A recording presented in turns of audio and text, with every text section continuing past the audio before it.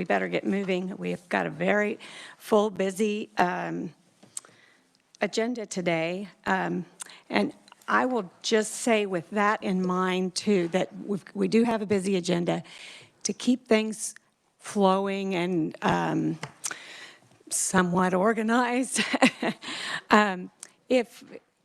if you would like to speak or ask a question today, if you would just indicate that to either the vice chair or the ranking member, Representative Owsley or Senator Hildebrand, and they are going to keep a list for me to help me, and so we can keep things somewhat organized. We're kind of used to doing that in our committees, and so I think that will be helpful for us. And then, of course, the people online, we will try to keep an eye out for their comments and questions.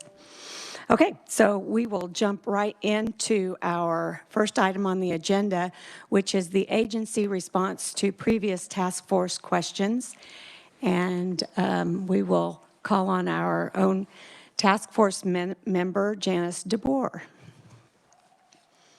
from KDADS. Thank you. Good morning, task force members, Madam Chair. Glad to be here today. It seems like it was an early Monday morning. Don't know why.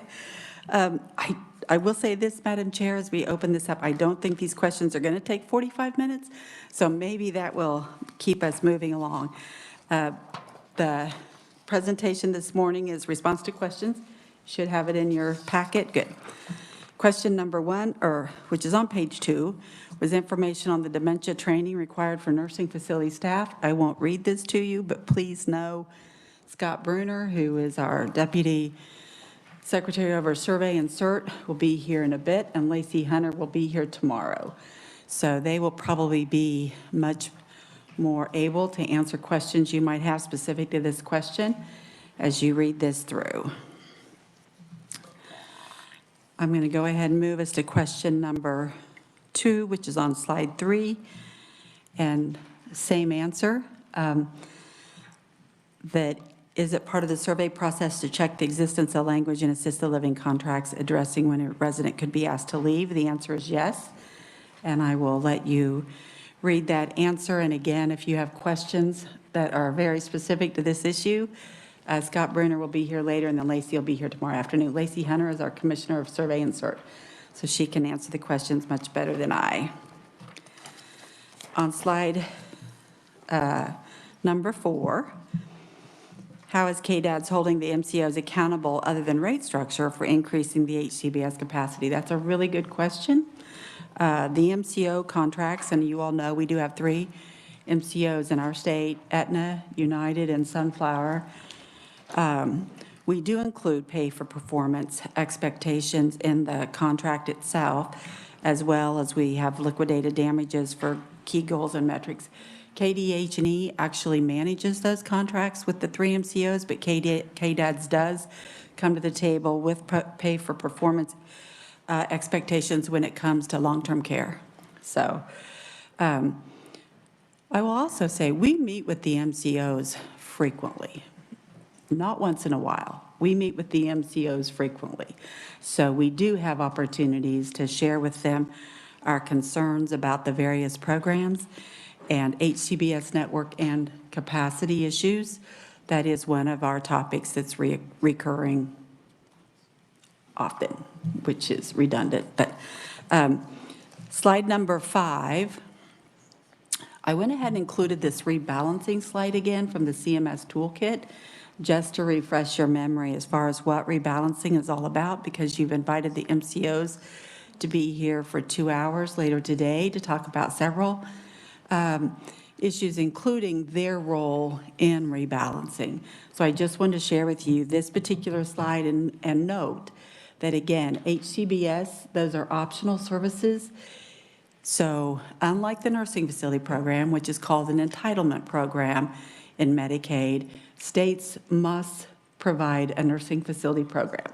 That is an entitlement. In order to engage in Medicaid, a state must provide nursing facility care. That is not the case with HCBS. HCBS programs are optional services. So it is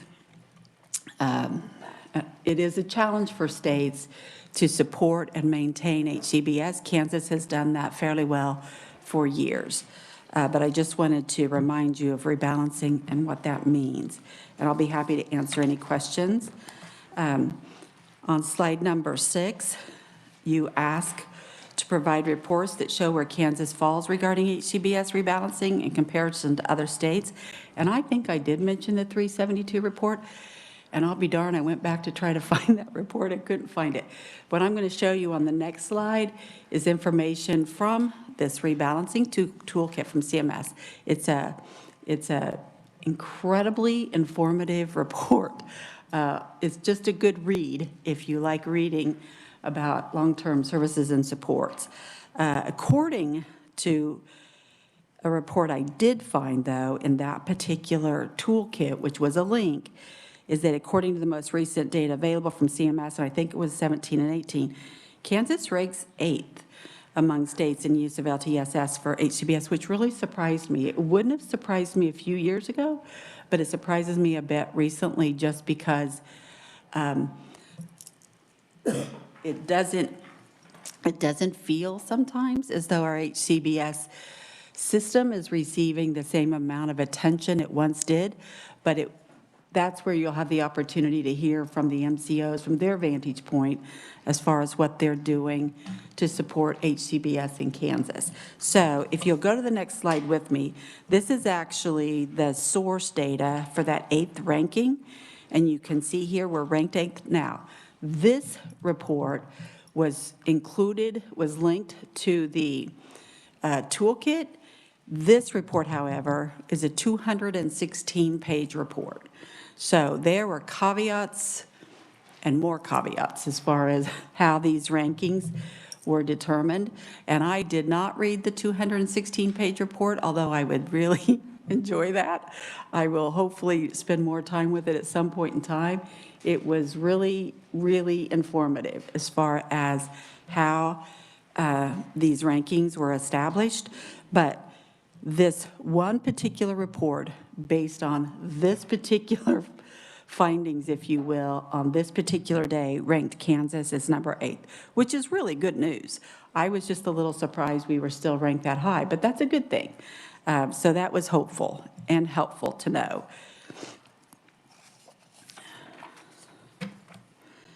On slide number 8, you ask the percent or number of HCBS clients being served in state-only licensed assisted living facilities or Home Plus. You also ask, at one time a number was cited that approximately 15% of people in assisted living, residential healthcare, and Home Plus were reimbursed by HCBS. Is that still true? I'm going to just be perfectly honest with you. In a managed care world, it is more difficult for us at KDADS to just readily grab that data. There are data points that we don't track as closely as we once did when we were not in a managed care world. These two questions are part of that issue. We no longer at KDADS manage the plans of care, and the plans of care would have been our data source before. The MCOs with their care coordinators, they actually write the plans of care. They know where their members reside. That is not an easy data element for us to track. Now, do we know how many people receive HCBS? Yes. Do we know their ages? Do we know a whole lot about them? Yes.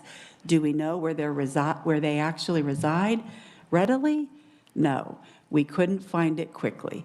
But that's not to say it's not available. It is. It's just the MCOs will have to help us answer that question. And we have prepped them and asked them to be ready to answer that this afternoon. So they should be able to come to the table this afternoon and answer both of those questions. And let me say this. I share that with you this morning. I don't think that's unusual in a managed care world. But also, the final settings rule, the CMS final settings rule for HCBS, which says, as a state, you have to know everything there is to know about your settings and where people are residing. So we do know where our settings are in our state. It's just to find the data really quickly as far as how many of these individuals in these settings receive HCBS. We just didn't have that readily available, and we were going to have to piece it together. So instead of us doing that, we asked the MCOs to come to the table and share that information with you. It's not that the data's not available. It's not that we don't know. It's just from a data source, the MCOs can get it quicker than we can. We do know where folks are, and we do know what our settings look like for HCBS. I just want to make sure I articulate that clearly. It's not though as though we don't know, it's just the MCOs can pull that together quicker than we can. On number 9, you ask us again about maps as far as where service providers are at and the current clients who are receiving services in the state. We can get you a map for question number 2, but at the moment, we are just currently, we just bought some software for mapping. We need to get our staff trained up, ready to go in Brad Ridley's shop. We do not have maps ready to present to you today. We should be able to get you some maps as far as where current clients who are receiving services are. And that's what we would recommend we do, is look at a map with service where clients are actually served versus service providers. And we do also recommend that if you want more sophistication in the mapping, that might be a recommendation from this group. To look to a university or someone else to help us. We will be able to get you a map on the current clients, but it wasn't going to be for today. And, Brad has indicated he's got several new staff. It's going to take some time to get them experienced in mapping. And obviously, we're just being very forthright this morning on what we can do and what we don't have as far as an agency and our resources. And the reality is the MCOs can help with some of this. Okay, then you also ask about caregivers, whether they're increasing or decreasing. So Lee went out and helped me find this report. I think you all probably know that in 2000, Congress passed the National Family Caregiver Support Program, which was huge. I'll be honest with you. In the Older Americans Act world, when Congress passed this National Caregiver Support Program, it was significant. Not only for us as a state and as a nation, because now we could support caregivers, but because it also kind of tipped Older Americans Act on its head and said now instead of only serving 60-plus seniors across our nation, we're now going to start helping caregivers also who may be a 40-year-old daughter or a son or nephew. So all of a sudden, instead of serving folks who are just 60-plus under the Old Americans Act, which was what it had been since 1965 when Lyndon B. Johnson signed the Old Americans Act into law, all of a sudden we're going to be serving caregivers. And those aren't necessarily folks 60-plus. So you can see from this chart, and we did pull this from national report that we send in every year, as does every other state. So you can get a sense here. Yes, it does look like the total number of caregivers and the number that they served. Again, this is an interesting report. If you want to go check it out, it is very informative as far as what the National Family Caregiver Support Program is intended to do across the nation and what it does for Kansans. On the next page, page 11, we included some quick facts about the National Family Caregiver Support Program, and you can see none of this is going to surprise you as far as what caregivers do to support their loved ones. I will share with you Annette Graham, who serves on this task force, would be able to share more details about what actually happens on the ground. The AAAs, the 11 AAAs in Kansas, actually manage this program for us. So they do a good job of delivering service or coordinating services, I should say, that you see on the right. If you want more information about the caregiver program, let us know, or I'm sure Annette would be happy to share more about what they do at the AAA level as far as boots on the ground. Madam Chair, I talked as slowly as I can, just to take time, but it didn't take me 45 minutes, but there may be some questions that I'll be happy to answer, so.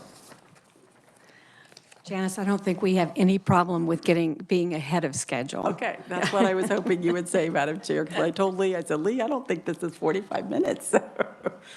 Well, you know, it's always an estimate, trying to figure out how long it might take. Yeah. I had a couple questions on, you know, you were talking about meeting with the MCOs, and completely honestly, well, not that you're not always completely honest, but how receptive are they to suggestions you might have or recommendations? Oh, very.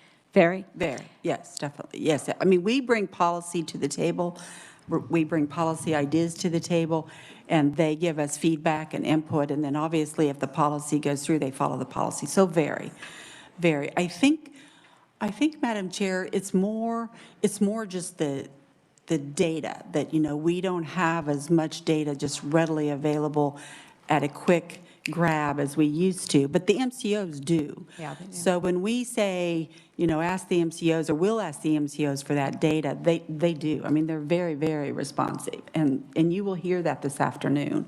They are very responsive to our discussions, to our requests, to our asks when it comes to HCBS, and let's recruit some more providers.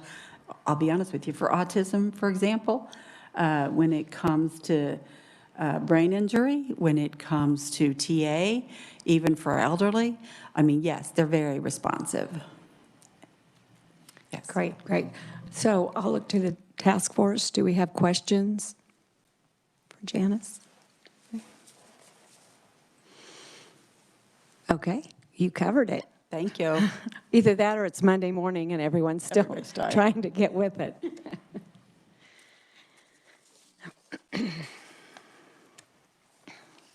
Okay, so we'll move right into the next item on our agenda, which is follow-up information from the November 10th meeting. And I don't know if that conferee is here yet. Oh, there she is.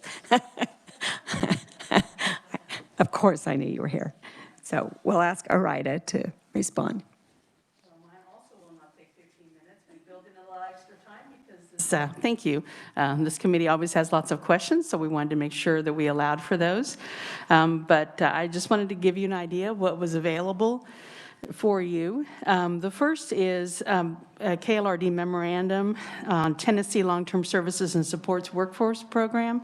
And you'd requested more information and preliminary outcomes. And so Connor prepared a memo. It's a lavender sheet that you have there that provides some information, and it has a link to a report that has additional information as well.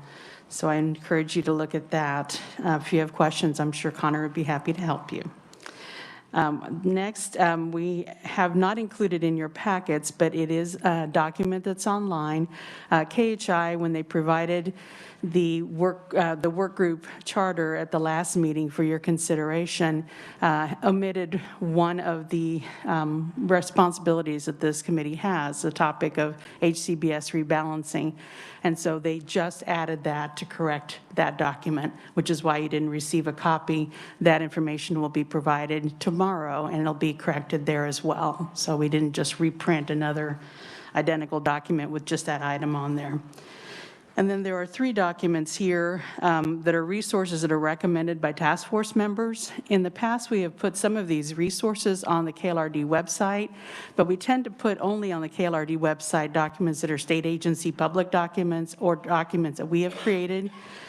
2 of these documents, well, let me start with the first one, the Kansas Population Projections 2020 to 2040, that's listed there from the W. Frank Barton School of Business and the Center for Economic Development and Business Research at Wichita State University, was recommended by Leading Age. We did not put that on our website. There was some question as to whether or not that might be copyrighted, and so we couldn't put that on there. Additionally, the next 2 page documents were recommended by Kansas Advocates for Better Care. And The first one is the palliative care for people with dementia and why comfort care matters in long-term care. And that's the Heart of America's caring kind. That document also was definitely copyrighted and was noted on there that it had a copyright. And the same is true for they want docile nursing homes in the United States over Medicaid people with dementia from the Human Rights Watch. So those are why they're not included, but if you go out there and search for these, you can find the documents online. It's just that we're prohibited from putting those and publishing them on our website if they've got those copyright restrictions. So if you can't find it and need some instruction on where to find it, I'm happy to do that. We just didn't even want to provide the link because then we're facilitating that copyright violation potentially. If you have any questions, I'd be happy to assist. Do you have questions?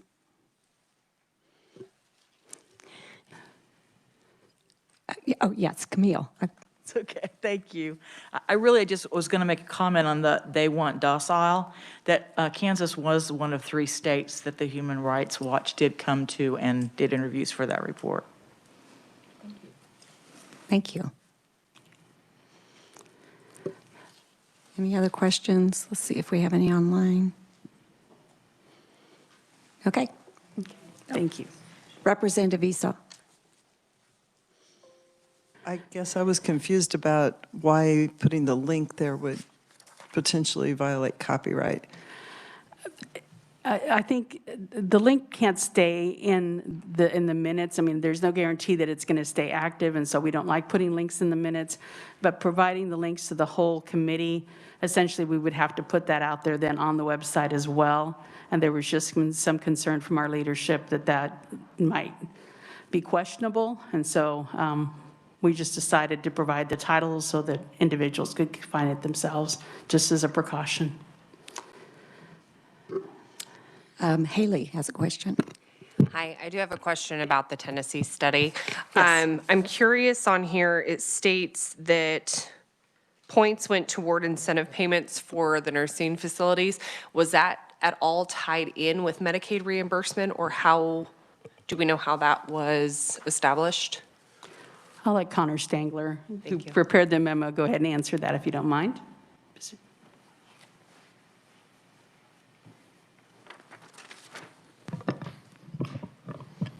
Thank you, Madam Chair. Connor Stangler, Kansas Legislative Research Department. The points, which is on the second page of the memo, each facility received points that corresponded to the percentage of staff who participated in the training.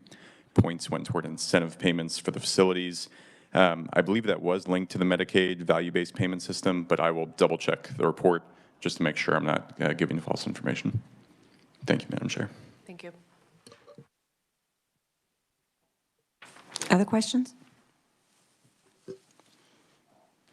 Okay, we're good. Thank you.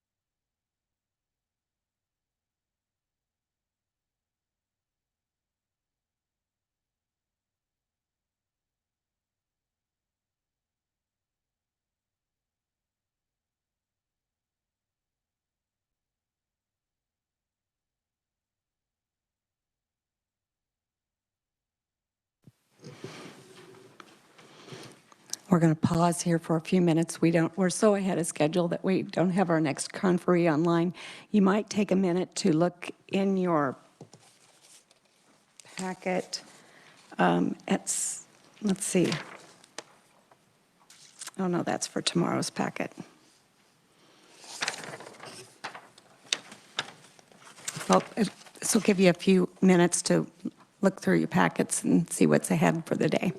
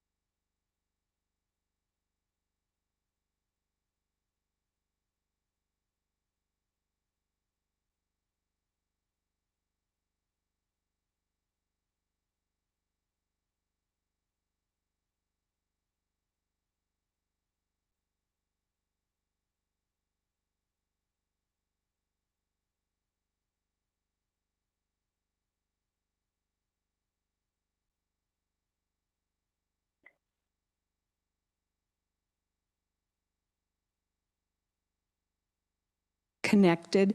While we have a minute here waiting, a couple of things I wanted to share. Representative Owsley and I and several other from the legislature just returned from Santa Fe, New Mexico for from CSG meeting, Council of State Governments. And I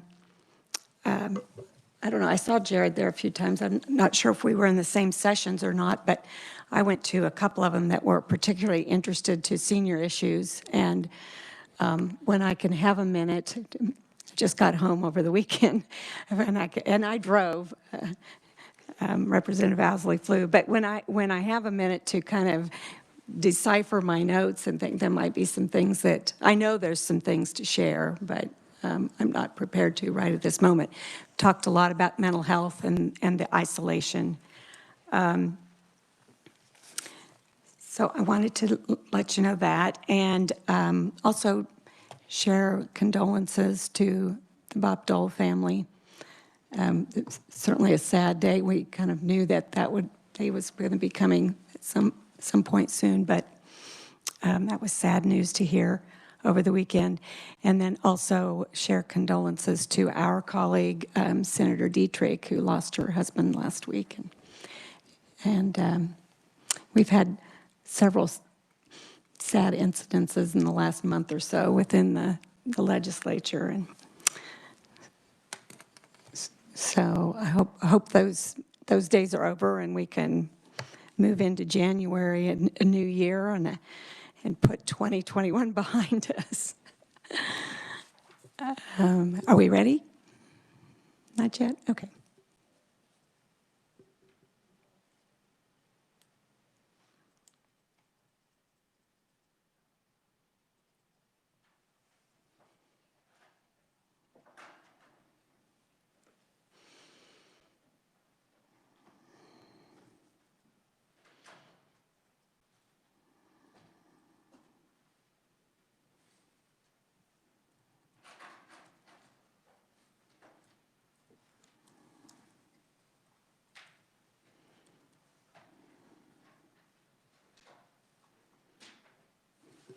Hello, this is Annette. Can you hear me?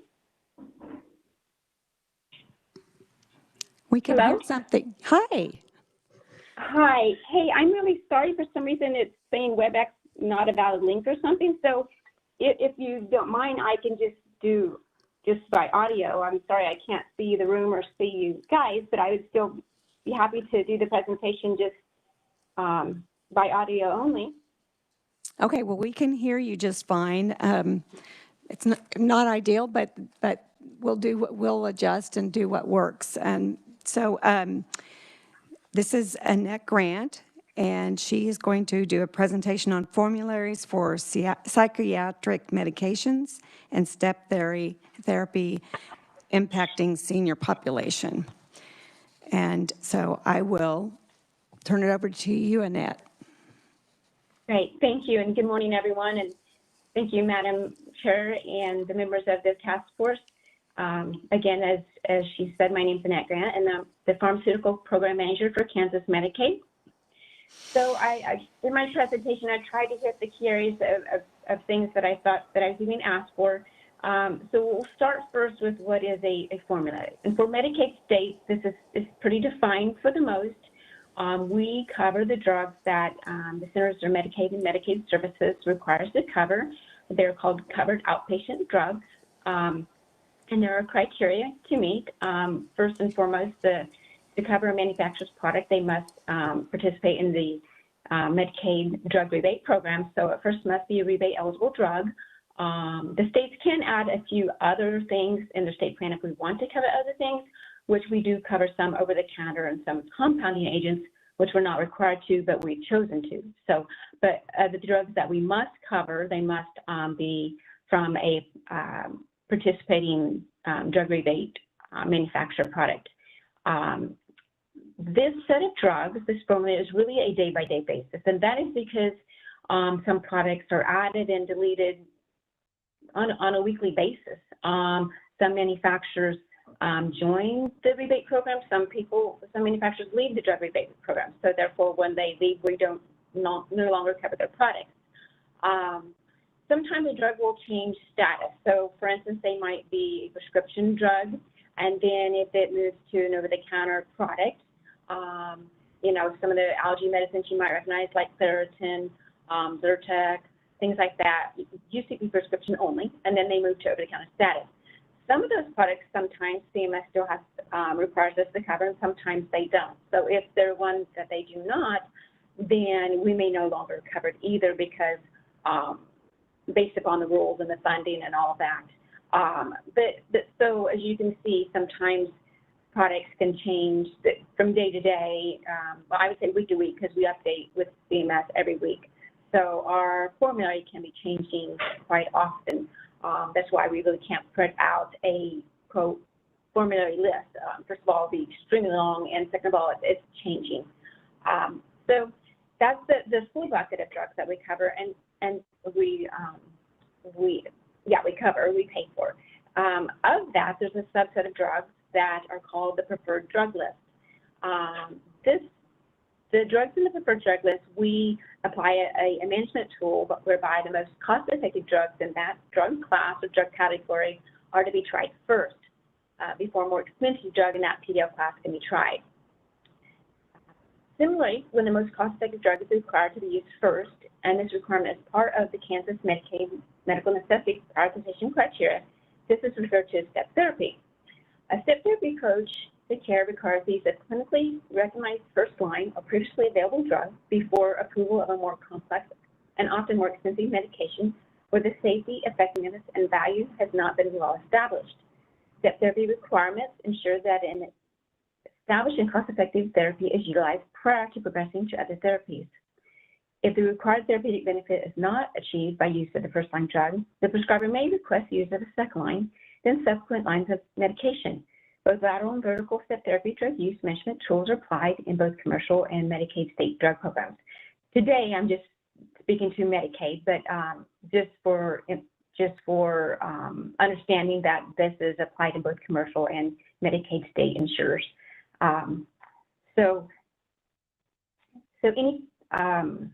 Do you want me to wait for questions till I get through? That might be best. I'll keep going on, and then anything that I haven't covered or you want more clarification, please do ask at the end. The expression for fail first is not an accurate representation of step therapy. Currently, almost 80% of our Medicaid patients taking antipsychotics are on well-known generic second-generation antipsychotics. These can be considered first-line choices.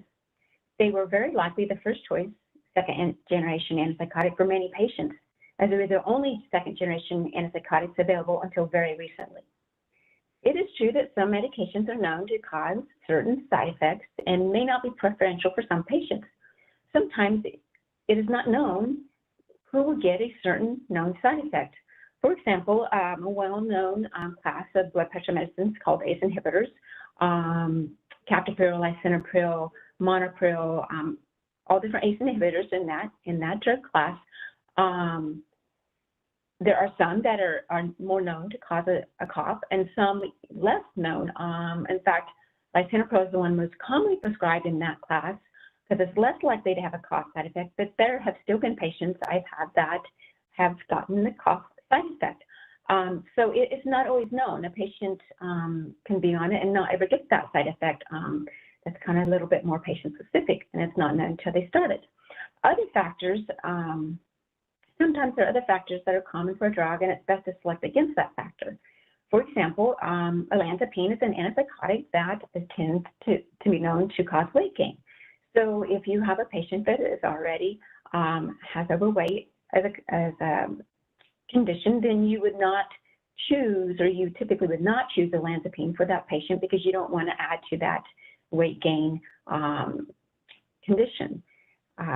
Many times when considering any patient-specific factors, there are still several economic choices to choose from the same very same drug class. Kansas Medicaid uses the Drug Utilization Review Board approved guideline principles of step therapy when we propose any new step therapy criterion to the GUR board. The Drug Utilization Review Board, also called the GUR board, is a group of healthcare providers, physicians, APRNs, DOs, PAs, and pharmacists that review drug utilization and state proposed drug use criteria. On the handout, I did include a link to those guidelines that were approved in 2019. I'll move on to the second part. So first part, basically giving you a definition and understanding of the different, what is the formula, what is a PDL, what is step therapy. To narrow down to a little bit more to the request, you had questions on senior population and then with a psychiatric med focus. So as far as senior population, we don't look at any certain management based upon any certain, we don't forehand determine when something's necessary. We just, whatever comes available, whatever happens, whatever safety issues, whatever, anything like that, that determines the further management needs. So there's not any specific focus on a certain population that takes SHE users. However, the ask was to identify where step therapy or similar impacts the senior population. In recent years, there were a few times where the senior population was specifically called out in decision making. Once where additional management was needed, and twice where this population was excluded. So again, if we have any step therapy in a clinical PA, it's not further broken down by which population would have that. It would be for anybody that is using that specific drug or that set of drugs, the step therapy would be the same across the board. But for the places where we specifically, I thought back to the last few years, anything that pertained to seniors and nursing home care, were there any clinical changes that we made for that population? And then I thought of three.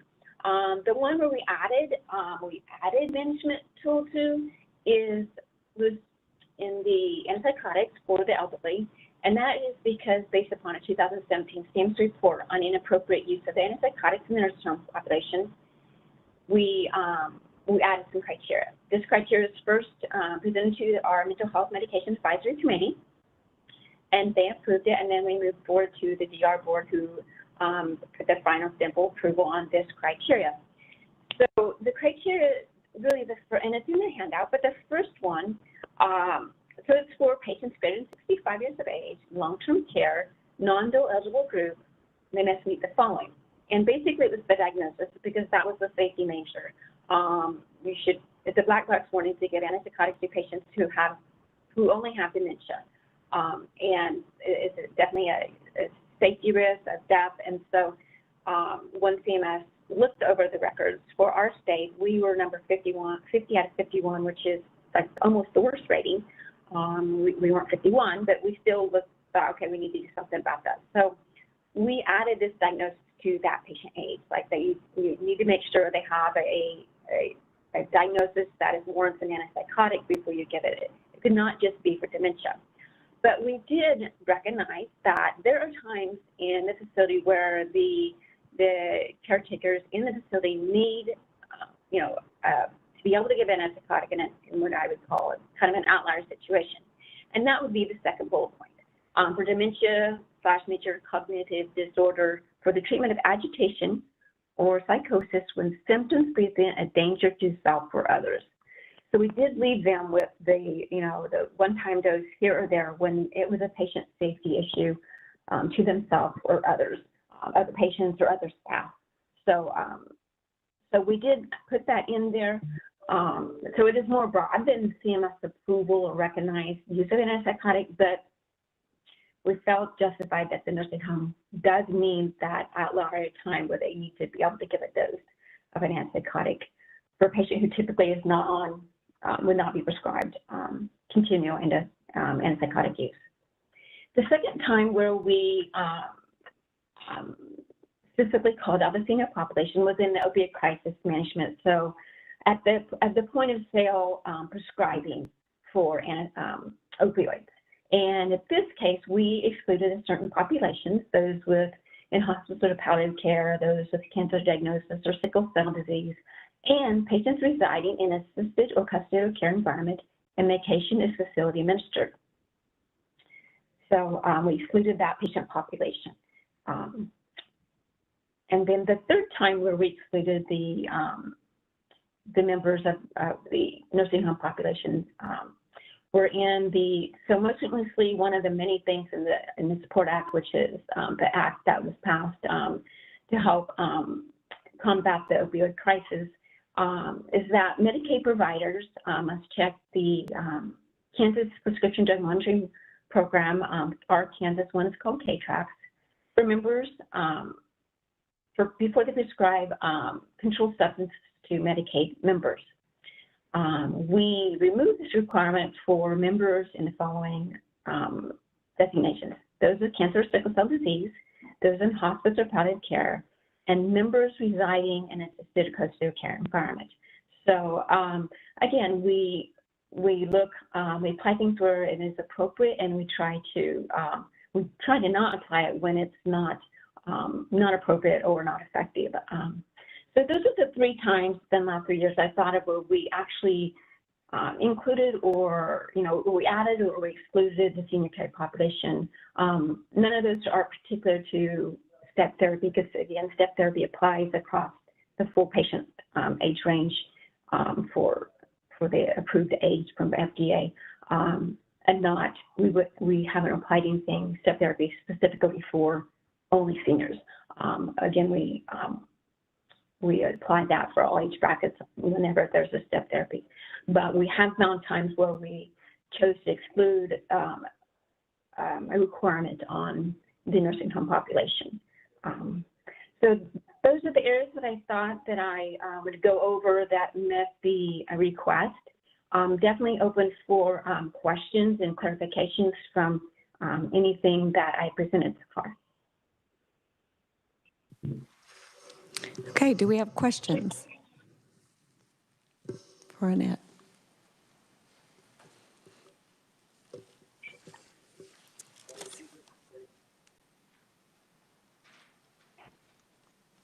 Wow, we're really quiet today.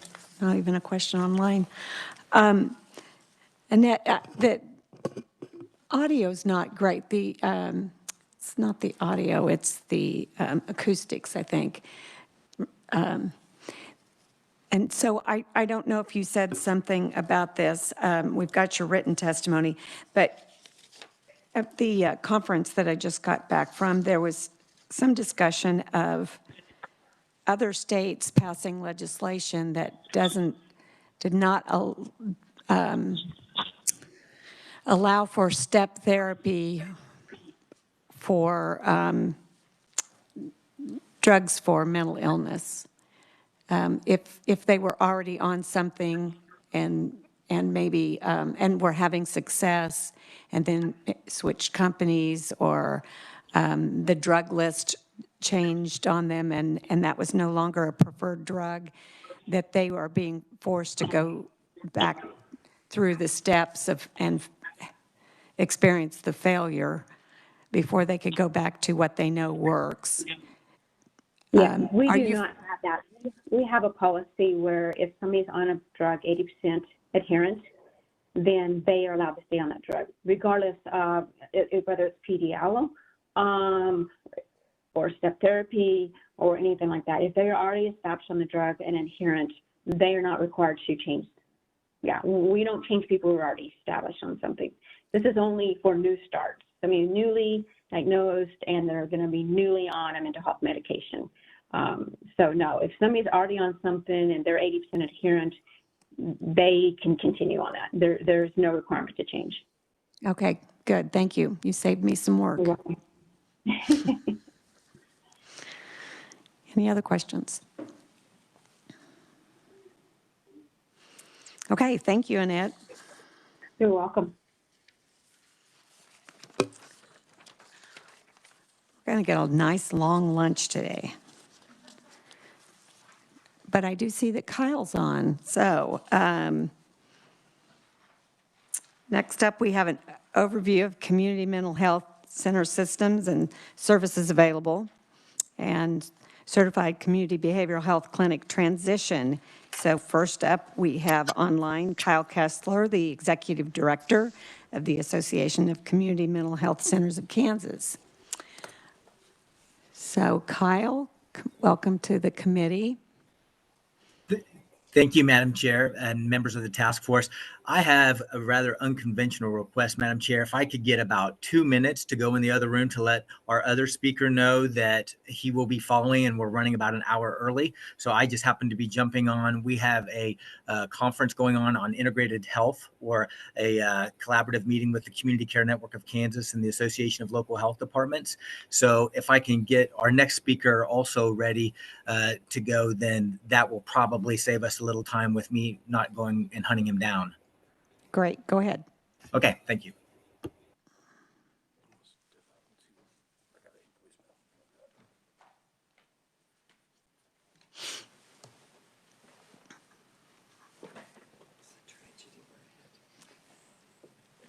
Well,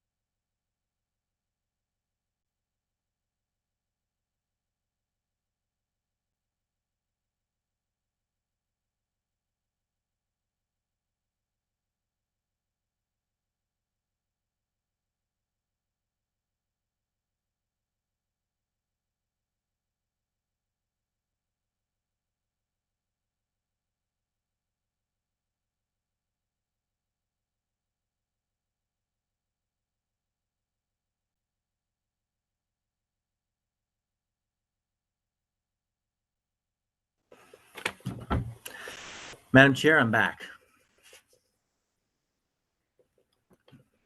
all right, good. Okay, my Thank you. apologies for the delay. Well, no apology needed. We are well ahead of time, and we know that that might create some inconvenience. So thank you for taking care of keeping us organized by letting your colleague know that we're running early, and I'll turn it over to you. No problem. Thank you, Madam Chair, members of the task force.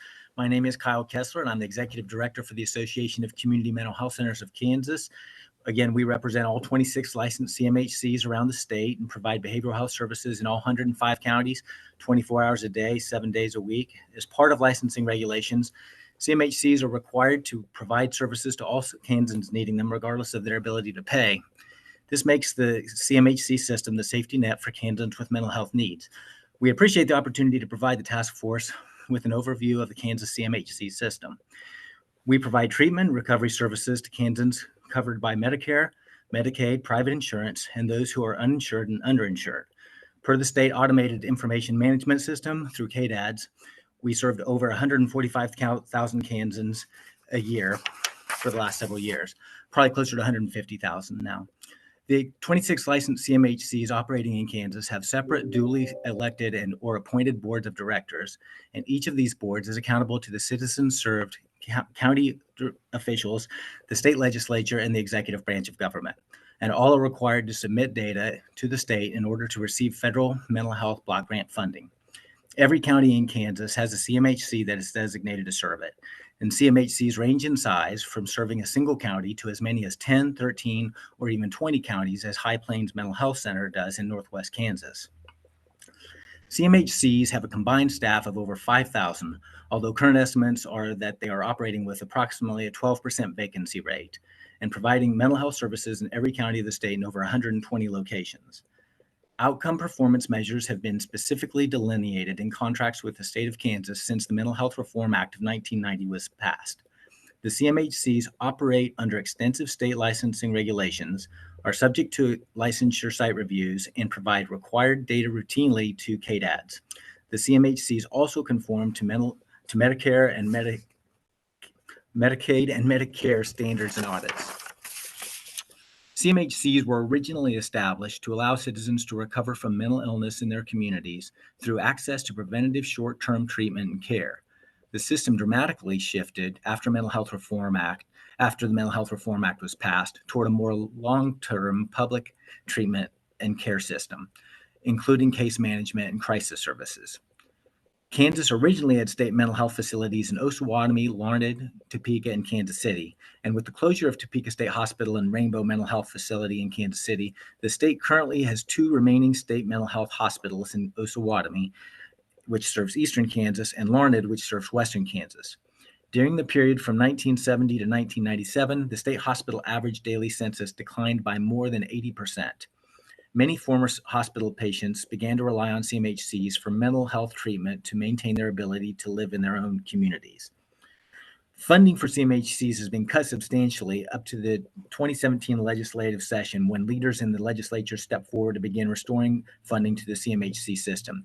Just to provide a little bit more context for the funding pieces of that, it used to be that CMHCs roughly would see about a third of their funding from the state government, a third from county governments, and a third from a mix of private and commercial insurance and private pay. So when we talk about the funding being cut at the state level, we saw funding for the uninsured go from about $50 million to $35 million, so roughly 30% cut over a decade. And then in 2016, we saw about a 10% cut across the board in mental health center funding, which was almost $30 million.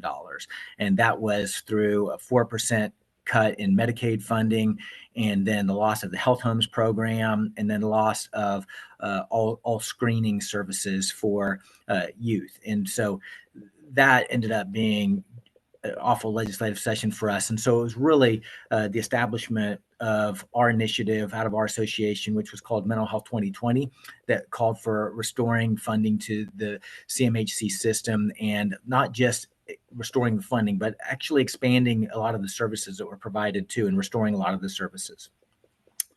In 2015, the Secretary of KDADS placed a moratorium on all voluntary and involuntary admissions to Osawatomie State Hospital as a result of the decertification of the hospital by CMS. And the moratorium has placed an even greater strain on an already stressed network of CMHCs that are responsible for assessing the need for admissions. And so this moratorium remains in place today. And the admissions are involuntary court-ordered admissions. So we're not even talking about voluntary admissions to the state hospital here. When capacity is not available at OSH, the responsibility falls on the respective CMHC to maintain the patient in a safe environment until a bed becomes available. This can take days and has been an additional responsibility placed on CMHCs that did not occur prior to the moratorium, which has now been in place for over 5 years.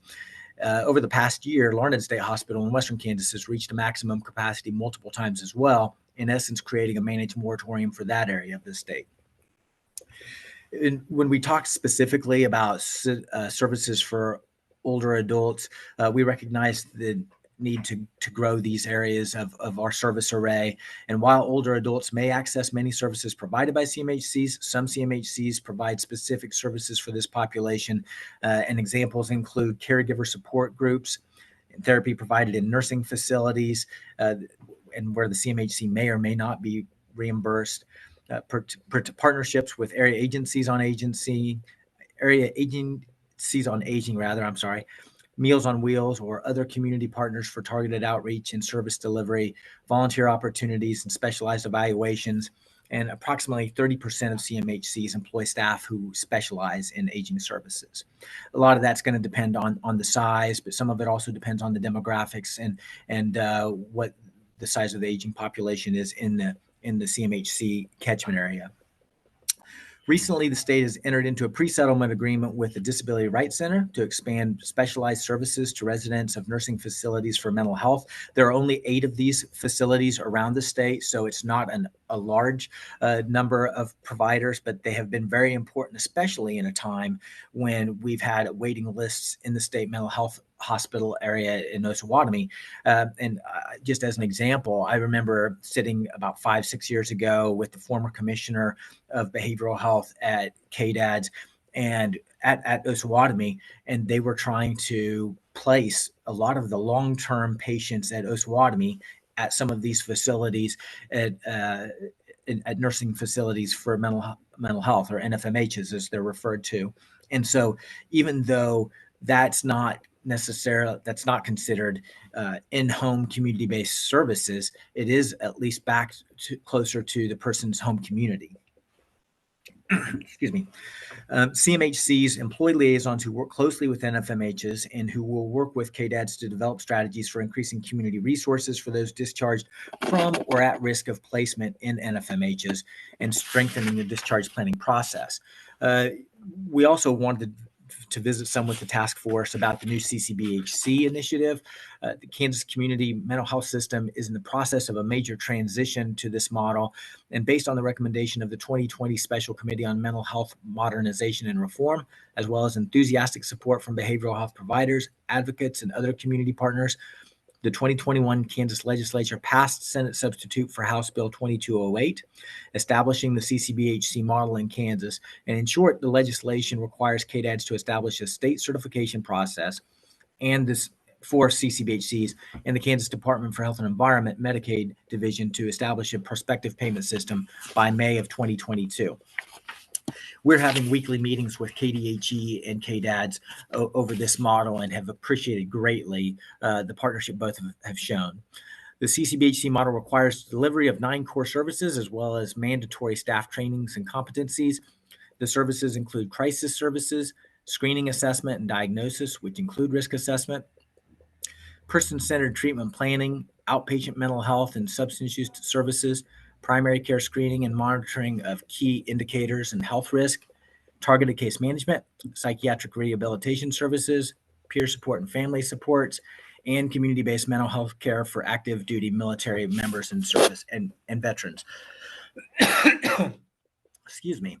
And that last piece relating to veterans is key. I mean, already one of our CCBHC grantees at the federal level for county mental health has seen a substantial number of outreach and engagement with our veteran community, which is fantastic. The trainings include cultural competence, person-centered and family-centered, recovery-oriented, evidence-based and trauma-informed care competencies, primary health, behavioral health integration, risk assessment, suicide prevention, and suicide response, and enhances the rules of families and peers training. The CCBHC is responsible for ensuring patients have access to all services, some of which may be provided through partnerships with other providers known as Designated Collaborating Organizations, or DCOs. Prevention is a key component of the services provided by the CCBHC, including screenings for depression, suicide risk assessments, and age-appropriate primary care screenings for older adults. CCBHCs provide a high return on investment. States with fully established CCBHC systems are already reporting promising outcomes, including increased access to care, as well as decreased hospitalizations and emergency department visits for individuals experiencing mental health crises.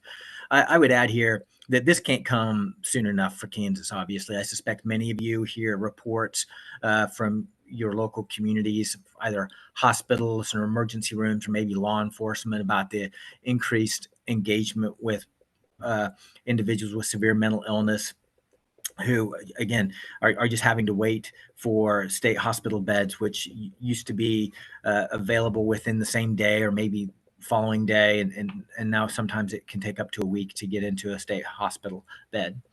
As our Kansas CMHCs are preparing for the transition to this whole person model of integrated care, they are planning for ways to ensure appropriate services are available across the lifespan, including a focus on individuals with severe mental illness over the age of 65 to be provided by special rapid access evaluators and navigators.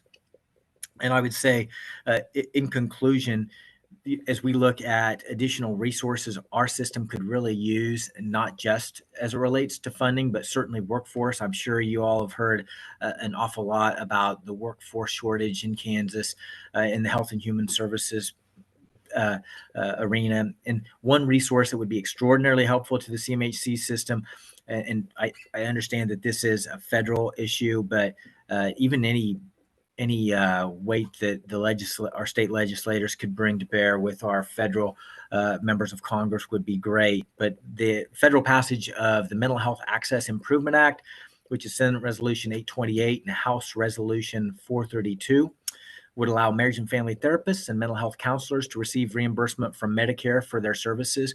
Currently, they can be reimbursed under Medicaid, but not Medicare. So only licensed clinical social workers and PhD level psychologists are able to be reimbursed. The number of Americans over the age of 65 is projected to nearly double in the next decade and go higher in Kansas. And of this age group, 1 in 3 lives alone, while more than 1 million live in institutional settings, most commonly a nursing home or retirement facility. Nearly 1 in 5 older adults experience a mental illness or substance use disorder, yet are less likely than younger people to seek treatment for their conditions.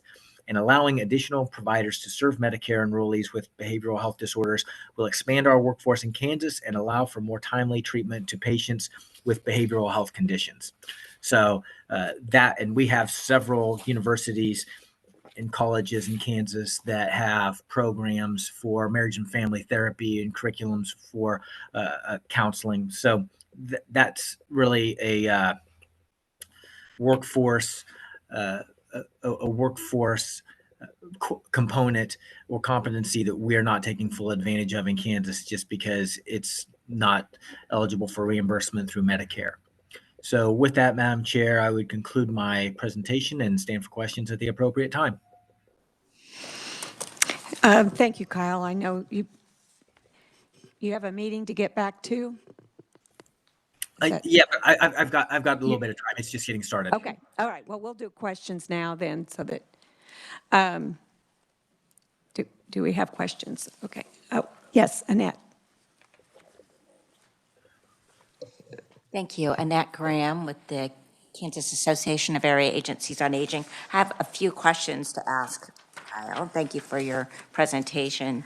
The first question is, you referenced on the last page of your presentation about age-appropriate primary care screenings for older adults.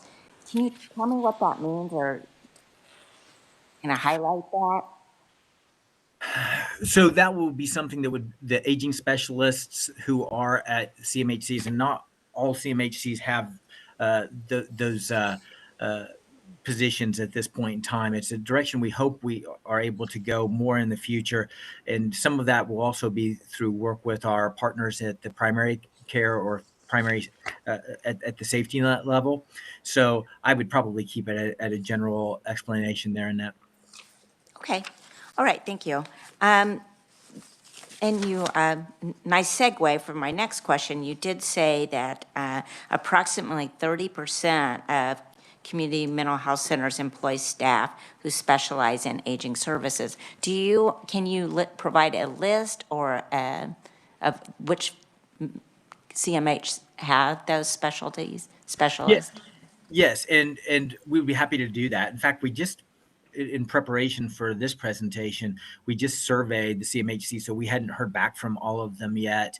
And again, this was one of the areas that probably in the mid 2010s, so 2014, 2015, 2016, some of these were programs that were cut, frankly, and talk about awful timing. But we asked the CMHCs. We try and keep our surveys pretty short. So we're just asking about specific staff who are, whether it's case management or therapists. I know, again, another example, Prairie View Mental Health Center employs a psychiatrist who is certified in geriatric psychiatry, which those are extraordinarily rare. So we would see that would be one of the examples.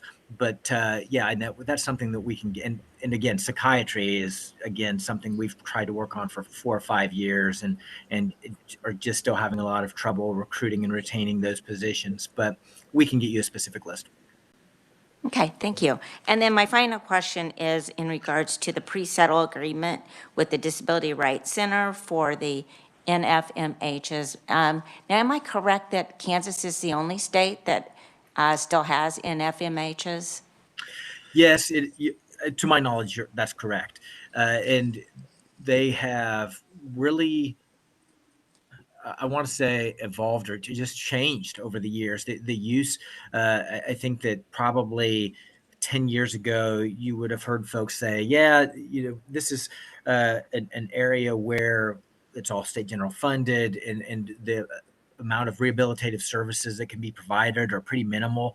But then as an example, I worked for a cabinet secretary 20 years ago at SRS who said, where we're going to be potentially with NFMHs is that people are eventually going to outlive their addiction to methamphetamine. And what that does to your brain and your body over time, it really obviously, as you all know, takes an incredible toll. But as people outlive their addictions, then having them connected to community-based services, although that's absolutely the goal, it's also a challenge. And so all of the nursing facilities for mental health that I'm aware of in Kansas really serve a very vulnerable population, which I know is not completely the question that you asked, but I certainly wanted to mention that. Thank you. And I do think with that agreement and with the changes that will be happening with that agreement over the next several years, that will be an area that to consider, because there will need to be stronger community-based services, not just the mental health component, but when you look at those older adults being transitioned out of those facilities, they'll need those wraparound services that can be like the HCBS, and for the homemaker, attendant care, personal care kind of services, in addition to the nursing, to the mental health services. So I think that'll be important to watch as that transition happens. And I couldn't agree with you more. And I would tell you that actually is a really good segue for the next speaker. The CEO at Wyandotte Health Systems has forgotten more about supported housing than I'm probably ever going to know. And it's absolutely, I think, a priority for our system in Kansas to go that direction. Thank you. Haley. Hi, Kyle. Thanks for being here. This is Haley Ordoin with Kansas Adult Care Executives representing the administrators and operators for geriatric care. My question is in reference to page 3, your top paragraph, where you're talking about when capacity is not available at Osawatomie, the responsibility falls on the respective CMHC to maintain the patient in a safe environment until bed becomes available. Can you explain what they classify as a safe environment? I'm primarily asking for that 65 plus population or even the younger population that we're starting to see in the long-term care or institutional type settings.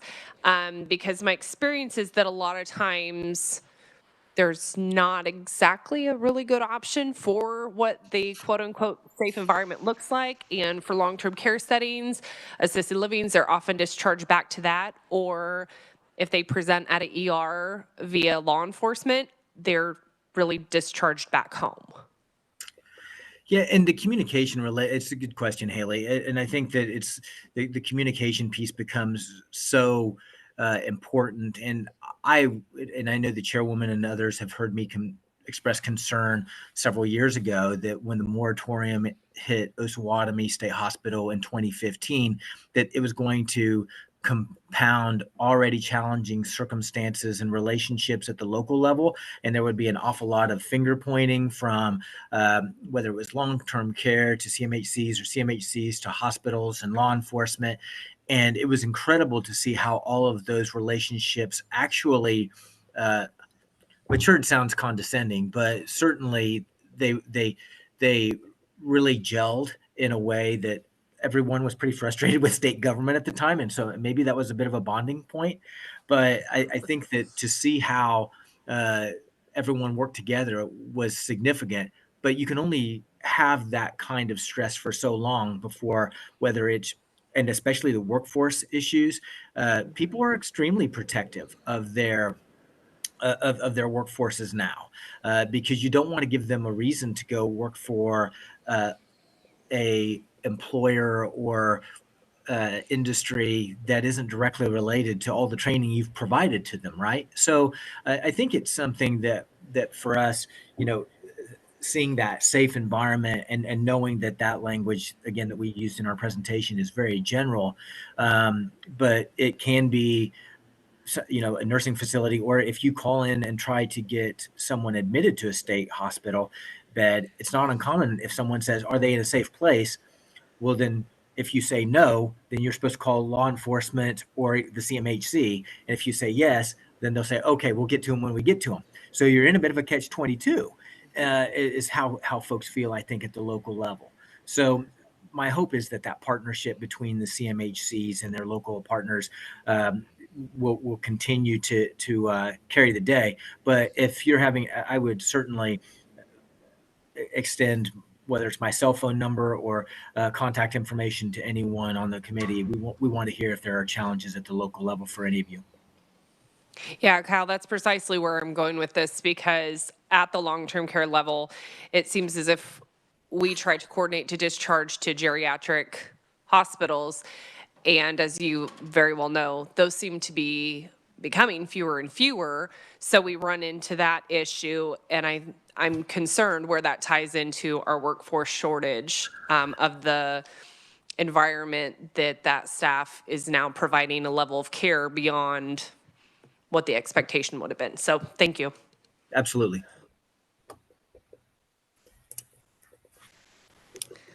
Other questions?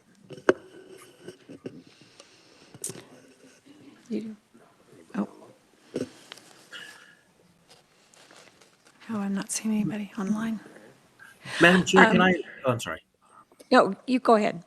I was going to ask, had you all received a presentation from KDADS on the State Institution Alternative Program that's just kicked off in the last month or 6 weeks? Not yet, but we may do that soon.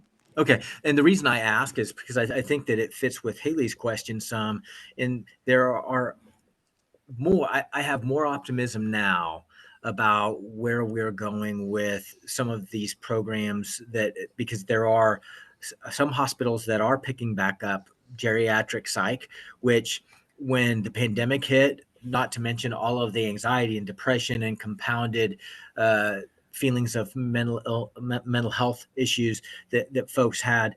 But CMS also stopped short of encouraging hospitals to transform their inpatient psych into acute care respiratory areas. So that was kind of, in our mind, it was stealing from Peter to pay Paul. We have absolutely understand the acuity of the pandemic and the issues that were caused, but to take offline psych units that we had quite a scarcity of anyway was a concern. But there are now several Newton Medical, South Central Regional Medical Center, and a couple others that have geriatric psych units, I believe, that are now also state institution alternative programs through KDADS that are helping to act as a bit of a safety valve or a relief valve for the state hospital system.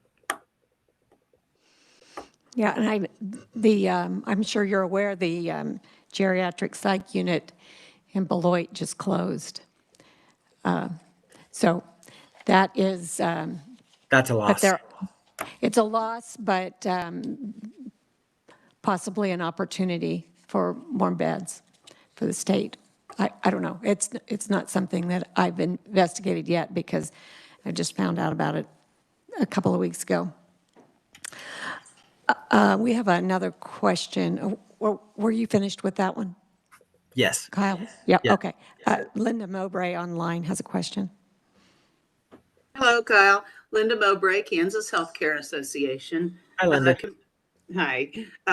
Committee, we have worked closely, the Kansas Healthcare Association has worked closely with KDADS on the screening process for coming into the nursing homes. It's the care process, I think it's been described to you, and the level 2, the mental health screening process as well. And we know that someone that has a mental illness will require some specialized care. They don't have to go into the NFMHs, although that is generally preferred. They can go to a traditional nursing home. However, the nursing home then has the responsibility for providing that additional level of care that the level 2 screeners have prescribed, if you will. And that will begin to take more and more coordination with the community mental health centers, with mental health providers in general. So instead of having a handful of NFMHs that utilize those resources, we will see more and more traditional nursing homes that have clients that will have those needs. My question is, what do we do to increase that capacity so that if a nursing home has an individual that has those specialized needs, how can they get the help for that client that they need?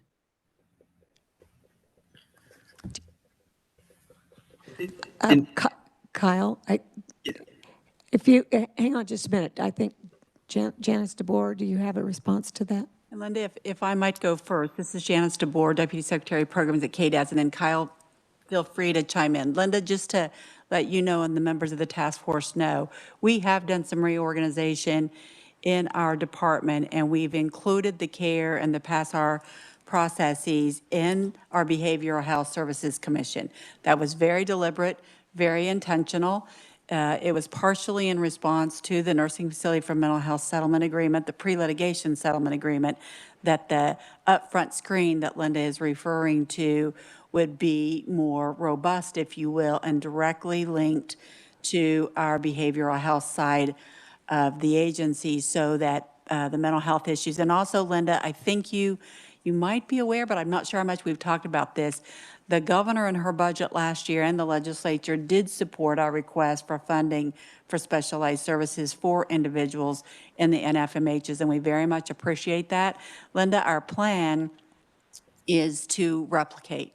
So as we build specialized services very specific to the 10 NFMH buildings, if you will, for those residents, our plan and our hope is to replicate those specialized services in the regular nursing facilities. That will require policy change, that will require a change to our state plan amendment, just to make specialized services in Kansas more available again. We've lost some ground over the years, and we know that. So specialized services, Linda, that is an area that's directly linked to the NFMH pre-litigation settlement agreement, and it is a service we intend to replicate. Just to let you know, Linda, I'm not sure that we've shared that with you as much as we probably should have. So thanks for the question. Thanks, Janice. That's encouraging news. We have a lot of need out there in our nursing homes for that specialized service. Exactly. We agree. Kyle, did you have anything you wanted to add? Not really, and we absolutely agreed with that transition that KDEDS did, and appreciated Deputy Secretary DeBoer's leadership, and Commissioner Brown has really talked about the aging population and, again, supported housing as being priorities, I think, of the agency. Madam Chair, if I may just add one more thing. Just for some history, the CARE and the PASSAR program have actually been in the aging area of KDADS and KDOA for years. So as you all know, the area agencies on aging actually conduct that first, what we call level 1 screen in Kansas for PASSAR. So what we're going to do, because we've transitioned this program for the first time to behavioral health, we're going to make sure that Andy, Commissioner Brown, and his new assistant commissioner, Drew Atkins, if you haven't met Drew yet, we are going to make sure to connect them to the aging network.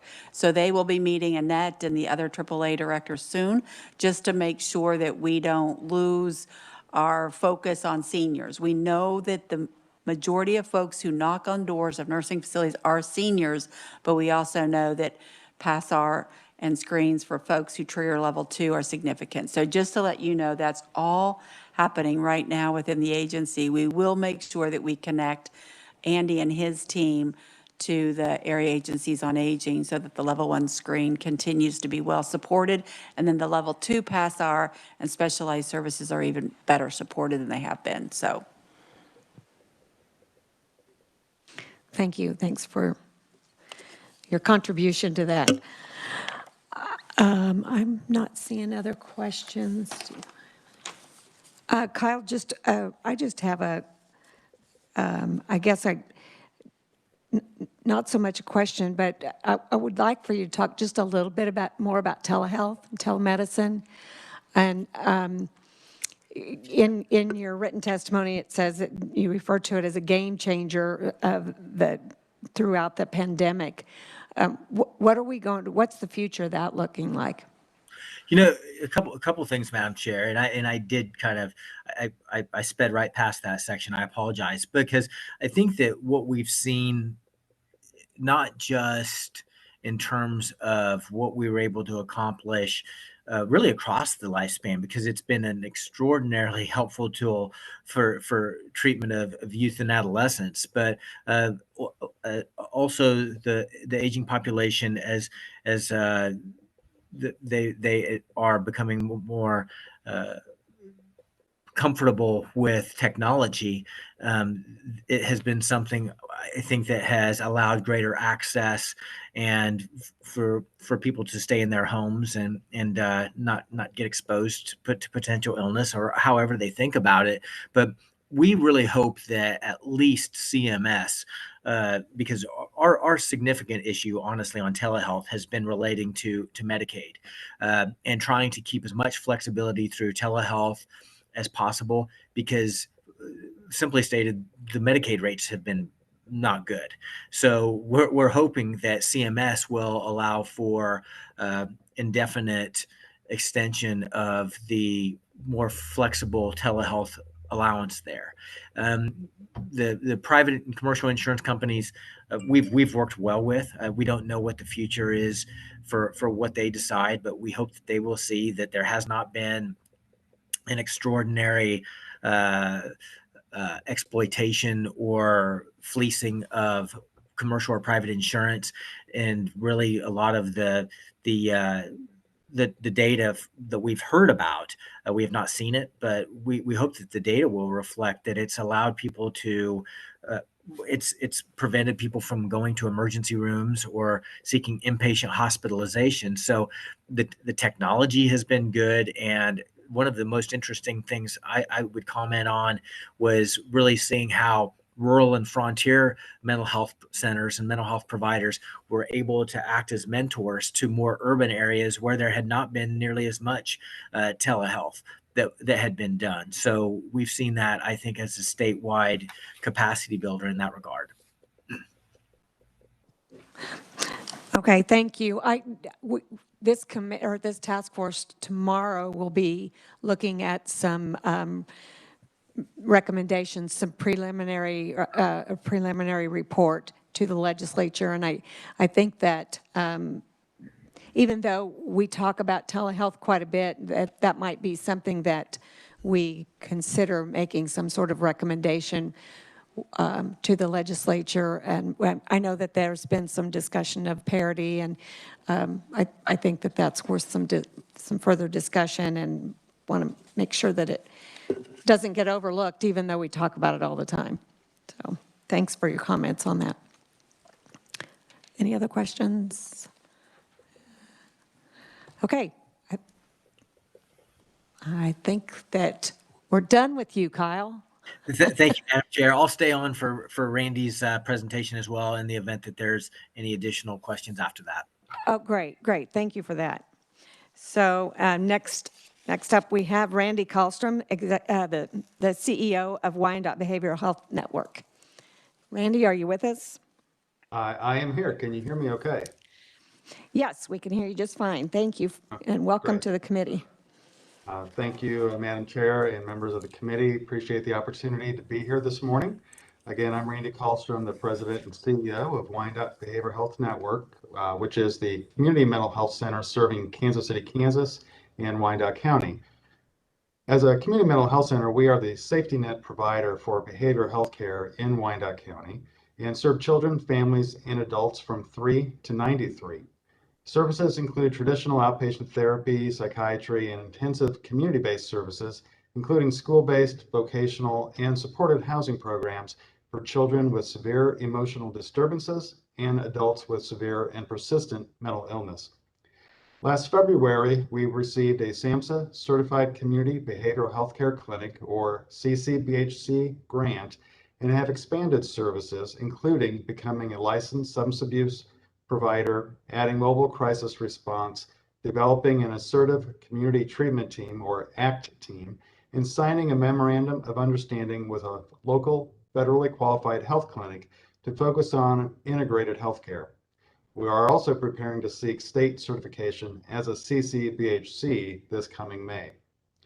A CCBHC offers an enhanced array of services with a greater responsibility to provide whole health care, addressing the physical as well as the mental health needs of our clients, provide greater access to care and crisis services, and help clients be successful in the least restrictive environment. As I mentioned, Wyandotte BHN serves clients of all ages, including older adults. This past year, we served 1,600 clients over the age of 50, and over 200 of those being 65 or older. We work closely with Midland Care, who specializes in services for the elderly, coordinating care together to ensure clients' holistic needs are being met. We also work closely with the Wyandotte County Area Agency for Aging. Edwardsville Care Center, located in Wyandotte County, is a nursing facility for mental health, or NFMH. Although we are restricted by Medicaid and Medicare rules to provide treatment to residents in a NFMH, we have a liaison who follows anyone at the Edwardsville Care Center who has received mental health services and complete annual assessments to determine the need for that individual to continue to stay in the NFMH. We assist with discharge planning when they are ready to return to the community and help find appropriate housing for those being discharged. Once discharged, based on their individual treatment needs and treatment plan, we may provide therapy, psychiatric services, case management, one-on-one supports in the home called attendant care, and may deliver daily medication as needed. The mission of a CMHC or a CCBHC is to help those experiencing a mental health need live successfully at home and in their community. And with an aging population and a pandemic that has isolated so many elderlies these past 2 years, the need for our services has never been greater. Thank you very much. And if you have questions, I'd be happy to answer them. Okay, do we have questions? Yes, Annette. Thank you for your presentation. I did just have a question about, you talked about for those that are transitioning out of the NFMH, that you provide attendant care. Can you describe what that attendant care service that you are able to provide is? Certainly. So attendant care is a one-on-one support. So it's a lower level of a support staff person who might bring daily medication to individuals that might not have the ability to safely manage their own medication management.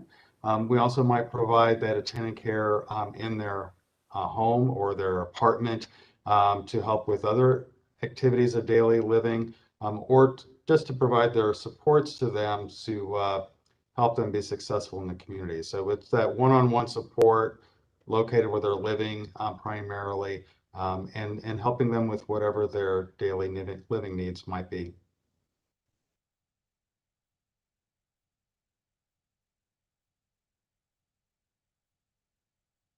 Go ahead and follow up. So would that be like, when you say activities of daily living, would they do things like helping a person with getting dressed, toileting, bathing, or is it a different level? So I know in the HCBS and our Senior Care Act, when we talk about those kind of attendant care, it's that hands-on kind of assistance, transferring. Sure, it's a little bit different than that. Whereas with mental health attendant care, it's more doing with the patient or with the client than for the client. So we may not help them take a bath, for example, but we would help them learn how to take care of their own hygiene needs. We might help and support them in learning how to prepare a meal for themselves, or address the mental health needs that might interfere in their abilities to do those things. But it's not really defined as doing for them in terms of bathing and dressing and things like that. If that makes any sense. Yes, thank you. Do we have other questions? Okay, we've got a question in the chat from Deborah Zier. And Deborah, are you online?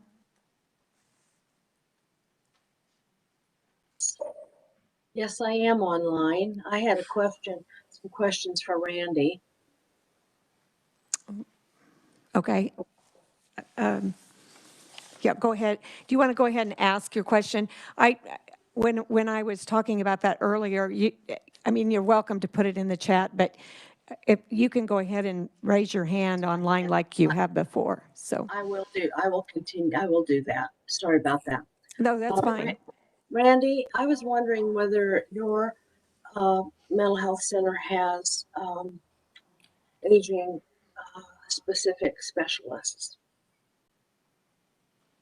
We do not, other than the liaison to the NFMH, who also serves as a liaison to the state hospital system. So we do have those staff that are trained in completing the Pass R2 or the continued stay screens in the NFMH, but they don't necessarily have any other specialized training at our community mental health center. Okay, thank you. Do you do geriatrics telepsych from your location, or do you help coordinate that? We don't have a psychiatrist that is specialized in geriatric psych, but we do have a number of older patients that we see, and that might be done in person. But we're also, since pre-COVID, or post-COVID, I should say, we've been doing telehealth based on the client's needs. So we don't necessarily have a program that is defined as telehealth, but we do provide telehealth services when that is the best medium in which to serve that patient. All right. And then I was wondering, there was a conversation earlier about geropsych units and how, I mean, frankly, that system or whatever has collapsed in our state. When I have a provider who calls 48 locations and none of them they're either closed or they don't have room. So it's difficult. I was wondering whether you have geropsych units in your catchment area, and what's the nature of the relationship between your organization and those geropsych units? At one time, it was my understanding that Cottonwood Springs in Olathe has a geriatric psych unit. Okay. If they closed that, I'm not aware of that, but that may have occurred. But we work closely with any of the hospitals where anyone that we are serving is hospitalized. So we're going to help with the discharge planning, helping arrange whatever services we can offer in the community to help them upon their discharge, including housing location services, rental assistance, as well as the mental health care.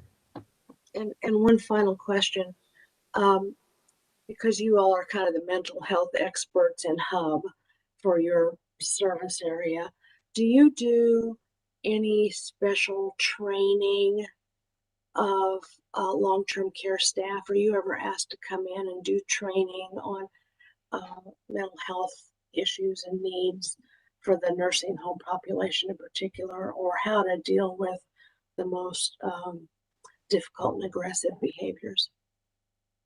Yeah, we have done some mental health first aid training with NFMH in our area. We haven't done any specialized training around working with people with severe mental illness beyond that in recent times, but that is something we have done and certainly open to doing. Yeah, that mental health first aid program, that is a good building block for a lot of other things. So, okay, thank you, Madam Chair and Randy. And Deborah, I apologize for not seeing your questions earlier. Kyle, did you have anything you wanted to respond to add to the closures of the geriatric psych units? That appears to me by that's who Deborah actually was asking that question for originally. Yeah, and I don't know that I have anything more than what I responded to on it earlier. I kind of addressed it a little bit, but not in as much as I think that Deb's partially asking, if there is a list. And Deputy Secretary DeBoer may know this. I can't remember if there is a bed board with geriatric psych specific or not. I mean, that's something that Health Source Integrated Solutions has kind of put together or at one point was really looking at trying to put together a list of all of the hospitals in the state and whether they had geriatric psych, and if they did, how many beds they had, because it was oftentimes not more than 4 or 6 beds. And in fact, Beloit Hospital, Madam Chair, as I recall, was 6 or 8 beds. So 10. 10, okay, well, and that's significant then for sure. And even with smaller units, because hospitals will often look at the economies of scale for how those can work, but 6 is a big deal for any community. And so any beds right now, the scarcity and need for them have never been greater.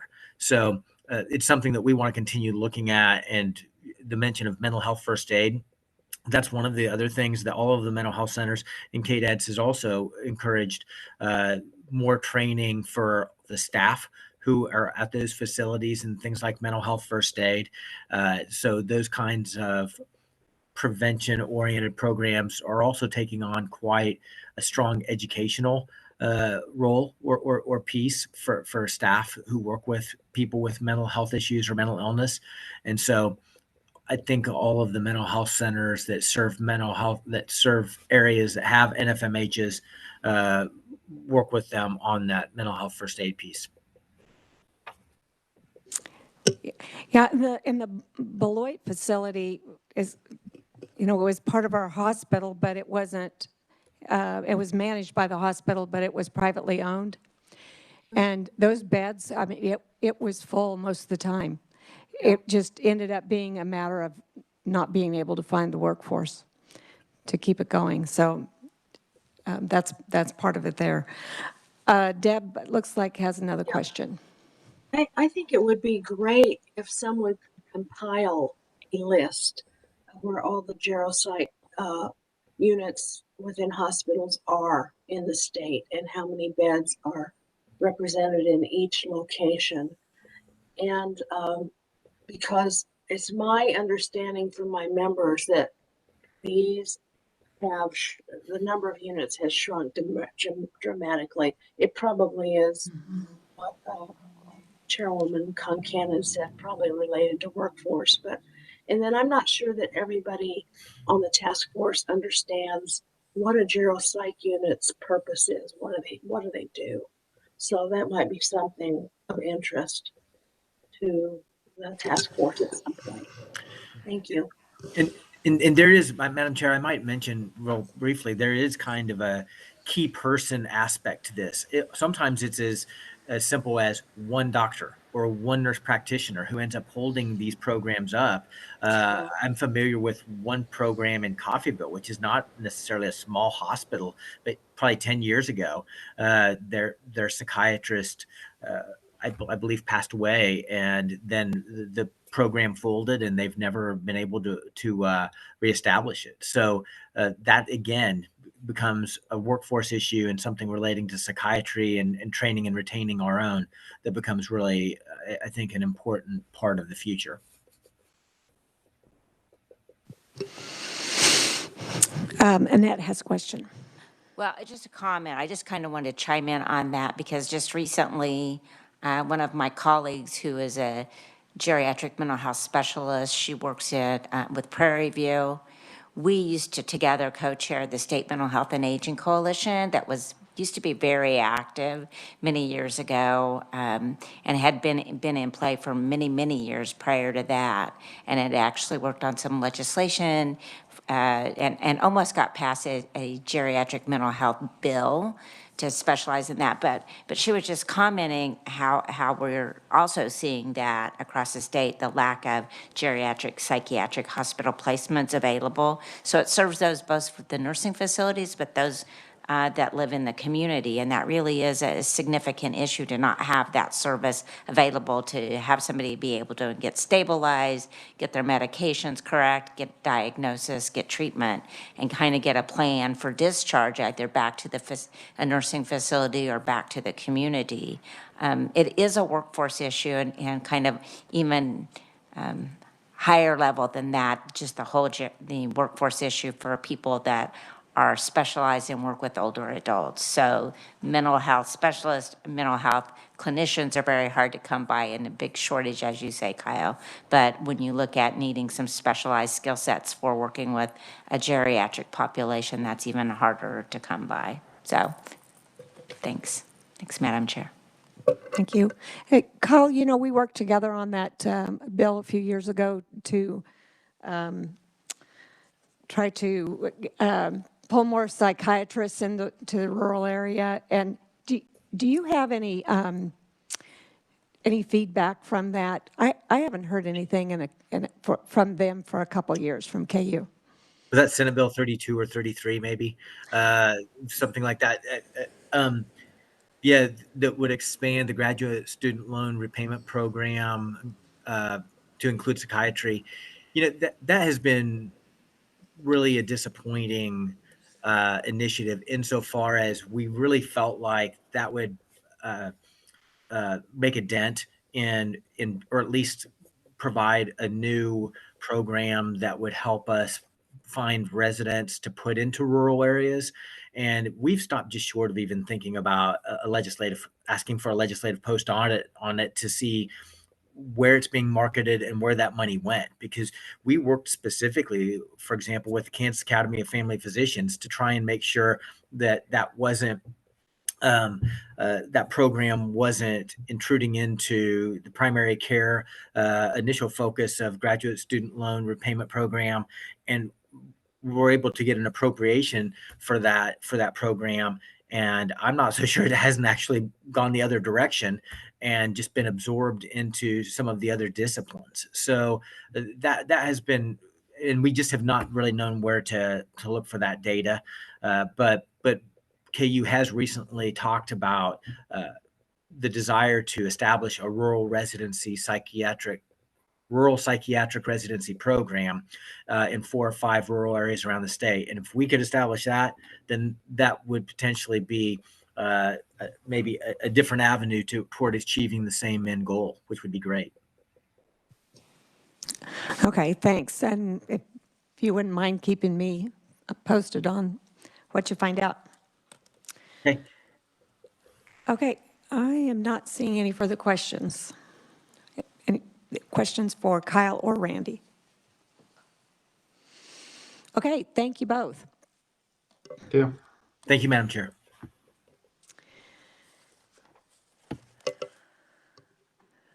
Okay, we have completed our morning agenda. And we're going to break for lunch now and be back at 12:30. All of the 1 o'clock conferees have agreed to move that up for a half an hour. So we'll, yes. Hi, Lee Chaffee. I'm the Chief Operating Officer at Brewster Place, and I represent adult care homes. I just wondered, with all of the discussion of mental health, if we have any data to understand the scope of how many seniors are served in each of the different areas for this task force. I think it would be extremely helpful to understand how many seniors are served in long-term care under the Level 2 PASSAR, how many seniors are served by the community mental health centers, and how many seniors are served in the NFMHs, just to understand the scope that we're dealing with, because I do think it would be very important for us to understand that. So. Very good questions there. So yeah, well, we've got, take note of that and bring that back to the task force. Thank you. Thank you. Bill? 12:30. Be back at 12:30. 12:30 House time, not Senate time. I'm outnumbered. Oh, yeah, you are outnumbered. Okay, thank you. We'll be back see you back at 12:30.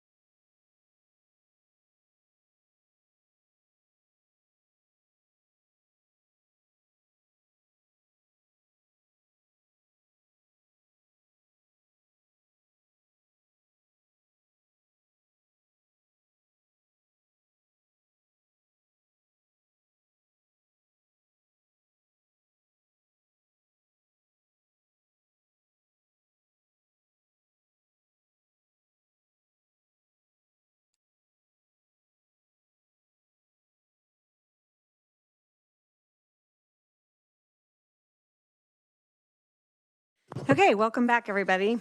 Let's get the afternoon started and kicked off with the presentation on efforts to address workforce shortages and the focus services impacted to the senior population. So first up, we have Scott Bruner, Deputy Secretary of Hospitals and Facilities. And welcome back, Scott. Thank you, Madam Chair, members of the task force. My name is Scott Bruner. I'm the Deputy Secretary at ks for Hospitals and Facilities, and I'm talking to you today in my role leading our training area and certification group for certified nurse aides and some other of the job classifications that you are interested in hearing about. The slides are on the overhead, and you should have copies of them as well. So what I wanted to talk about in my presentation were some of the efforts that we've made during the pandemic to ensure that there's still training available for certified nurse aides to work in long-term care settings and some of the other classifications that we certify. Certainly have been struggles, and I wanted to talk a little bit about that as well, and just to set some context. So on the first slide, there's a graphic that I tried to pull together. We wanted to give you a little bit of sense of how big of a problem we're talking about with workforce, or at least try to get some feel for what give you a little bit of a perspective on the workforce issues. So specific to long-term care settings, and within that category, and we've talked about this as you've met other times, within skilled nursing facilities, so what we traditionally think of as a nursing home.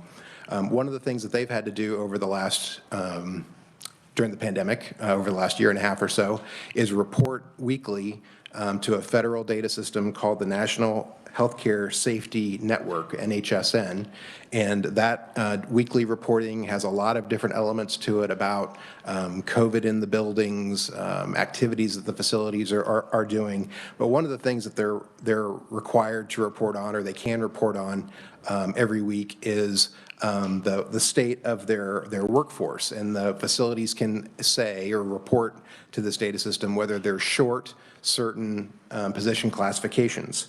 And so they can say that they're short nurses, short clinicians, which means physicians or other, probably just entirely physicians, or short aides, meaning certified nurse aides or that level of care. So we get a weekly report from NHSN that the federal government packages up and sends out to state officials summarizing those results. So what this graph tries to do is show you the results over between last May 2021, and I think it's through I guess it didn't get into December, but through the end of November, and what facilities were reporting. So on the bars, which are really narrow, which I tried to make them wider, but I wasn't successful enough, that go up and down the chart are how many facilities reported in that week. And that's graphed on the right-hand side. So you can see it's around 320 or so facilities every week, and that's primarily, again, the skilled nursing facilities that have been reporting. And then the lines are how many facilities that week reported either they were short nurses, which is the gray line kind of at the top, short aides, which is the blue line in the middle there, or short clinicians, which is the line at the bottom.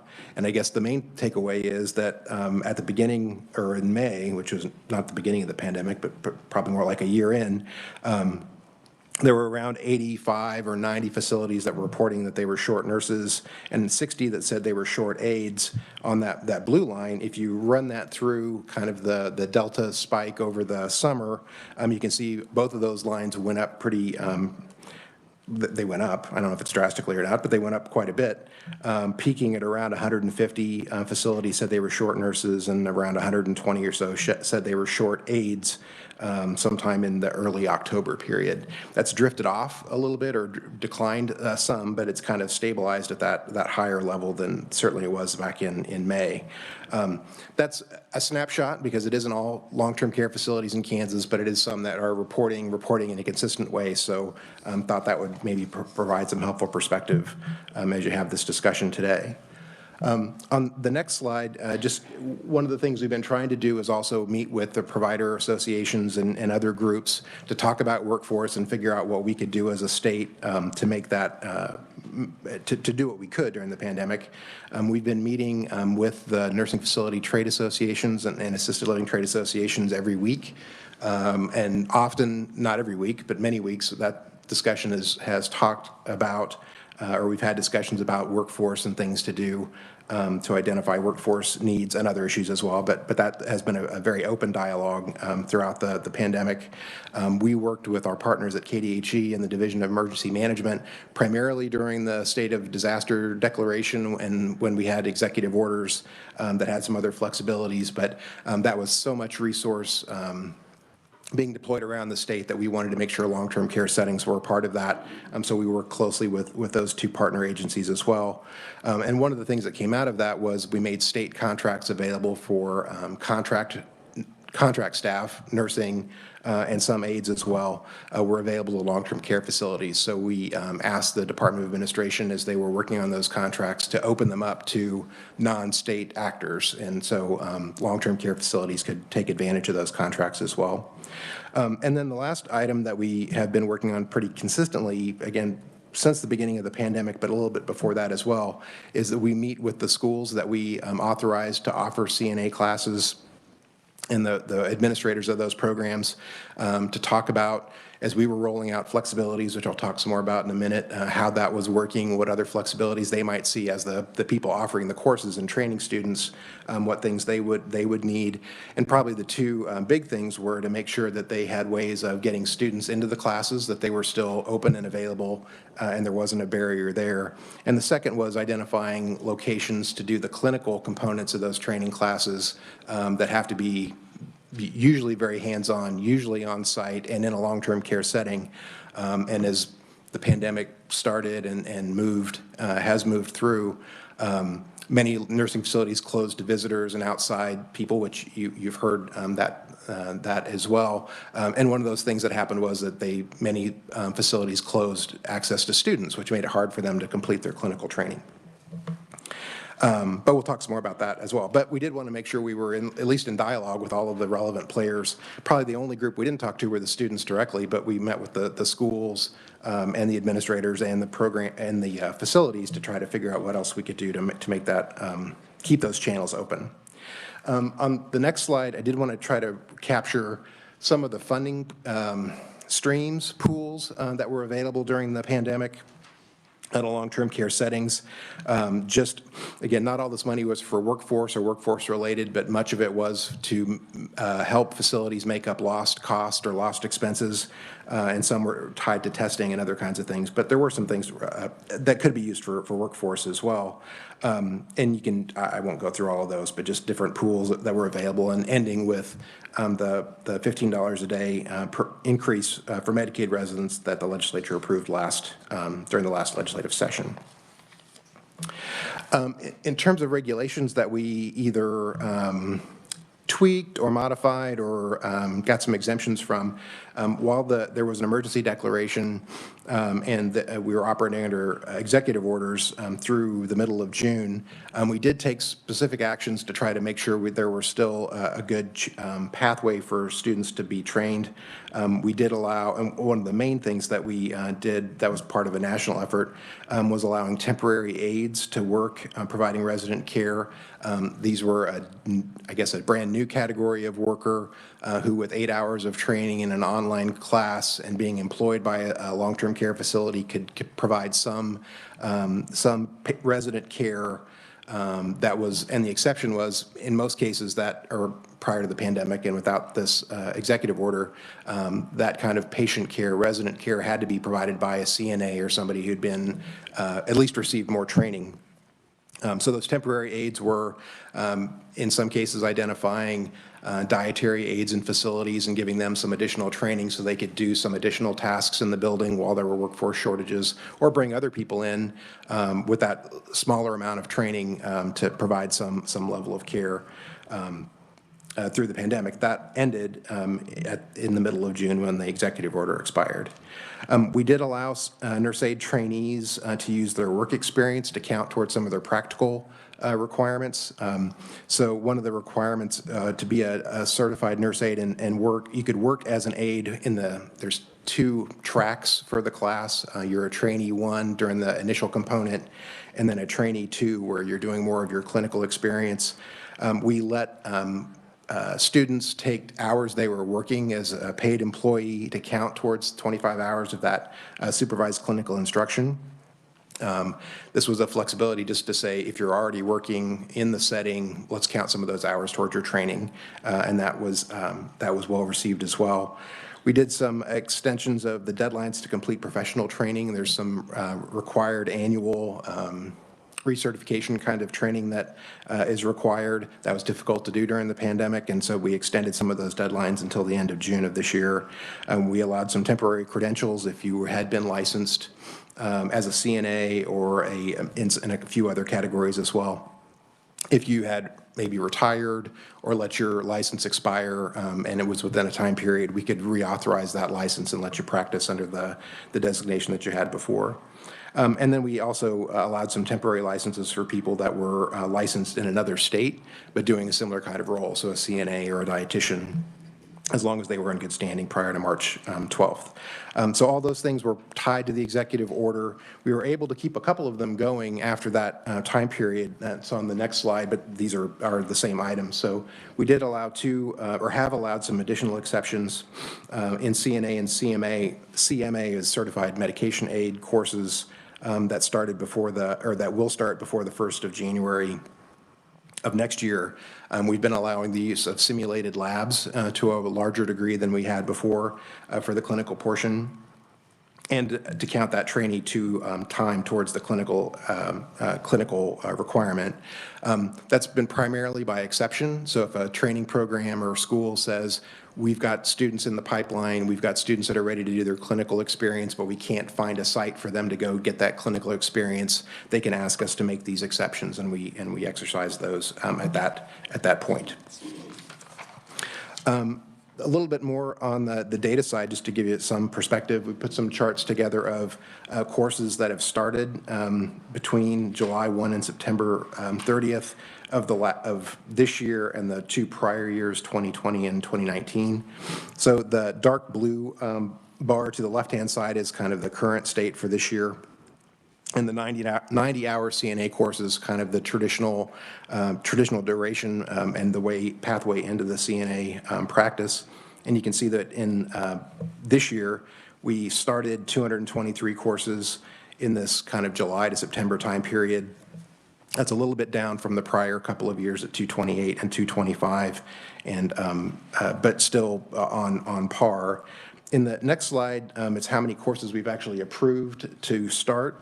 And that's, there's a little bit more, a little better picture that in the current year, we've approved 648 of the 90-hour CNA courses. Last year, we only approved 549, so I don't know, that's a complete recovery, but it's a good, we're on the right side of the trend there.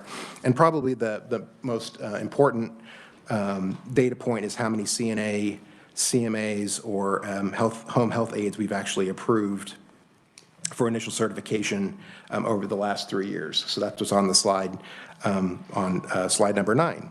So this year in 2021, to get the initial CNA, so a brand new student, we are down 200 or so from the prior year. And I think that's an indication, again, of how many people are in the pipeline trying to move through, but definitely work to do there to get the number back up to where we'd been before, kind of even in the middle of the pandemic.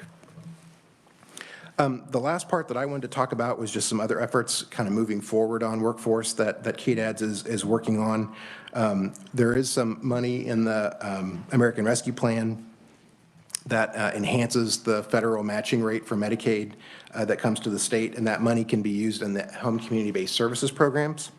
And these programs are done by application. We have to make an application to the Centers for Medicare and Medicaid Services, and they approve our plan to use those funds.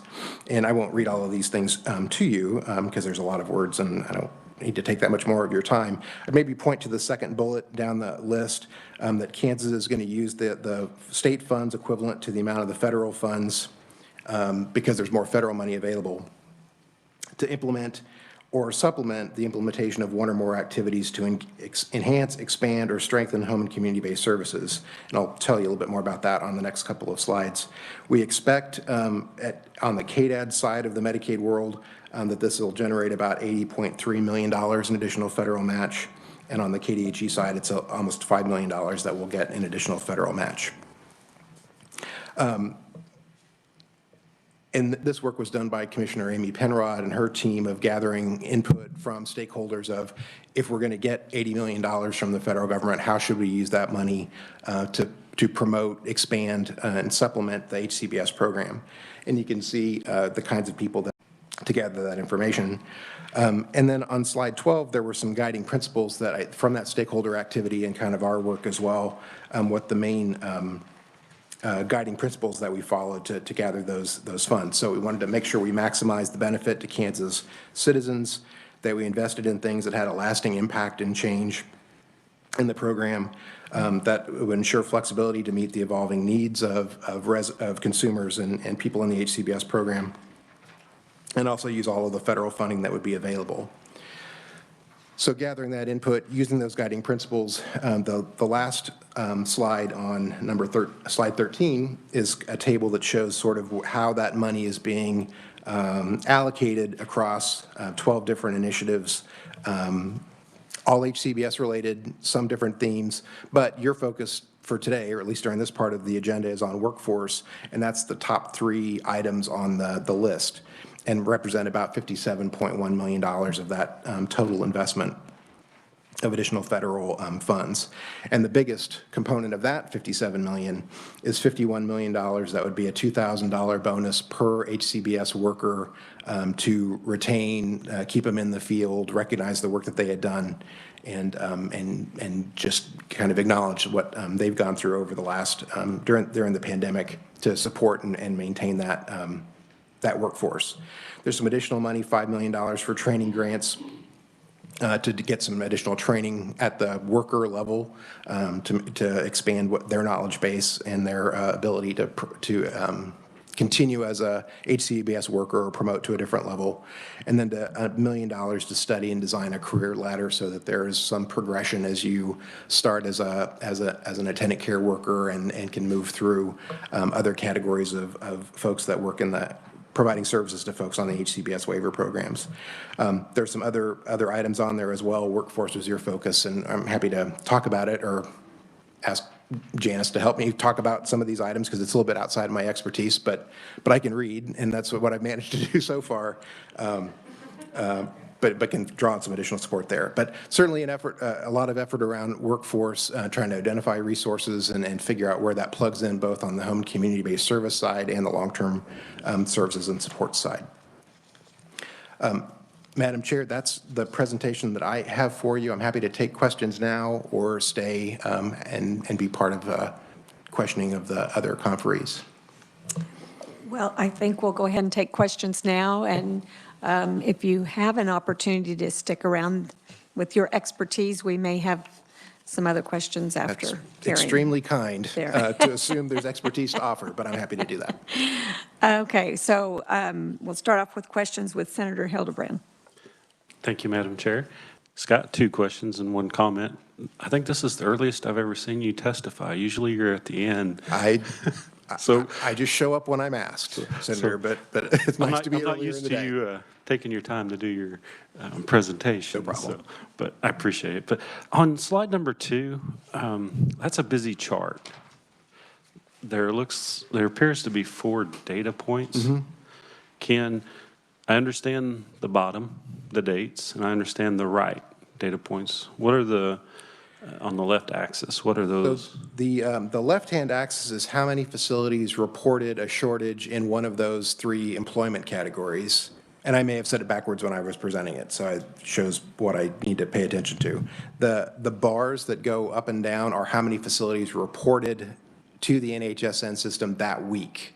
And that's graphed against the right-hand axis. Thank you for that clarification. And then going back to the investment, the very last, next to the last slide, number 13, has that already been distributed, or are you guys still, I think the last time that was still being approved by CMS, or there's an approval process? We've submitted the plan to CMS. I think we've gotten a couple of rounds of questions from them, but we haven't as yet received approval as far as I can recall. But Janice might help me with that one too. Well, I'll be happy to, Senator, if that's okay with you.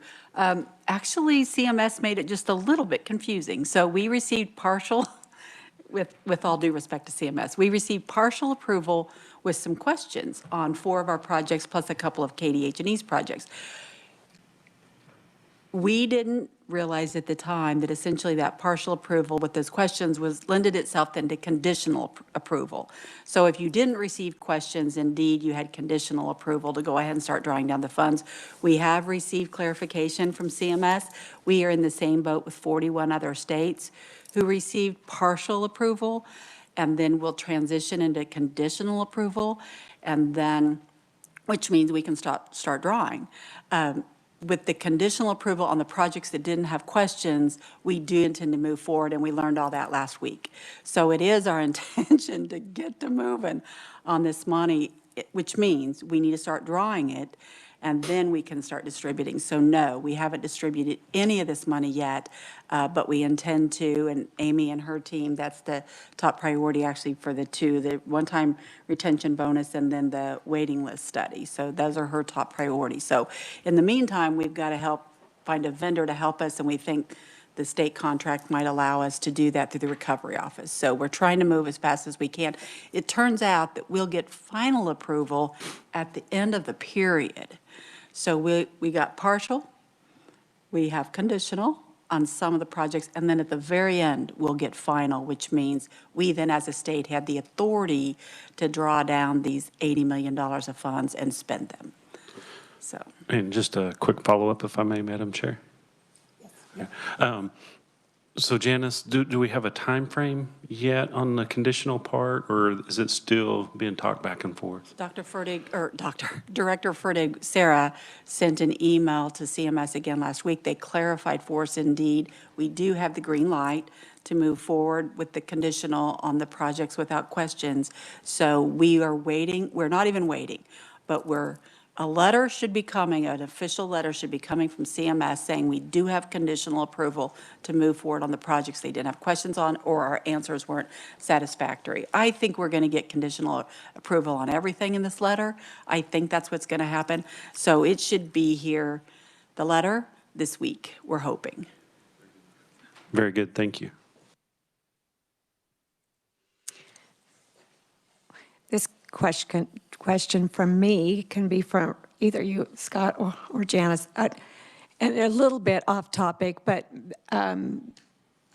for this task force, but the waiting list study, it's my understanding that all that work had been done by an organization, a lot of that study of the waiting list.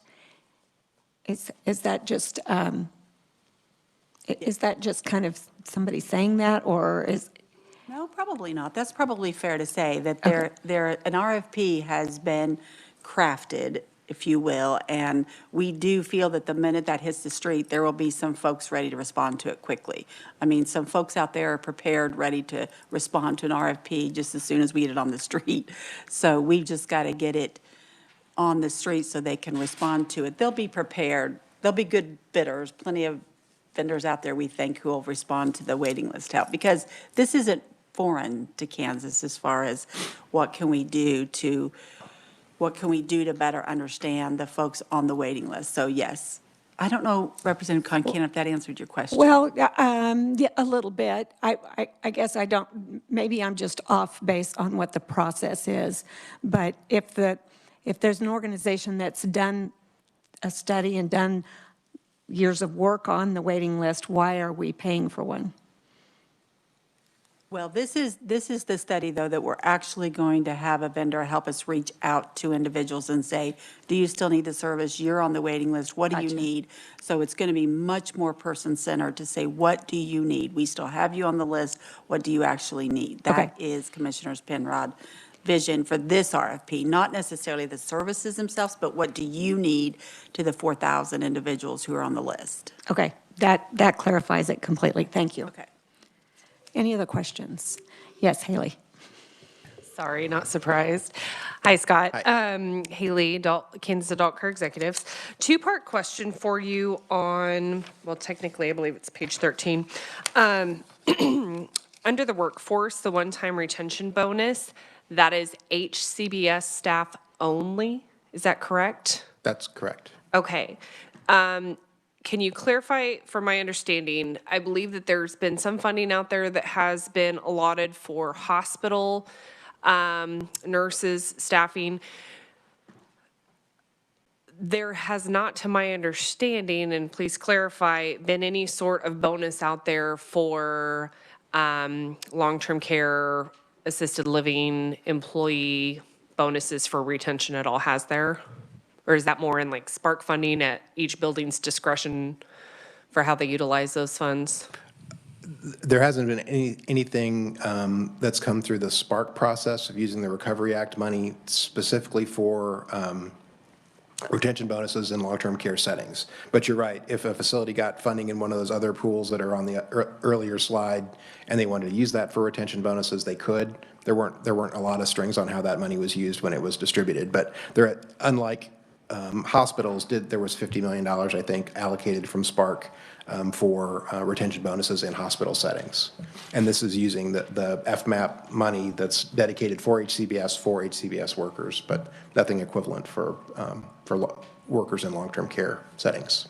And then to go along with that, either for you or for Janice, has there been any study mapping that shows the workforce shortage divided up by, and I think Lee may have already kind of asked this a little bit, but as it applies to this, based on that HSN I know is only really long-term care setting, based on HCBS, based on long-term care, based on hospital, to see where exactly the first target point should be for staffing retention. Is this completely, I mean, those of us in the industry could say this seems pretty widespread amongst all, but you know, where's our greatest need that we need to start immediately? What's our red light issue?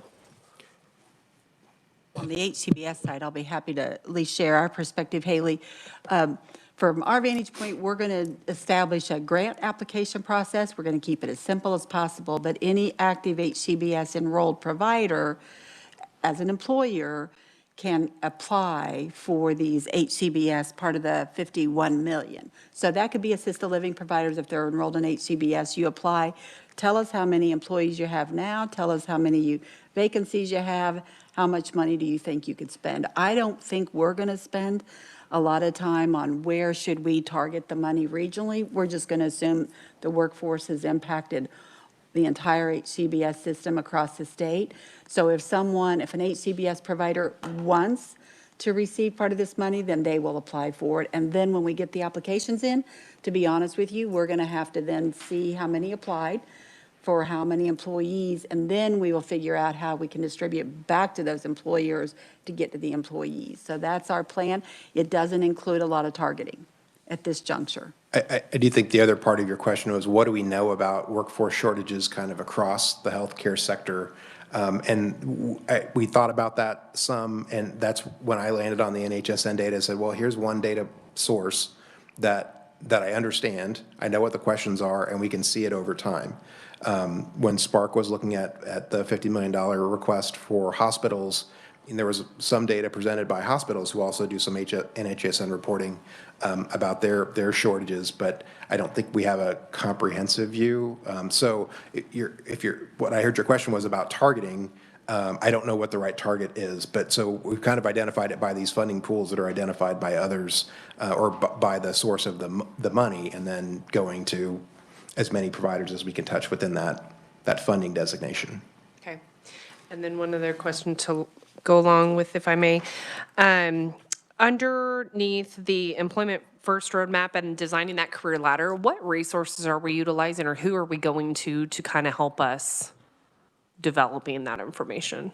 There's been some work over the last couple of years of looking at ways of connecting workers in the HCBS world with people who need those services, and some career ladder efforts there that have happened more on the study side. The MCOs have been partners with the state and with community providers as well. I maybe would have to rely on Janice again if there are other thoughts about where the Employment First Roadmap is going to look for the career ladder, I'm sorry, not the employment first. Okay. Oh, the employee, Kaylee, are you talking about the employment first or the ladder? The I'm career? primarily talking about the design career letter. I'm wondering, like, are we with, the Board of Healing Arts or any certifications or the colleges? Like, who are we using to develop We're that? hoping to get an RFP on the street for that to just get some vendors, but there's some really good things going on in Sedgwick County.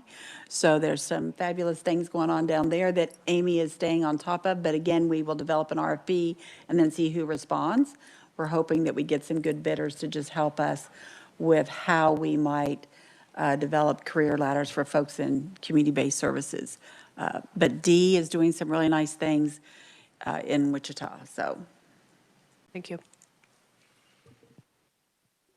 Okay, we've got a few questions online, and I'll grab those in the order that I saw them pop up. So first up, we have Deborah. Deborah's here. Al, did you unmute me? Yes, you did. So I really like this chart that is on the screen right now. That I think that tells a story. And we did a survey of our members that ended in October, and it pretty much follows this, these patterns amongst RNs, LPNs, nurse aides, dietary, big need, housekeeping, laundry. Our vacancy rates on average in our membership are 25 to 35%. So they're down a fourth to over a third of the numbers of people that they need, that they would ordinarily have. So that's crisis level. We've been saying that.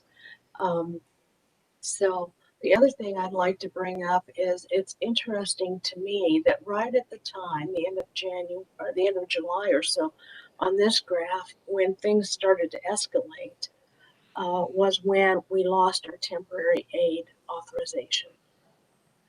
And temporary aids were put in place through an executive order. There's a lot of political challenges to getting temporary aids back, but I don't know, Linda might be able to say how many temporary aides were trained during that time that we had authorization.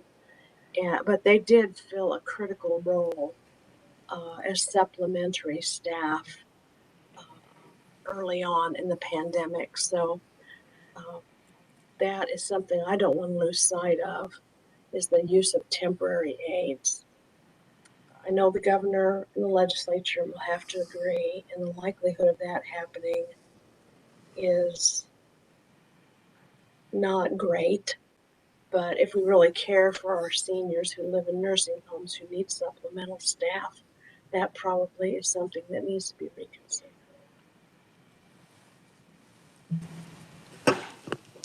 Thank you for that, Deborah. Do you want that to be a discussion item when we discuss recommendations tomorrow?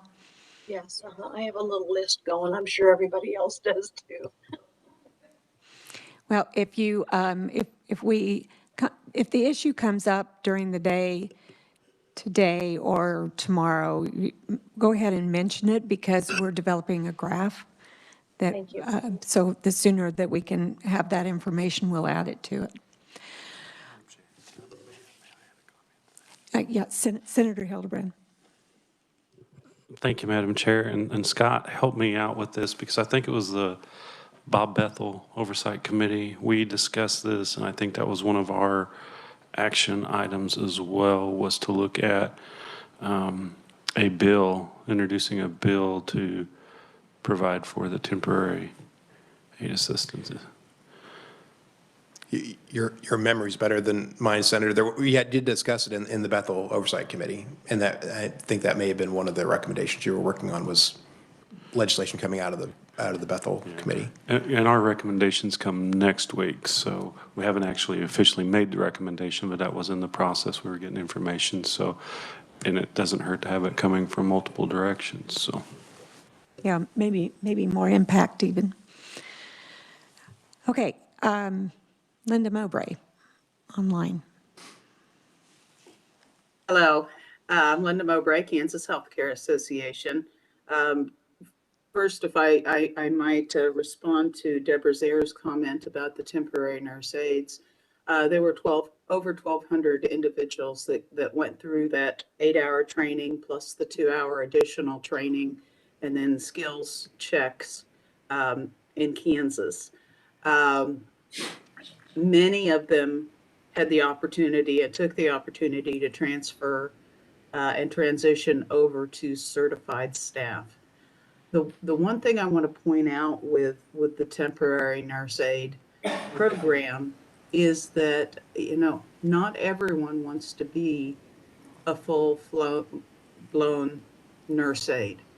So by having the flexibility of that temporary aid with competency checks and learning basic skills, you can take an office manager. You can take someone from laundry, housekeeping, dietary, and ask them to do some hands-on care that they're comfortable with, that they've been trained how to do, but without being the full-blown take people to the restrooms, give them a shower, transfer them to the bed. It is a flexibility and an option to give the homes with the staff that they have existing, and that's many of the folks who took the temporary nurse aid class, although it did recruit in quite a few from the outside as well. But having that extra flexibility, so again, the office manager can help out in the dining room and participate in the care. That's where a lot of people are wanting to use that temporary aid and not necessarily trying to replace or supplement their workforce with those individuals. Although for the individuals that do want to go that route, absolutely, and we'll get them full up trained and working closely with KDADs and with the community colleges and all that to try to keep that pipeline clear so that folks can become certified. The other question that I actually had was, I wanted to make sure that I heard correctly that an assisted living that provides HCBS services would be able to apply for funding as part of that 51 million for retention for their staff. That's question one. And question two is that application process open now, or are we still waiting for that CMS determination before an application goes up?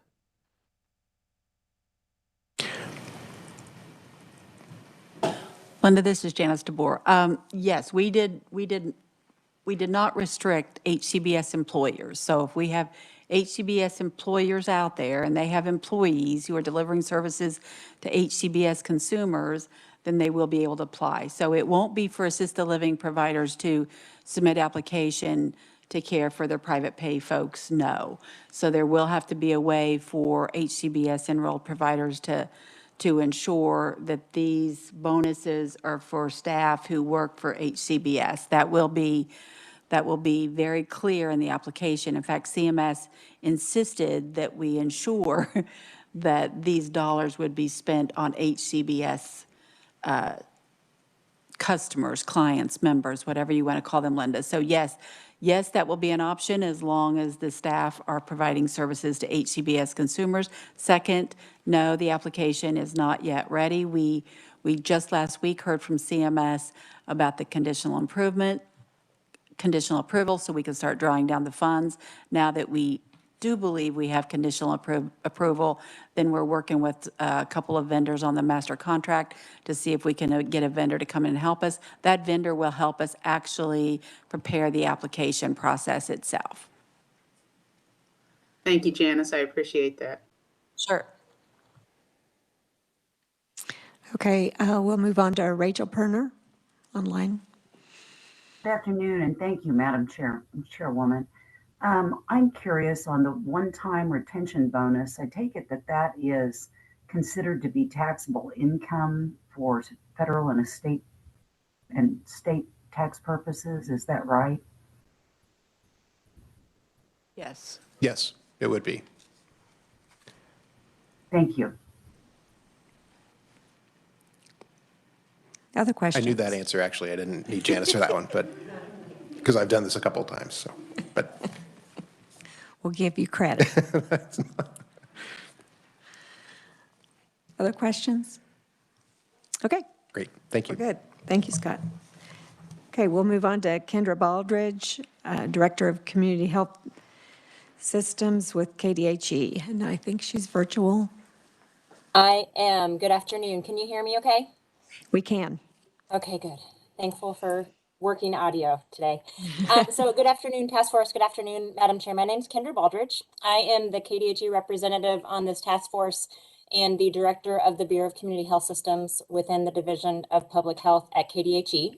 KDHE was asked to report on the efforts the agency makes to address the workforce shortage, especially for services that impact the senior population in Kansas. And we do not have any programs that are specific to address the senior population, but we do have programs that would impact services for the whole population that would then impact services for our senior population. Our written testimony was submitted and hopefully you all have that. So the KDHE State Office of Primary Care and Rural Health, which is a section and a program within my bureau, administers several programs created to address these issues, such as state and federal scholarships, loan repayment and forgiveness programs, and federal agency sponsorships of international medical graduates. Consistent in all these programs is the eligibility requirement that a service area, which is usually a county, meets specific criteria to be designated as a health professional shortage area, or HPSA, which you've probably heard of at some point, or a medically underserved area. With these goals in mind, our office facilitates two surveys, the Primary Care Needs Assessment and the Underserved Areas Report. The needs assessment is completed approximately every 5 years, and the most recent one was very recently completed in October of 2021. And the Underserved Areas Report is produced yearly, and the 2021 version will be dispersed in January of 2022, so just around the corner. The Primary Care Needs Assessment assesses, identifies, and prioritizes areas and communities in Kansas with the greatest unmet healthcare needs, health disparities, as well as health workforce shortages, including healthcare for all populations, including seniors. It offers insights into the current landscape of Kansas and highlights target areas for primary care and rural health to address barriers and invest resources. The final report is available on our website, which is in the document that you all have, and I can certainly make sure that you get that link if you don't have it, so that you can link to it directly. And then the Underserved Areas Report aims to explain the various types of health professional shortage area designations and provide data on efforts to reduce shortages, including at the end of the report is information about shortage designations and program awards for each of Kansas's 105 counties for each publication year. And the previous Underserved Areas Report is currently available on our website and is included in the testimony. And if you need that, I can certainly make sure you get that as well. So we have 4 programs that are all within my bureau that I wanted to just touch on. And the first one is our state loan repayment program, which is affectionately called SLRP. This program is to recruit and retain medical, nursing, dental, behavioral, and mental health care professionals at eligible practice sites in federally designated HPSAs in the appropriate discipline of the healthcare professional's licensure. The program offers eligible healthcare professionals an opportunity to receive assistance with the repayment of qualifying educational loans in exchange for a minimum of a two-year service commitment at an eligible practice site. In addition to the 2-year minimum, providers can continue the program on a year-to-year basis for a maximum of 3 more years. And SLRP funds are to be used as an annual one-time lump sum payment towards eligible student loans. The program is federally funded and it has a required state match. The second program I wanted to tell you about is our state Conrad 30 J1 Visa Waiver Program, otherwise known as the J1 Visa Program. The J1 Visa Program assists non-citizen physicians who are international medical graduates to obtain H1B or L1 visas by waiving the 2-year home country residency requirement in exchange for commitment to practice medicine in a location designated as a HPSA. KDHE is a designated state health agency for recommending J1 visa waivers to the U.S. State Department, which is the waiver when the waiver is in the public interest. The Kansas J1 visa program focuses on primary care and meeting emergency medical systems and chronic care needs of underserved populations, but non-primary care specialists can also apply.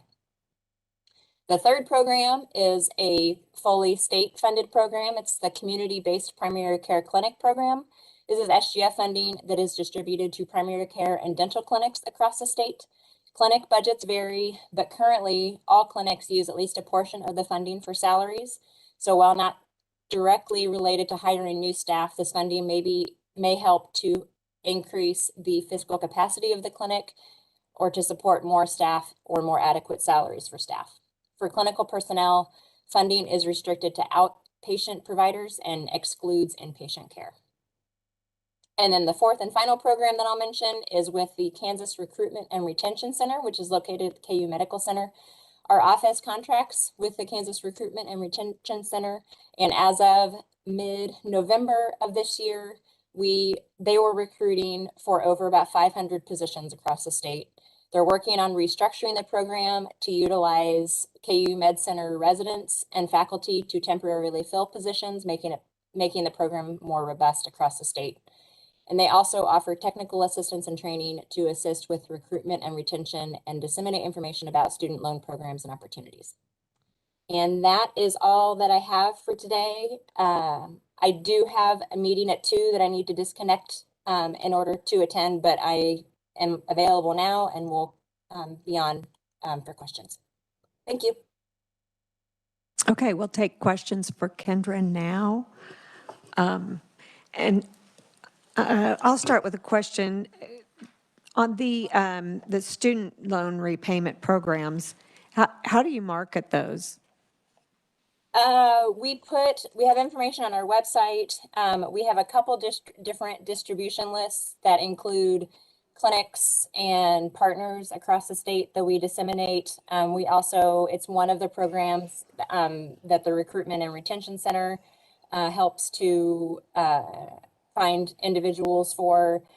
So we try to get it out in as many different ways as possible and are, of course, open to other suggestions as well. Great, thank you. Okay, do we have questions for Kendra?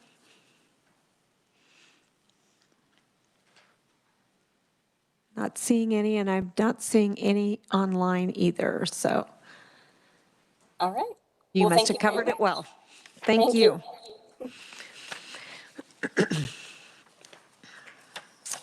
Okay, up next we have from Aetna Better Health of Kansas, Jennifer, I'm going to probably butcher both of these names. Jennifer Pruenta, Director of Long-Term Services and Supports, and Doctor, you're going to have to pronounce your name for me. Inchwat? Anyway, are you online? Yes. Oh, Inchwat. I did say it right. You did it perfect. Thank you. Thank you. Are you doing this together? Hi, this is Jennifer Prente. I'll go ahead and provide testimony for this portion. Okay.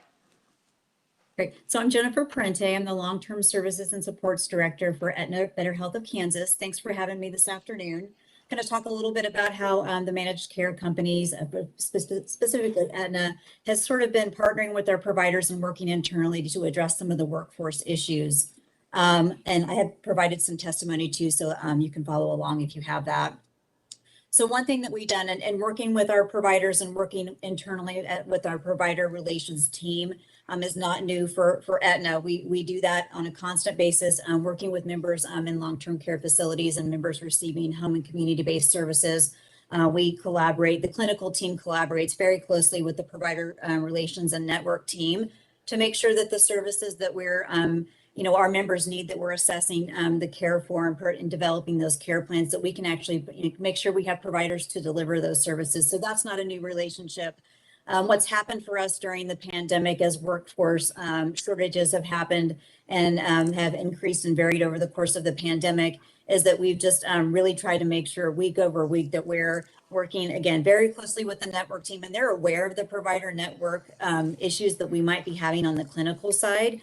So we developed a network adequacy task force that meets every week. We meet every Monday, at least on a weekly basis. And that's a group of folks from my team on the LTSS side, along with our leadership from the provider network side and our provider relations reps. We get together, we look at just a current view of where we're at with feedback that we're receiving from providers, and also feedback that we're receiving from my team. Again, identifying those members who are looking for a provider where we might have some gaps and concerns around trying to sync our members up with providers of choice. So we're meeting weekly, again, to identify the barriers, problem solve, and just make sure that we're on the same page with trying to solution those so that members are getting the services that they need. The force identifies providers that are unable to accept referrals due to the staffing shortages. So one thing that I'm getting from my team is real feedback week to week. So we're looking at those members who maybe have existing providers where those providers are having workforce concerns. We're looking at new members to services where we're trying to connect a new member to a new provider and whether or not those providers can accept those referrals and deliver on those services.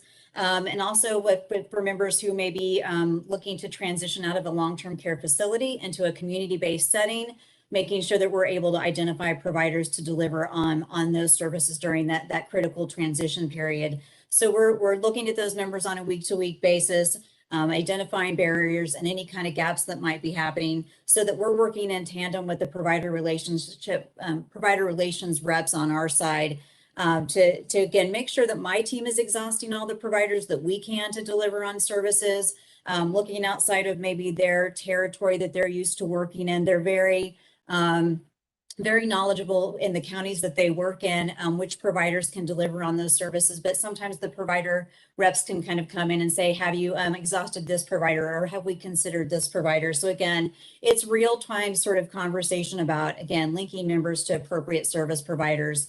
And then the really important second piece of that is that we're getting feedback from providers that they are having staffing shortages, that they're having trouble finding workers to deliver on those services, and that we're giving that feedback directly to the network team so that they can reach out to those providers and have that kind of conversation and offer that level of support, get real-time feedback from our providers so that we have a good understanding of what the challenges that they're having, and then just try to problem solve and offer support in terms of what they might need that we might be able to help with from the managed care side. So, and a couple other pieces in terms of the task force and things that we're kind of doing is just looking at our administrative process for claims and billing, making sure that when providers are delivering services that those payments are coming in and that process is efficient and easy, like user friendly. They're not experiencing unnecessary administrative burden during a time when they really need to have the resources pointed towards addressing workforce issues and staffing members. And then in terms of just another piece in terms of how we're kind of monitoring that from a clinical side, we have very frequent contact with our members. So we have service coordinators that are frequently looking at talking with members, reassessing member need, relooking at member service plans to make sure that the services that we have authorized are appropriate to meet the members' needs. So the other, so we're hearing feedback from our members and families if there are gaps and providers aren't able to deliver on services. And again, we're hearing also from providers when there's those types of barriers. But in addition to that, one of the things that we do is we monitor service utilization. So we have a report that we run every month. It looks at a 30 to 60 day window of claims data. We look at that claims data to analyze, do we have members that have an authorized provider, but that provider has not billed any services in that time period. A lot of times that will alert us to the fact that maybe we have a member who should be receiving services that is not, for some reason, not getting that service.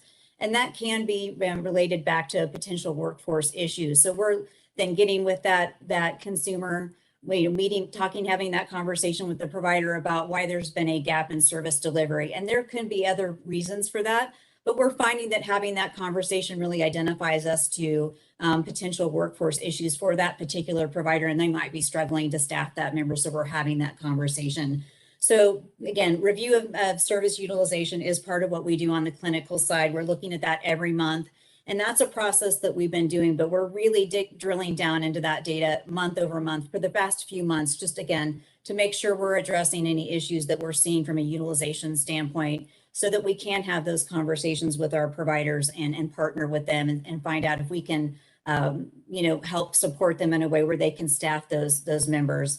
And I think I missed a bullet on my last slide that I will mention that one of the things that we look at is potentially if we've exhausted our internal provider network, working with our provider network team to just make sure that there could be a provider that's outside of our network that we want to explore, and they help us do that as well. And sometimes there's also single case agreements that we can execute with those out of network providers at a different rate that would be appropriate to put that staffing in place for that member. So from my side, we're really trying to just make sure that if there's a member need, that we can find a provider to deliver on that service. So we're monitoring that again on a week-to-week basis with the task force and also using the data that we have with our utilization report. And I ran through that really fast. So if anybody has questions, please let me know. Okay. So are both of you doing presentation for Aetna? And Dr. Inchwad, I didn't know if you had anything that you wanted to add for the network adequacy piece.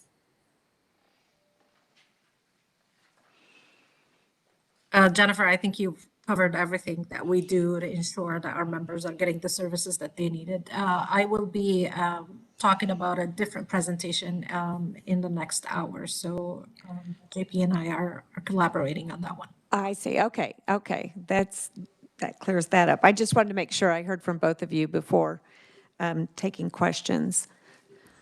So do we have questions? Question from Annette. Thank you, Madam Chair, and for the presentation. As an area agency on aging that does local services with a variety of funding, and also working on the Going Home Transition Grant, that is a grant that the state has in its partnership with some administration on community living funding. One of the things we're seeing, and I'm wondering if you've, had feedback on that, is that when we struggle finding providers, and that has become more prominent during COVID, is related to the rates. The rates that are paid to the provider or the rates that's going directly to the worker. We know that the cost of business is going up and staffing shortages. A lot of times what we're seeing is they can't staff it because they can't get staff because they aren't paying enough for that staffing. And other service entities are paying more. We've had that discussion here with the fast foods and other places. It's just easier to go there and get a job than to do this kind of work. And we also know that there is Medicare pays a lot higher rates for those home health kind of services, in-home services. So I'm just wondering if you have looked at the rate you're paying for, and if that's a concern you're hearing from your providers is why they can't staff. Fair question. And that is, I would say, probably the top one or two reasons that we're hearing for staffing shortages. There's just a lot of competition out there for other places that folks can work. So there is a lot of times that is part of the feedback that we're receiving from providers is that the rate is not high enough. I will tell you, we manage that on the managed care side on a case-by-case basis. So we really try to exhaust our current provider pool at the existing Medicaid reimbursement rate to see if we can staff at that level. If we cannot, though, it is our responsibility to make sure that we provide the support that member needs. And sometimes that does mean a short-term, a single case agreement that we need to execute for an elevated rate so that we can get staff in to provide support to that member.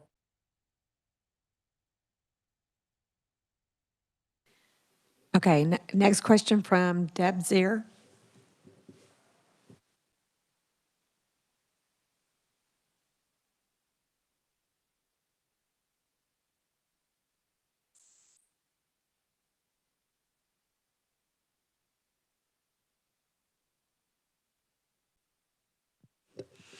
Deborah, are you online? I am, but I can't unmute. All right, there I am. Yeah. we did a survey of our members years ago, and at that time, this was early in the CanCare days, our providers of HCBS services said that HCBS rates covered 50% of their costs. So, and then I also noticed you said you try to exhaust that rate. I would just say exhaustion is one of the bywords of this pandemic for all kinds of workers providing services for older adults. They're exhausted. They're exhausted. They work ungodly hours, and so exhaustion is one of the flagship words. What's going on in the field? We also asked our members, how many of you are not taking new admissions because you just don't have enough workers? 60%. 60%. So we really have reached it. And this is primarily that was in nursing homes. But so that creates a huge bottleneck, I'm sure, for Aetna and the other CanCare MCOs, because you can't get people in when they need that highest level of long-term care. Comments, I guess, not questions. Are you at Aetna or the other MCOs providing any kind of monetary support for temporary staffing agency for long-term care facilities? Just a question. Deborah, I can speak for Aetna Better Health. We are not currently doing that for long-term care. It's primarily on the home and community-based service side. Okay, all right. Temporary staffing agencies are something that this task force is definitely going to be needing to address. So I just thought I'd surface that right now. Thank you. Okay, Jennifer, I don't see any further questions in the room or online. So thanks for your presentation. We'll move on to Kevin Sparks with United. Good afternoon, Chairman Concanon. Can you hear me okay? We can. Welcome to the task force. Okay, I appreciate that. Thank you. And I'd like to commend the legislature on studying this. We at United Healthcare don't see this just as a Medicaid issue. We see this issue in all of our lines of business, whether it's commercial, Medicare, or Medicaid. A lot of us in this room, particularly, I think everyone in this room, 1 in 4 Americans will be age 65 or older by the year 2060. And I know that's why we've gotten together to talk about this.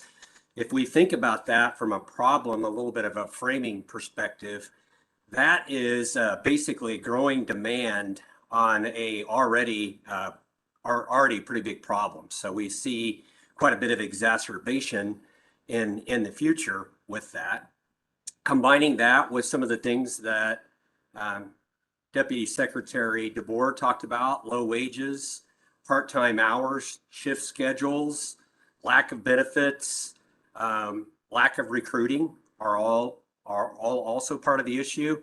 And then the other thing that we really haven't spent a lot of time on is the temporary nature of the job, which is Jennifer did a very good job of talking about the process that a care coordinator does to fill the job, and then to make sure that you're looking at what sorts of hours the member needs. But we didn't talk about the turnover, which is at about 51% or better in many instances when you do finally find that worker and they do actually show up to the job. How long will they actually stay and be on the job and engaged? And then finally, the problem associated with the actual matching of the family member's needs with the actual and the needs of the member with the care worker. And that becomes a little bit of a complex algorithm if you were to think about that as well. What you see in front of you is the help wanted. And I'm not going to read the slides to you, but just kind of cover the high points of that. And that is the lack of available workers. And you have to ask yourself, well, why is that? If there's a high demand, what is it that prevents us? And we've talked a lot about wage, and wage is certainly an important factor, but also there are a couple of things that we haven't really discussed at this point, which is your opportunity to have a career in the field, and describing what a career in the field looks like and describing how you can be successful in that if you continue to get training, if you get the right certifications, badges, et cetera, that some of the other states in the United States have implemented, would be also advantageous. So one of the things we've talked a lot about. Next slide, please. I think we touched on this in a question, which is the consideration. So once we do find that member, and you do actually, and find the member's needs, and you do actually find that worker, what actually is that worker asked to do? And it's quite a bit. And then you look at that relative to other opportunities for Amazon starting pay, for example, $18 an hour, McDonald's starting pay at $15 an hour, and even Scooter's Coffee. Some of the tasks and jobs that you have to do take a special person to do it, but that person also has to be paid for what it is that they're trying to, what it is they're trying to and being asked to do. Next slide, please. What has our role been at United Healthcare? We have the contractual role that Jennifer spent a lot of time talking about with Aetna, but we also have the obligation, which is United Healthcare, and our mission is to help people live better, healthier lives and make the system work better for everyone. And so we've worked and partnered with and acted as a convener of the other MCOs. We've worked with Wichita State University. We've worked with the Department of Commerce. We work with the KU Board of Regents. There's some people we need to thank as well. Senator Alan Schmidt, Deputy Secretary DeBoer, and Gina Irve in particular, who have tirelessly worked on this problem. And like we've talked about earlier, Sedgwick County having a really good opportunity to work with Wichita State on creating a curriculum. The Department of Commerce has looked at job codes associated with this so that you have more of a longer term stay from an economic perspective.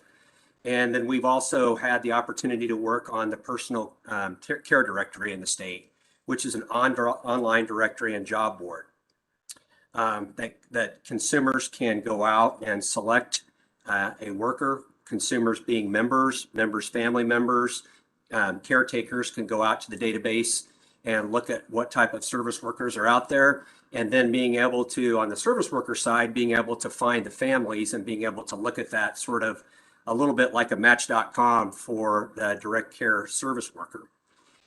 Issues associated with that obviously are marketing, making sure that workers are in the database, and then making sure that families can go out and utilize that database is also an opportunity for us to look at in the state. And then finally, technology solutions, remote patient monitoring, enhanced telehealth, access to care teams 24/7 via telehealth will also help with the problem. I was very impressed with what Scott talked about, and you can see the work shining through from Deputy Secretary DeBoer and Kate Adds on understanding the problem and framing the solutions. And I wished I would have known a little bit about that before I put together the next slide, which is the additional opportunities. And if we could go to that slide, please.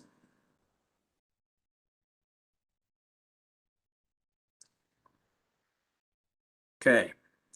The only one that I think I would talk about that hasn't been was the pay for training and the time off to take training are two of the things that we've been, we've talked to a lot of our service workers and asked them what their thoughts are about some of these issues and concerns. And that was the one that I would raise that hasn't really been talked about today. And with that, I'll pause. I don't want to be redundant with some of the other things that have been said so far, and take questions. Okay, Kevin, thank you. I've got a question on the personal care directory. We've talked about that for a while, the need for that. Is this new, or is it just something that was there and we didn't know about?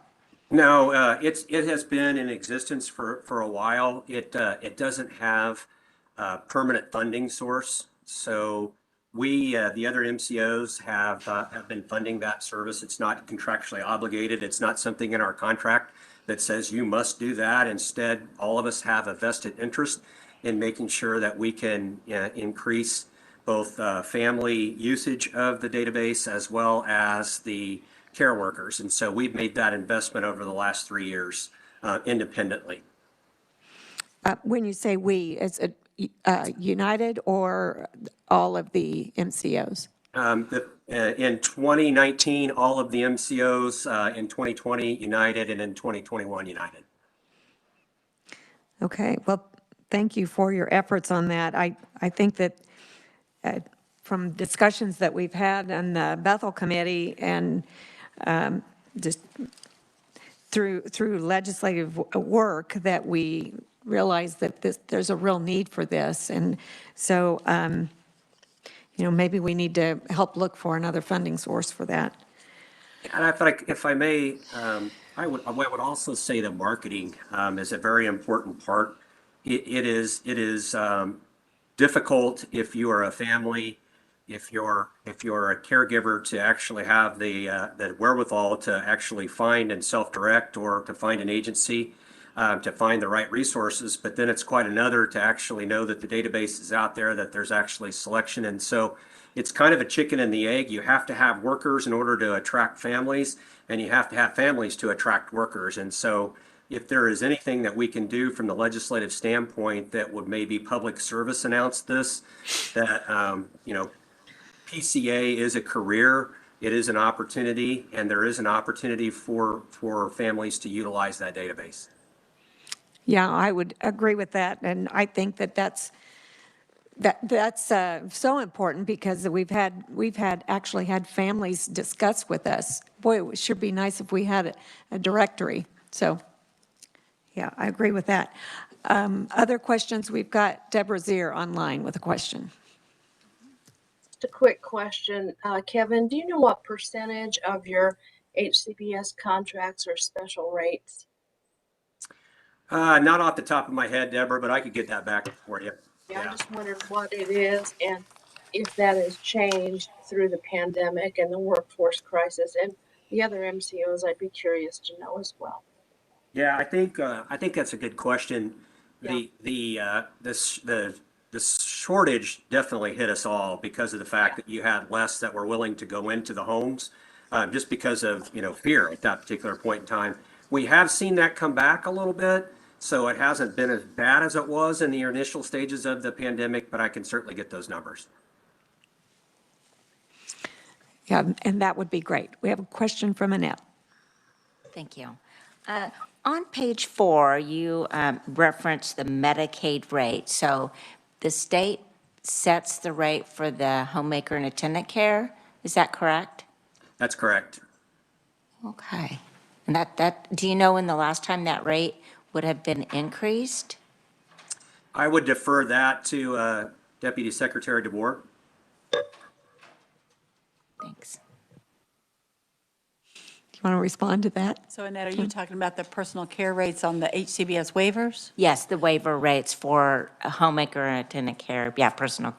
I think that's been a while since the rates have been increased. Now, there have been some rate increases for specialized medical care under the TA waiver. The legislature did support that last year, but it's been a while. Now, let me think about that. There were some rate increases under the IDD waiver also, but very specific to homemaker and personal care, and that has probably been a while. So like for the FE or the PD waiver, no increases, because that's a pretty low rate. Right, and that has caused a little bit of a problem because of the fact that you've got then competition among the waivers on where you do have a service worker. The other opportunity might be for us when we look at this as a legislature and a state is to study what the index of that might be, what the index might look like in terms of creating a base rate and then tying it to some sort of a CPI on an annualized basis so that we don't get into this situation again once we get it fixed. Yeah, Madam Chair, if I may, I should add, we did make a request in our enhancements this year in our budget for some increases in personal care service rates. So. Okay. Yes, Camille. Camille Russell, State Long-Term Care Ombudsman. So I have a question. I'm really excited. I was not aware of this directory and this matching myself even. And so my question with that is when you say there's matching, is that matching based on this person needs these, they're assessed and they have this much level of need, or is it what they actually want? And do we look at the person's strengths and skills and assets and everything they can do themselves, and then how they want to be supported? Yeah, no, I think that's great. It's a good question, and yes, it does. It does that. It does both the soft and the hard skills. How I would characterize what you just asked, and we would be happy to have Gina Hervé come and talk to the group about the database. She's been the person behind it the entire time and the advocate behind it, and we've gotten behind her to prop that up. Thank you. Okay, other questions? I don't see any, Kevin. Thank you. Yeah, appreciate it. I'll stand by later if you need it. Okay, all right, thank you. Okay, next up we have, oh, there you changed seats. Stephanie Rasmussen with Sunflower State Plan.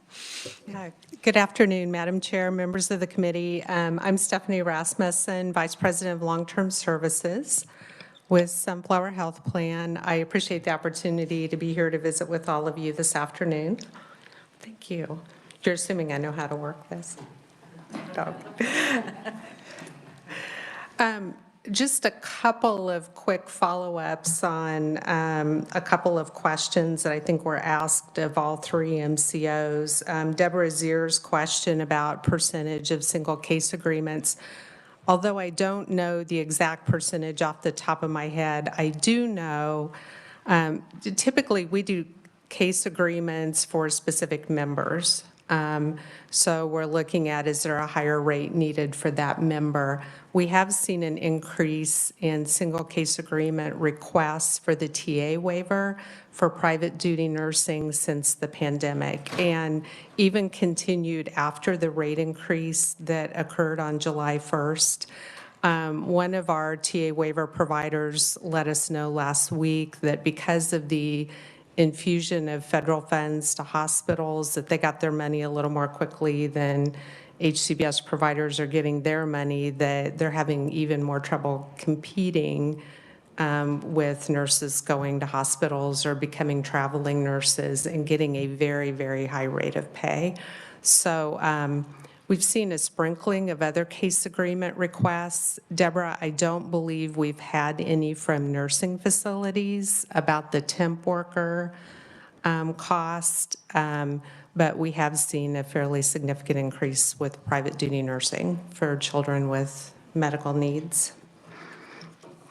So, okay, since March of 2020, Sunflower has facilitated we started with a weekly meeting with our LTSS provider associations and with some key larger LTSS providers in the state and some member advocacy groups to really start talking about what are the crisis issues that the pandemic is creating, what are the needs that the pandemic has caused, and what can we do to assist you.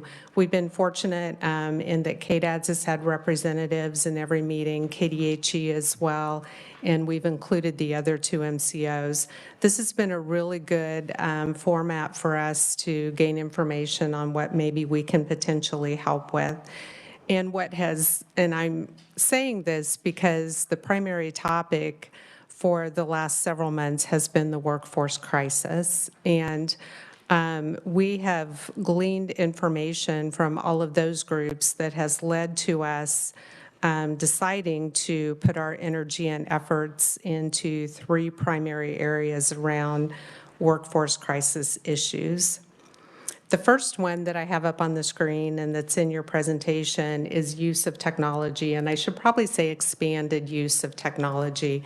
You know, for a long time, we've had members that use medical alert systems, that use telehealth monitoring and those types of things, but we're really looking now at a couple of providers that we've learned about, one that's in the state of Kansas, one that's primarily based in Ohio, that have more comprehensive systems of using smart home technology, remote monitoring support, remote coaching support, for members and deploying staff on an as-needed basis to really help support members with becoming more independent in their homes, but also being able to use fewer direct caregivers to support more people. And they have amazing systems, smart technology in the systems in people's homes that will tell them potentially when someone needs care, even if the person can't say, or where a member can hit a button, have an immediate video connection and say, I forgot how to do this, or is this the right medication I should be taking? Or somebody just knocked at my door and I'm not sure who it was. Can you help me figure that out? And just kind of as needed remote coaching and support. They can also do things like turn on and off the stove remotely, unlock a medication box, and see a person, have the person show them, here's the medication that I'm taking, know when they've opened the front door or not. And they have individualized care plans so they know what potentially may be dangerous for one person that's not dangerous for another person, and provide those supports.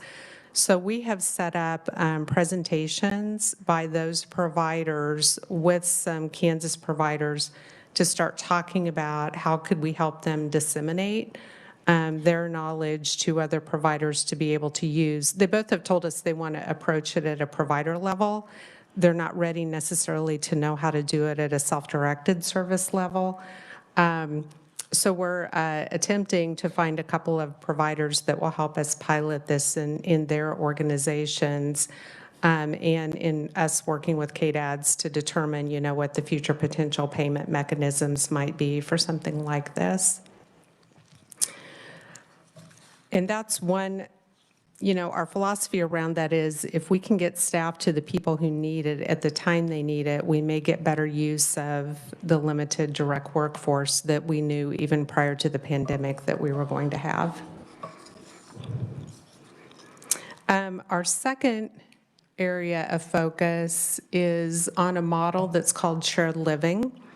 And it's a model that's been used with the IDD waiver on a limited basis. It's a model that requires fewer caregivers to provide care to an individual.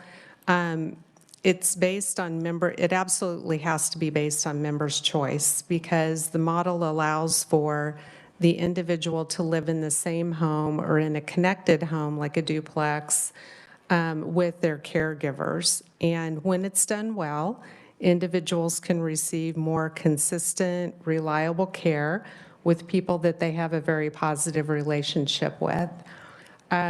It's been used on a limited basis because Kansas doesn't have a lot of licensing requirements around that particular model or regulatory requirements.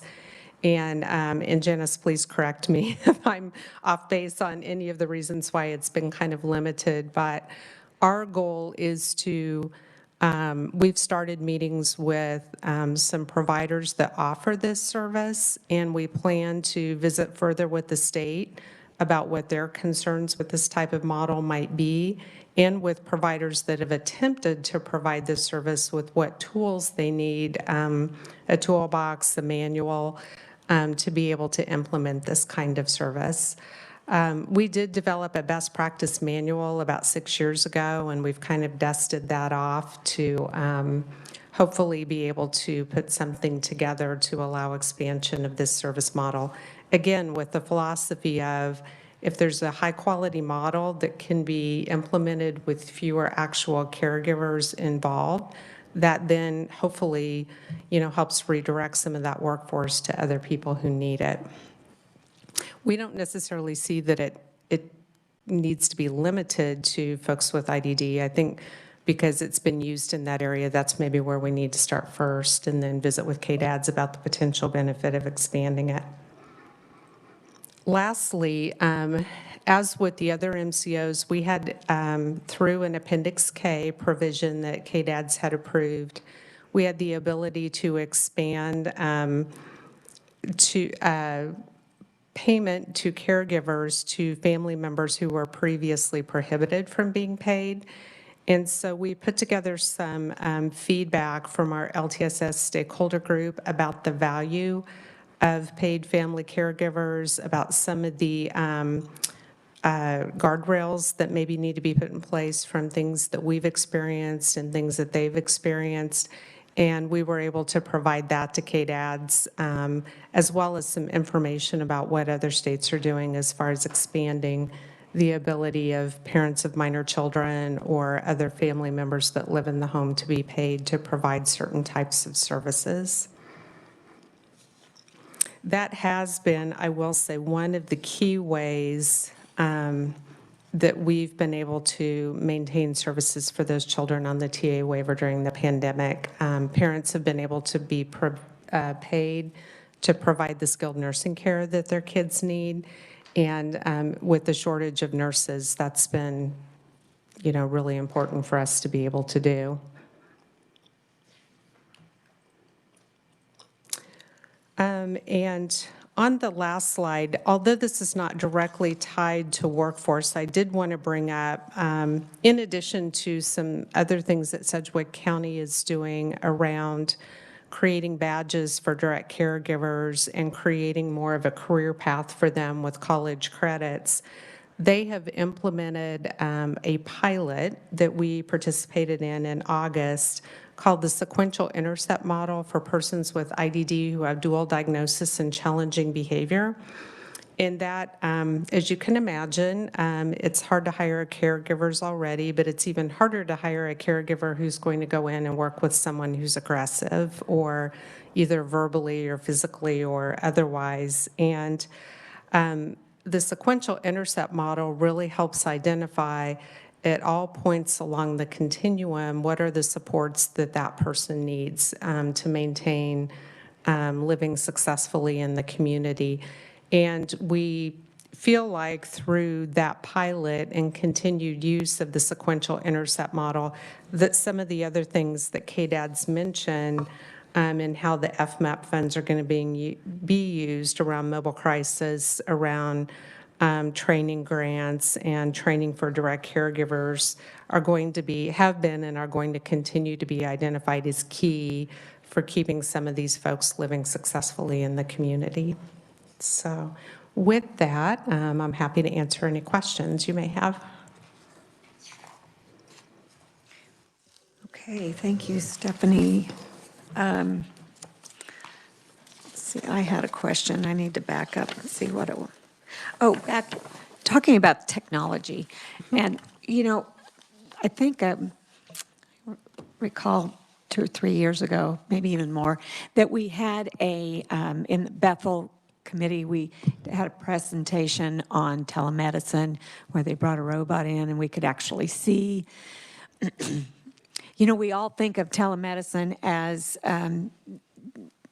a doctor looking at a patient or something, but they were actually able to look in ears and nose and listen to the heart. They said they could do everything but palpate the belly, which was amazing to me to see. So that kind of makes me think about this. Is there any way that we could ever have a demo of something like this? Because I think this is really fascinating. Absolutely. We would be happy to have the 2 providers that we're working with, to ask them to come in, and they've both done remote demonstrations with us, showing us exactly how a live demonstration of how they can use the technology in somebody's home.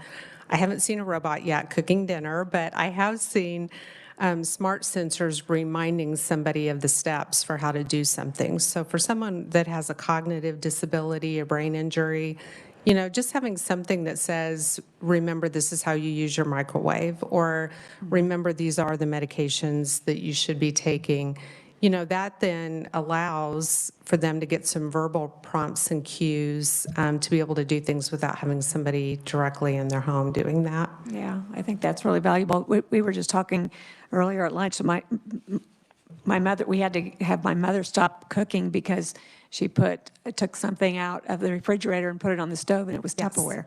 Yes. So, it was just a slight dementia there, but we had to have her stop cooking. Well, because and of both that. of these providers that we're talking to provide services to persons with IDD as well as the technology that they do. So they're doing things like saying, the stove's on in that person's home in the middle of the night. That's not a good sign. Call up the person, what's going on, turn it off remotely, or smoke alarms going off in the home. Wow. And there's a lot of, back when we first started looking at this, there were a lot of cameras being used in people's homes, that the video was on a lot. There were a lot of privacy questions, things like that. A lot of the technology used now is more smart sensors, and the person controls the camera. If they want it on, it's on, but if they don't want it on, it's not on. So that's a lot nicer as well. Good, good, thank you. So we've got a question from Senator Holscher online. Actually, I found the answer, so I'm good. Thank you. All right, well, it's good to hear your voice anyway. You as well. We'll go to Camille has a question. Thank you. So most of your work in these areas, it looks like, has been with the IDD population.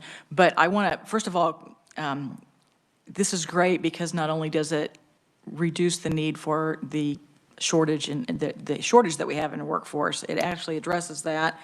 Probably it may actually cost us less. But I think even most importantly that I see is it gives people choice and control over their own lives. And that, because people tell us all the time, that's what they're really upset about, is they wanted to stay home. They wanted to be able to have choice and control. So thank you for, these are really good things to look at. And I hope that we can see them more and more in the senior care world and not just the IDD world. So thank you. I will comment that, first of all, it's a little purposeful that we're focused on IDD because we have over half of the IDD population in the state, and we feel like we need to be a leader in that area. Secondly, though, we're pushing at least the provider here in Kansas that has the technology. They've started serving seniors, and we're pushing them even more in that direction because we see great value with seniors and folks with physical disabilities as well. Thank you. So Sunflower has over half? Is that what you're saying? Mm-hmm. Okay. Yeah, we have almost 5,000 members on the IDD waiver in our health plan, and it's about 53% of the total population. Okay.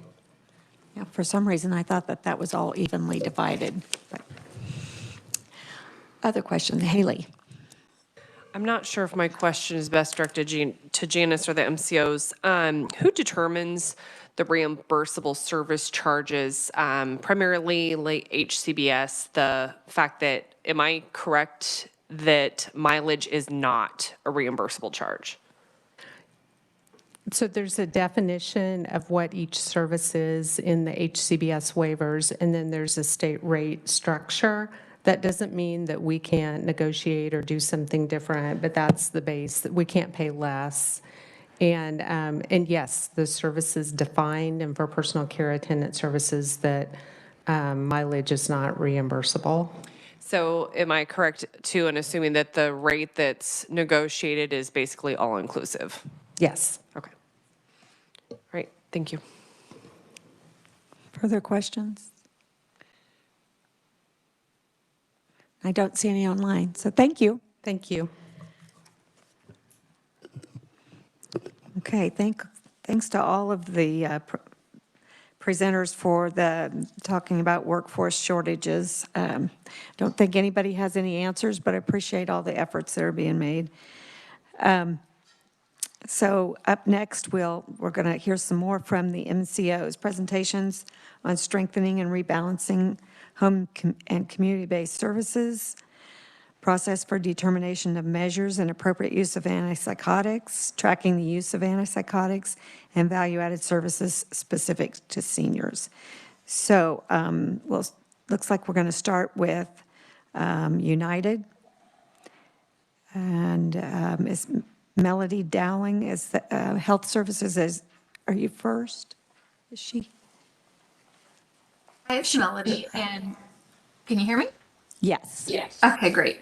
It looks like my background is on, but my face isn't showing up. So I'm trying to figure out why that is. There you are. that is Audrey, and she is No. actually up first, so I'll let her go first while I try to figure out how to get my face on the ground. Okay. All right. Audrey Masoner? Yes, that's right, Audrey Masoner.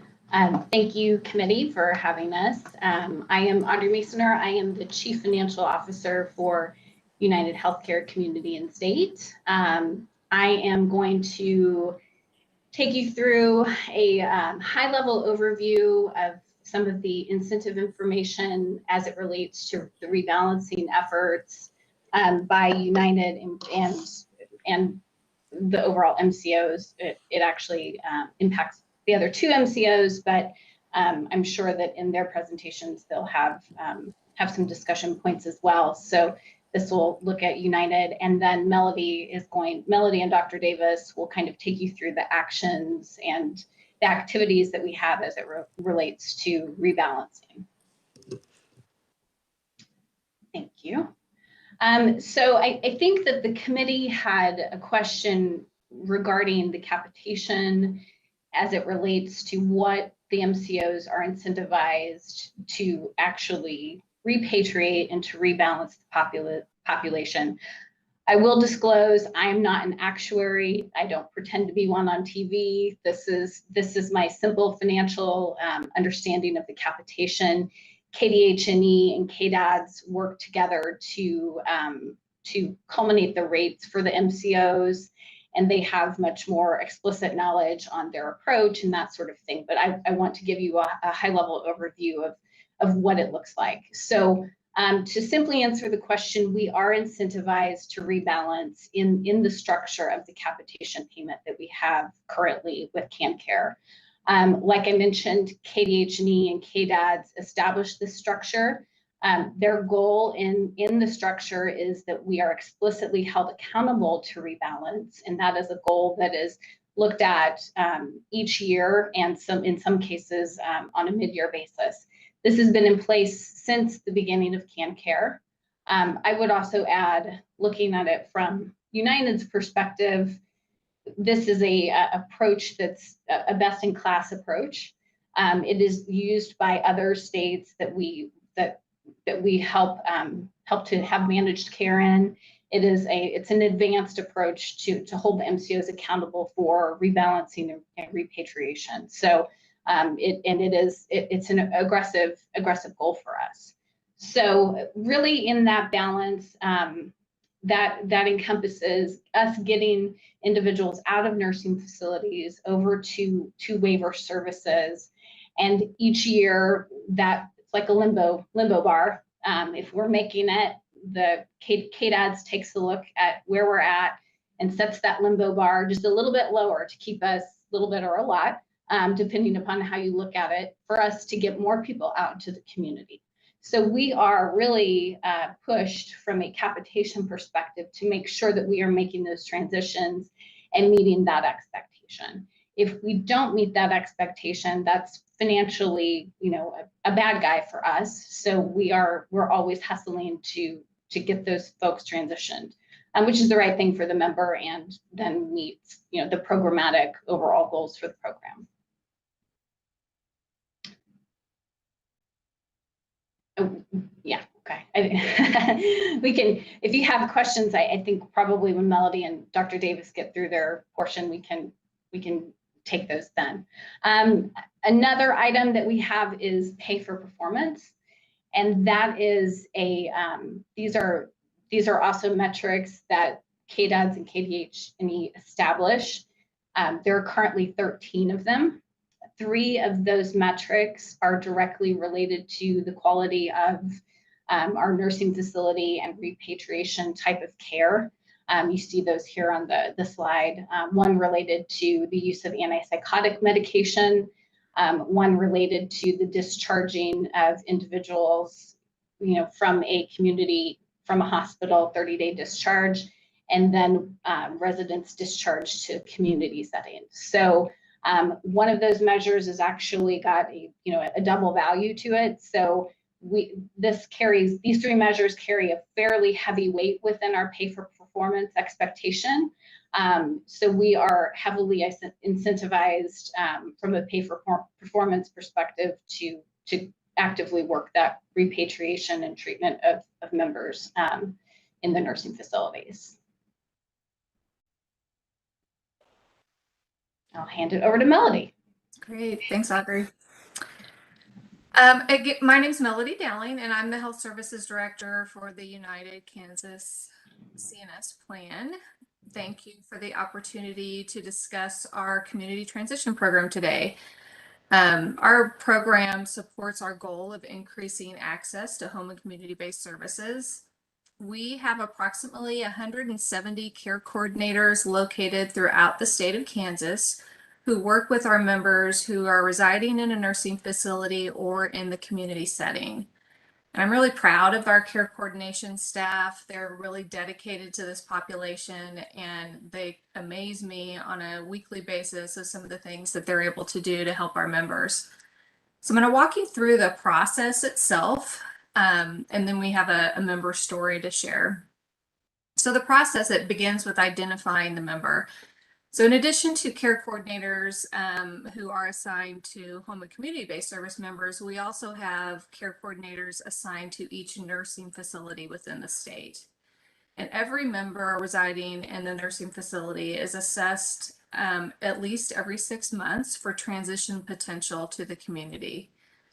In addition to that, we also learn about members who are interested in transitioning to the community through the MDS data, which is an assessment that's completed on residents in a nursing facility. And we receive that data from the state on a regular basis, and we review that as well. And that helps us identify members who might be interested in transitioning to the community. We also just receive referrals from all kinds of places. Sometimes we get them from the ombudsman. Sometimes from the nursing facility themselves will let us know that someone is interested. Sometimes it's a family member, might be a member. We've had occasions happen when we're in the nursing facility working with a member to transition, and someone kind of sees what's going on and raises their hand and says, hey, I want to do that too. So we get referrals all kinds of ways where we learn someone is interested.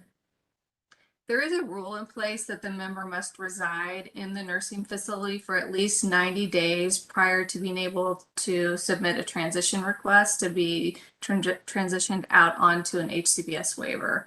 That's a rule through KDADS, and I believe it's to prevent people from, jumping ahead in the wait list. And then the next step is the assessment process. So we have a person-centered assessment process. The member, their family, caregiver, DPOA, they're involved in that assessment. And one of the first things is, does that individual have a desire to move? Not everyone wants to move into the community. Some members actually want to continue to reside in the nursing facility. So that's really the first question. And then we look and see what are their needs. Needs from things from bathing, dressing, toileting, grooming, eating, mobility. What medical needs do they have? What sort of equipment needs might they need in the home? Are they going to need a hospital bed?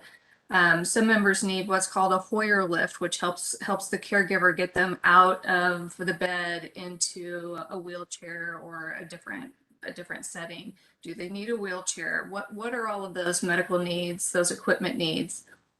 Do they have memory issues or behavior concerns? Sometimes members with significant behaviors are more difficult to staff and more difficult to be successful in the community. Not that it can't happen, it does, but sometimes those are more difficult to staff. Another thing that we look at is, what resources does the individual have? Do they have any income? Do they have any housing available to them? Sometimes what happens is someone will go into maybe an acute hospital setting. They end up being discharged to a nursing facility. All of their housing, all of their belongings are sold, or they're no longer available to them, and then they make a decision that they're wanting to go back into the community, and now they don't have any of those things. Their housing is gone. So that's another thing. Do they have housing available? Do they have family that they could live with? What natural supports do they have? Another big consideration is, could this person be kept safe in the community if we can wrap enough services around them? So in some instances that answer is no. But in a lot of instances, that answer is yes. We just have to get enough services and supports in place for them to be successful. So through that assessment process, we determine that this is a candidate for transition. Then a referral is made from that assigned care coordinator at United to one of our community transition specialists. So we have 6 community transition care coordinators located across Kansas. They're in Kansas City Metro, Wichita, Southeast Kansas, and Topeka. And those transition coordinators, they also go in and complete some assessments, and they determine what hours and specific services are needed to support that member in the home. And those things can be things like the personal care services that we're talking about, where there's such a shortage of workers. That's one of the main things that people need when they go home. Some members might need specialized medical care, which requires a nursing level person. Home delivered meals. Maybe they're not able to, cook their own meals, prepare their own meals. They need home delivered meals. Some members receive overnight support. They're not able to get in and out of bed on their own. They get up a couple times during the night. So someone needs to be there all through the night in order to get them in and out of bed. Medication reminder services, personal emergency response system, PERS. That's the button, help, I've fallen and I can't get up kind of thing. All kinds of supplies, incontinence supplies, durable medical equipment that I talked about earlier. So they're going through that comprehensive assessment with the member and their caregiver or guardian to figure out what are they going to need in order to be safe and successful in the community. The next step is to locate the housing.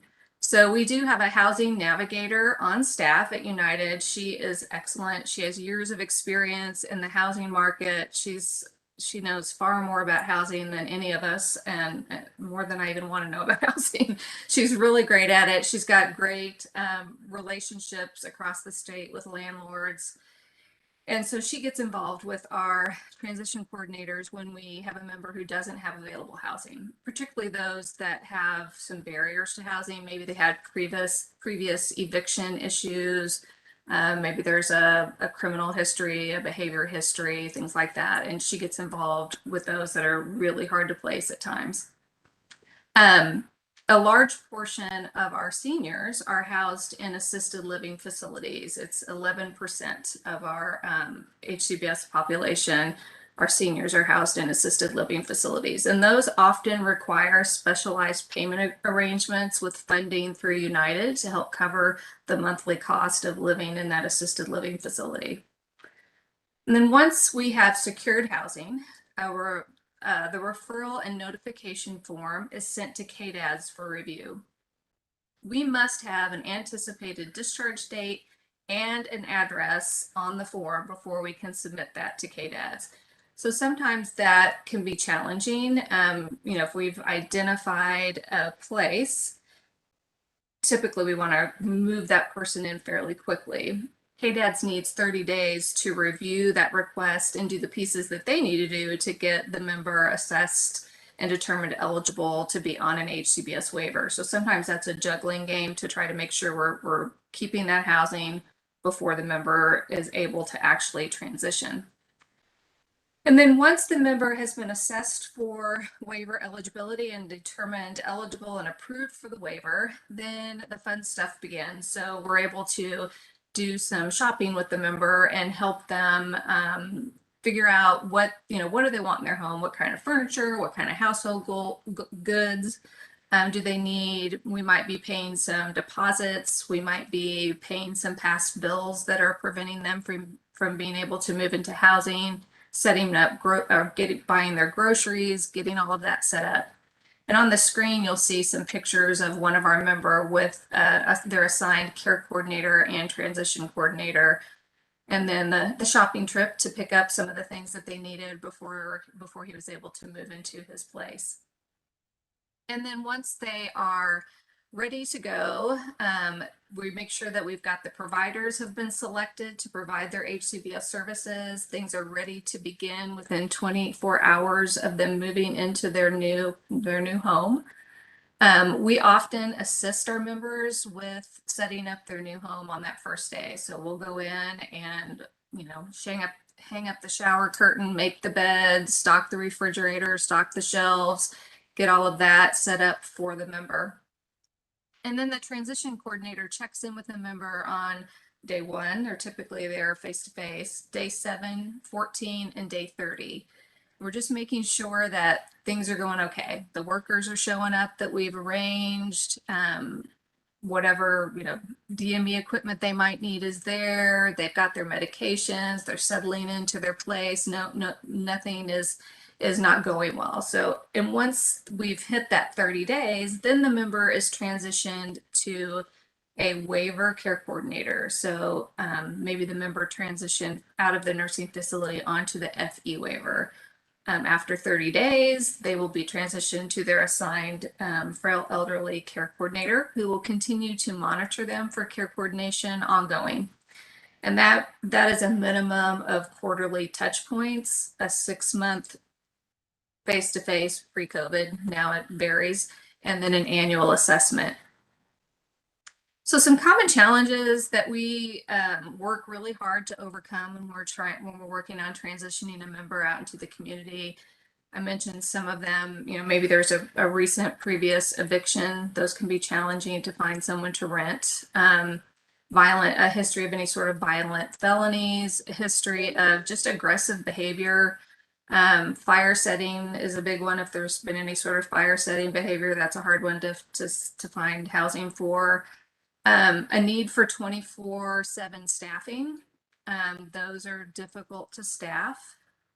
And then sometimes we need some minor home modifications. Maybe they're going back to an existing home or a family's home, and it's just not set up for someone with their needs. So we will do bathroom remodels, put in a new shower system, widen doorways, widen hallways, ramps, all kinds of cool things that we do to get the member home and into a safe setting. So the average time to transition someone is well over 90 days. And that again is, they've got to be in 90 days before we can really consider transitioning them.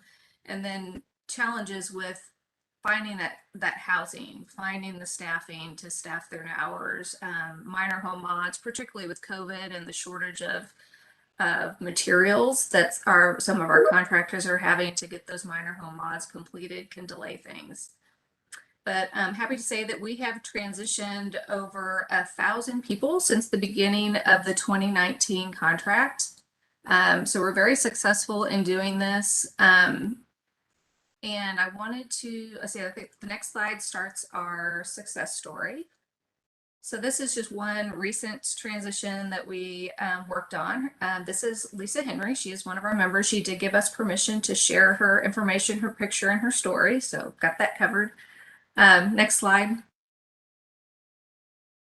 So she had been living in a nursing facility for several years. I believe she had also experienced the death of her spouse.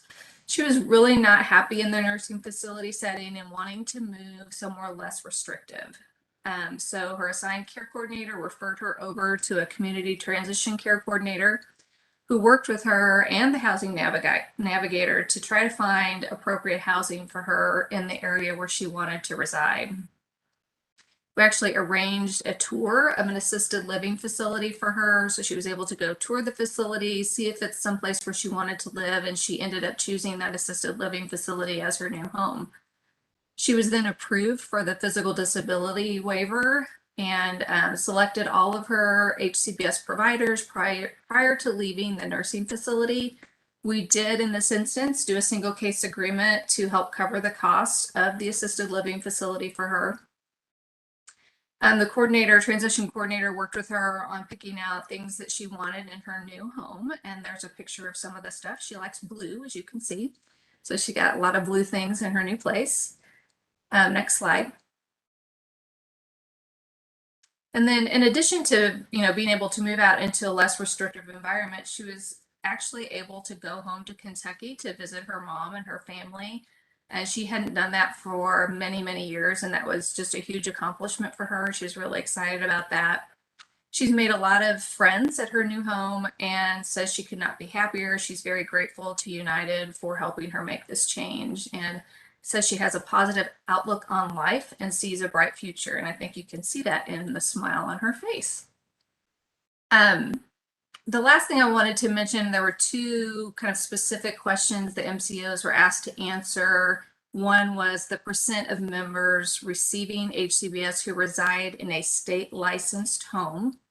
United has 18% of our HCBS members residing in a state licensed home, and 11% of those are on the frail elderly waiver. The second question was around the number of waiver members with a 24/7 plan of care. We currently have a total of 47 members who have a 24/7 plan of care, and 11 of those are over age 65. And I will stop there and turn it over to Dr. Davis to talk to you about antipsychotics. Okay, Dr. Davis, are Interesting. you? Good afternoon, Madam Chair and committee. Can you hear me clearly? Yes, we can. Okay, I am, there I am, okay. First of all, let me say thank you for allowing me to share with you today what we are doing at United Healthcare Community and State to monitor antipsychotic use in the elderly. Again, my name is Charles Davis, and I am the Long-Term Care Services and Supports Medical Director for United Healthcare. And I am here today to discuss the process by which we monitor antipsychotic prescribing in our elderly members. And first, let me start with a summary of my training and background, since it is somewhat relevant to our topic of discussion today. First, I'm a graduate of Kansas University School of Medicine. I completed a residency in internal medicine and a fellowship program in geriatric medicine, both at KU. I am board certified in internal medicine, geriatric medicine, and hospice and palliative medicine. And I'm certified medical director with the American Board of Post-Acute and Long-Term Care Medicine, which was formerly AMDA. And prior to joining UHC, I started a medical practice with a focus on providing medical care for residents in nursing homes, post-acute care, assisted living facilities, and home plus or senior care homes. And over a period of 19 years, the practice grew to serve many facilities in Johnson, Miami, and Franklin counties in Kansas. And during this time, I also served as medical director for some nursing homes and hospice organizations. Now, most of my patients, and I would say over 90%, were elderly or senior patients, what you would call geriatric, and many of them had dementia with related behaviors and psychological symptoms.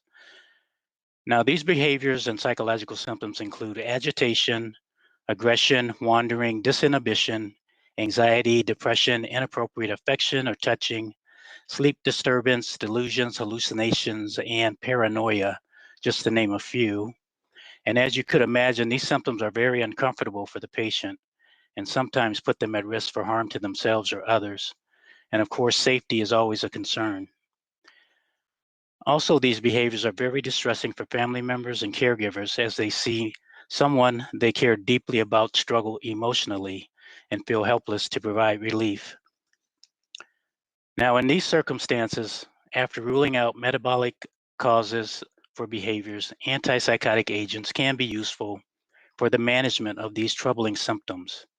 And although there are no FDA-approved antipsychotic agents for the treatment of dementia-related behaviors, these drugs are often used when other non-pharmacologic modalities prove to be ineffective. Now, while there are risks associated with prescribing antipsychotic medications for our elderly members having behaviors, when used judiciously and weighing the risks versus the benefits, these agents are sometimes used to manage the harmful and debilitating symptoms and behaviors of dementia when other options have been exhausted.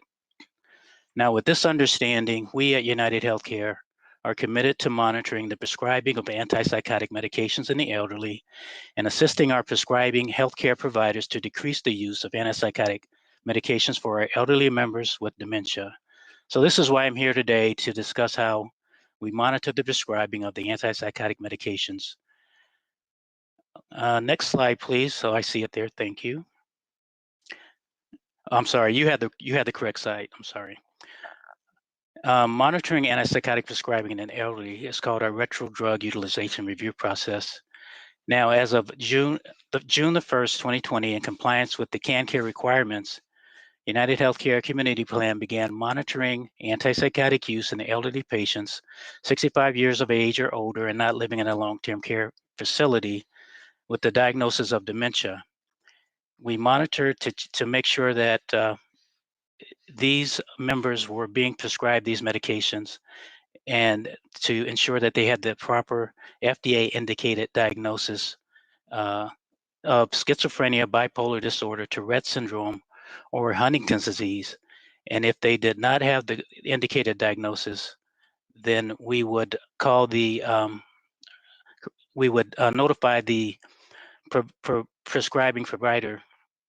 So each month, based on claims data, United Healthcare identifies the members who should be monitored, and we do our 30-day look back, and this is what we call the retro drug utilization review. So a 30-day look back, and when we identify these members of that subset, and that subset is the 65 years of age or older with dementia and not living in a long-term care facility, and if they do not have the proper indicated diagnosis, then we will notify the prescribing providers via a letter or fax. Then we request that the prescriber provide written documentation with the clinical rationale if they feel that the member should remain on the antipsychotic medication. If the prescriber has not responded after the 3 consecutive months of letters, a verbal peer-to-peer phone call is coordinated by the health plan. A health plan clinical professional will review the written rationale, and if the reviewer does not concur with the rationale, a verbal peer-to-peer discussion is scheduled. So this is a brief overview of how United Healthcare monitors antipsychotic prescribing in our senior members, and I am happy to answer any questions from the panel at this time or when it is appropriate to do so.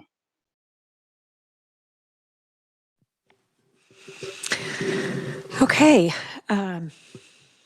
Thank you for your presentation, and all three of you, and we'll turn it back to the task force for any questions of any of the United presenters.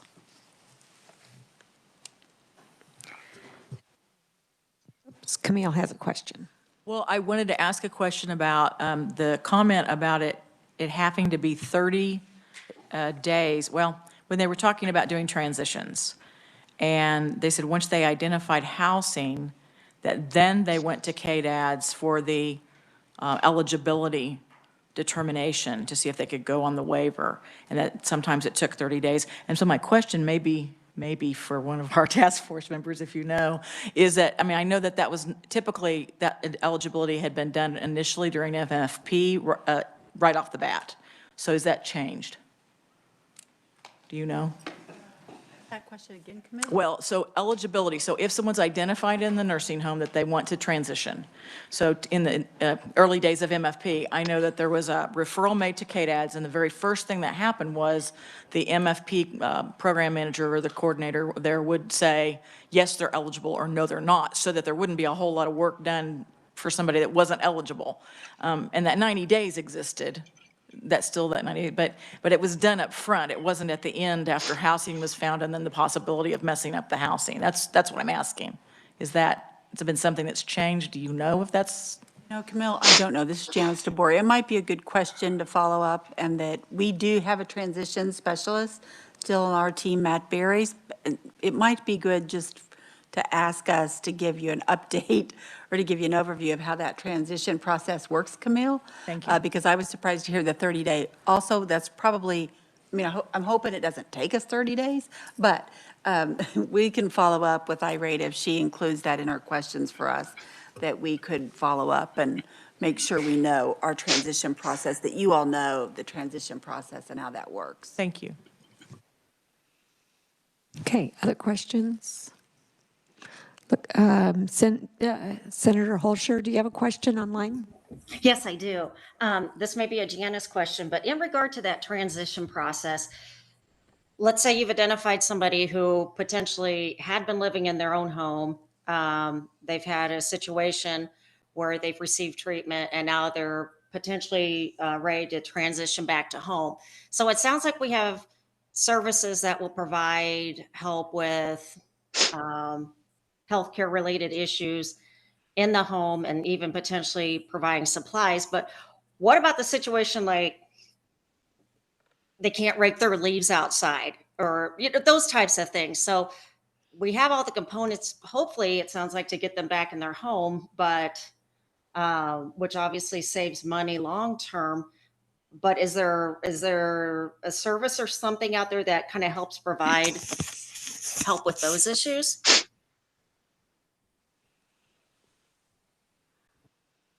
Well, this is Janice. We might ask Melody to respond to that as far as does their person-centered care plan include assistance with raking leaves in the fall, for example.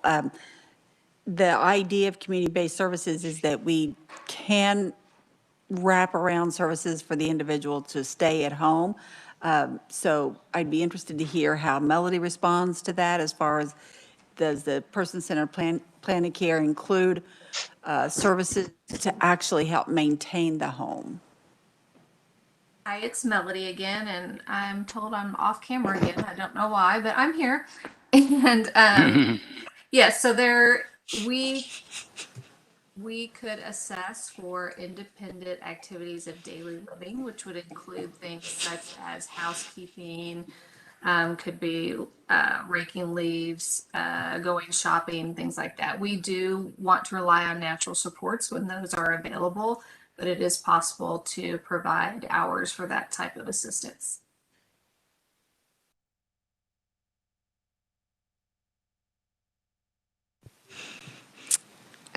Thank you. Appreciate that. Okay, we have a question from Deborah Zier. Hello, I was just wondering if the MCOs or maybe KDADs can say how has the balance between group setting living and institutional living like nursing homes shifted over the course of CanCare? Is it still about the same percentages in each kind of setting, or have we made headway, I guess, in having people living in community-based settings?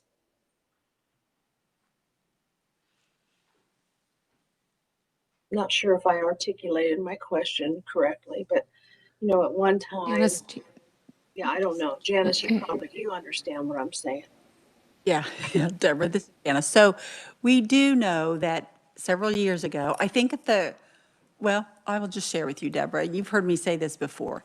Early on in CanCare for the frail elderly waiver, we experienced a decrease in caseload of about 1,000 individuals, which we were stunned. We went from 5,000 seniors receiving home and community-based services dropped all the way down, I think, to 4,000 and some. I think, Deborah, that was just a reflection of honestly changing up the case management system. The AAAs and the Centers for Independent Living no longer provided the case management. The MCOs came in. But over the years, we have seen an increase in caseload for the frail elderly waiver. In fact, Deborah, I think this week Brad's team shared with us the monthly reports, and I think the frail elderly waiver has exceeded 6,000. It's the highest I've ever seen it now.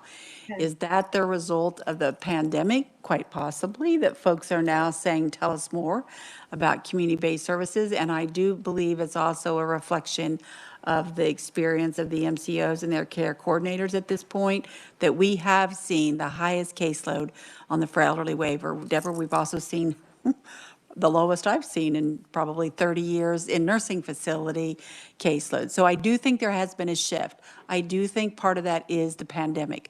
But if that's the outcome, if that's one of the outcomes of this pandemic is family members are asking more about community-based services and the care coordinators are doing more to make that happen, I think that's a good thing. So you'll notice in Amy Decker's slides, I don't think it's this slide deck, but in the CanCare oversight, that she'll report that the for elderly caseload has exceeded 6,000. And that is a first. So that's a good thing, Deborah. Thank you. Okay, we have a question from Ernie Cutzley online. Thank you, Madam Chair. I had a question about the 2019, well, I guess the 1,000 transitions that Melody was speaking about. Do we know how those, or can you tell us how those were distributed across the state? This Melody. So we will have that data, but I don't know that off the top of my head. No. But that is something that we can report out on. We break it out by eligibility type, and then we could also break it out by county or geography as well. Thank you.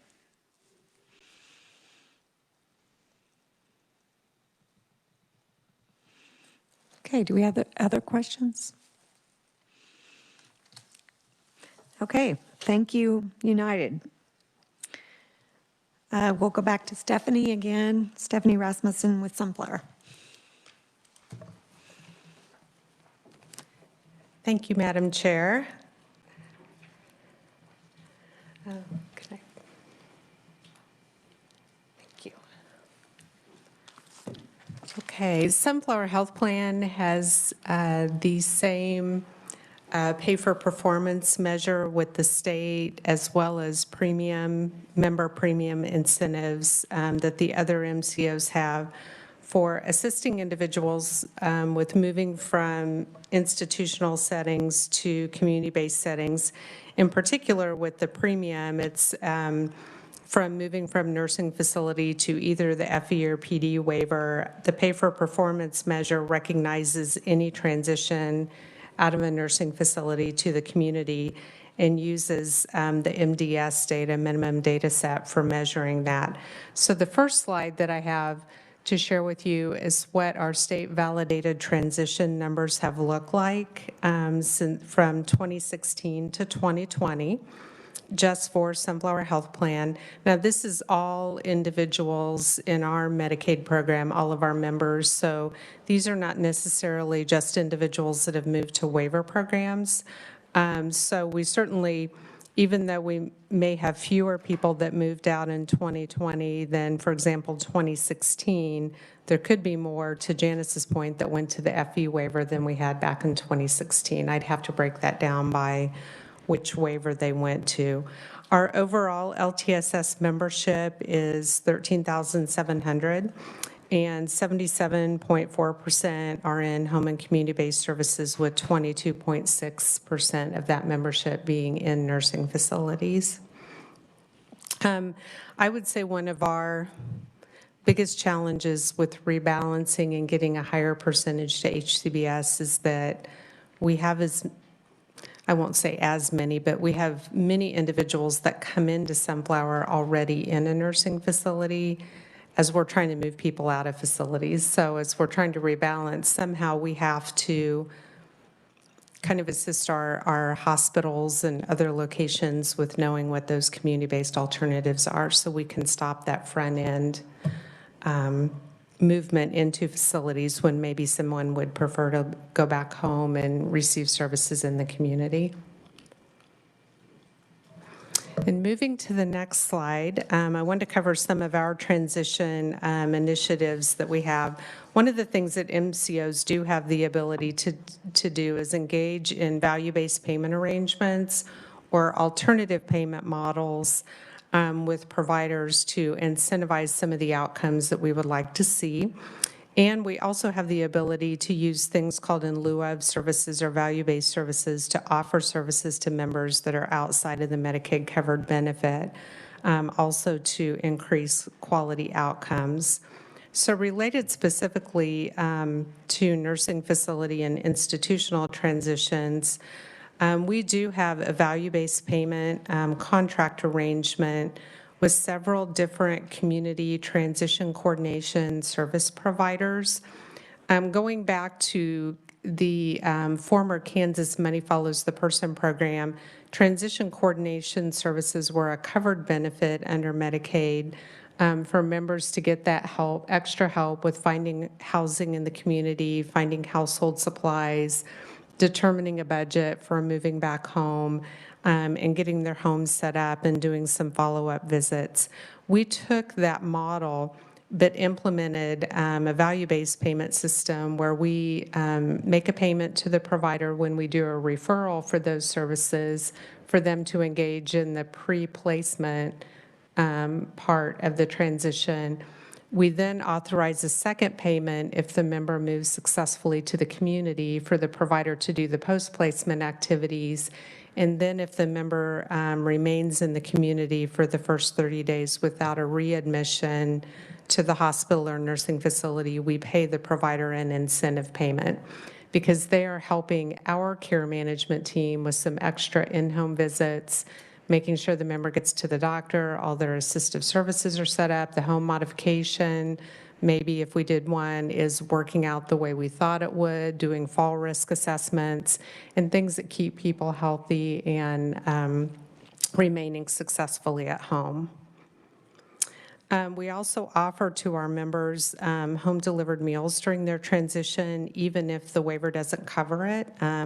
There is some special provisions under the federal emergency order right now, but historically, the FE and PD waivers haven't covered, or excuse me, FE and IDD waivers have not covered home-delivered meals, and so we offered those as an extra benefit during the transition. We also offered extra in-home wellness monitoring checks, extra in-home visits by the transition coordination provider. And then, like with United, we do have a dedicated nursing facility team of liaisons with the facilities that visit directly with members about their desire to discharge to the community. We also get the MDS data from the state to find out who has indicated a goal to move to the community. And we have a dedicated care management team that provides the case management for the transition, working in partnership with the transition coordination service providers.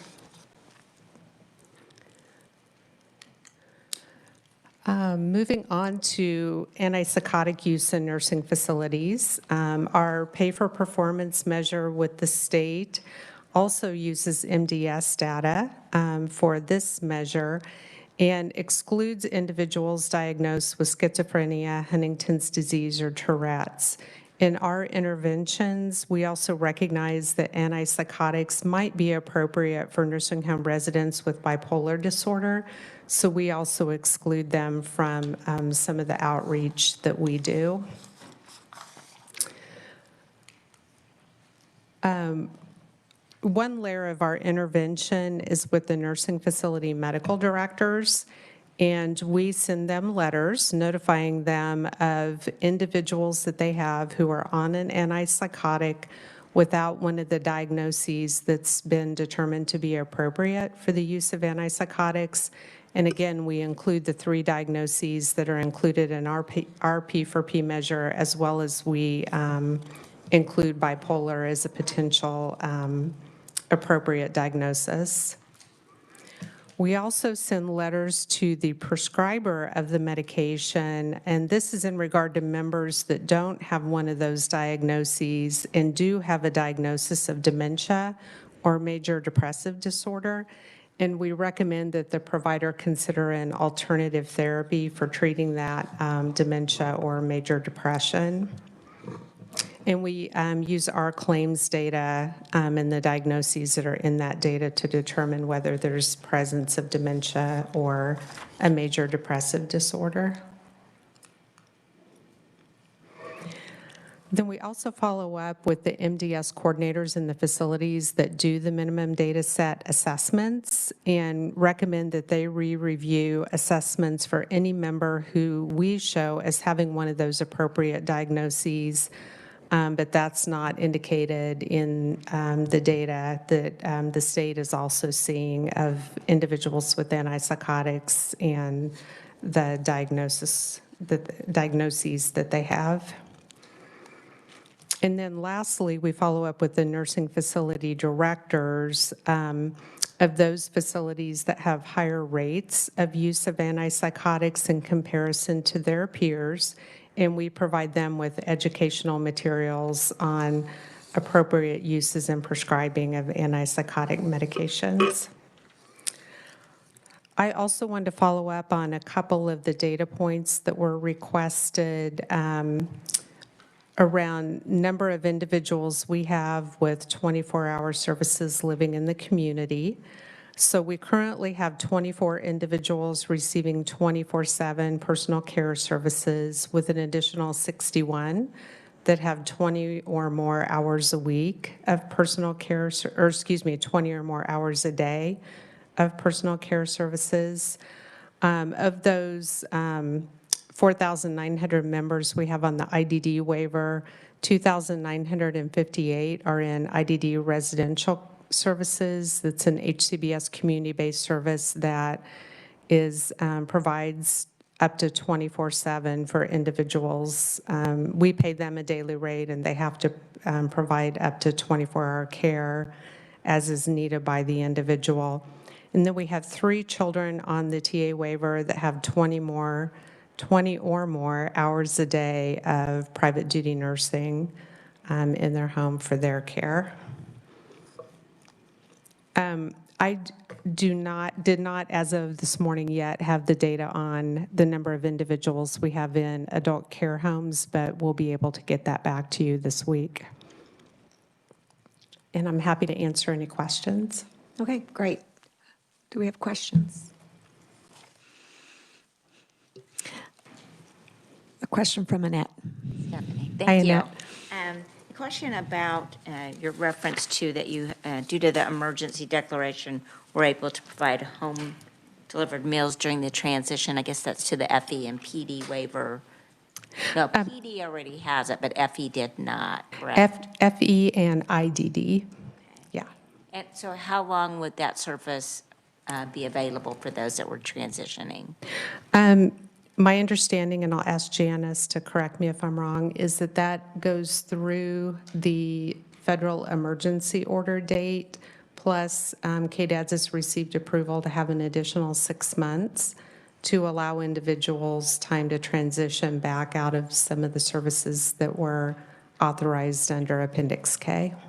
So if they transition, then they could get those meals for that extended length of time? Yeah. Okay. And has that proved to be pretty beneficial for that population that hasn't had access to that previously? It's been extremely beneficial, especially during the pandemic.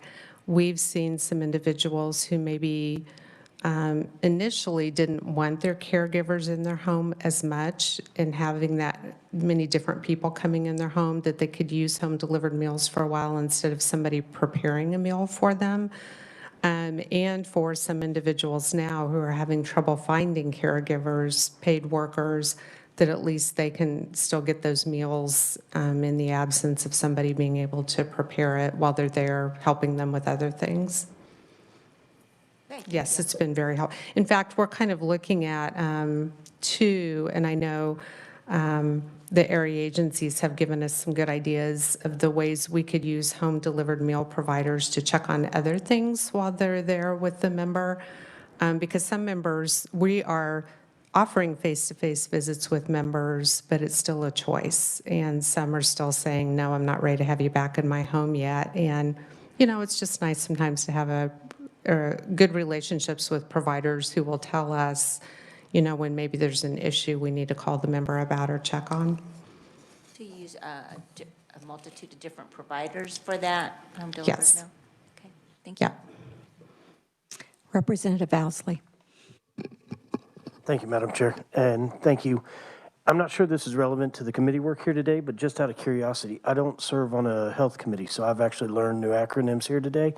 But the pay for performance measures, have those been in place since CanCare? Are those recent? Are they updated?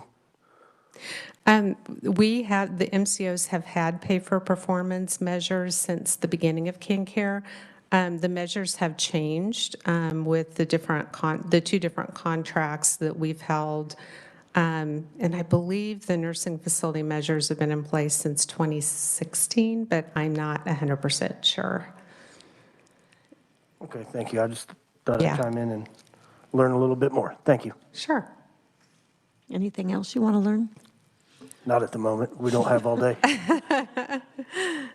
Well, you need to ask while somebody else is here. Don't ask me later.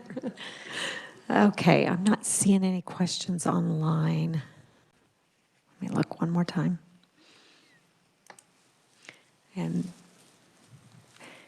okay, thank you, Stephanie. Thank you. Okay, we'll go back online to Aetna. And we've got Jennifer Pruenta and Dr. Inchwat.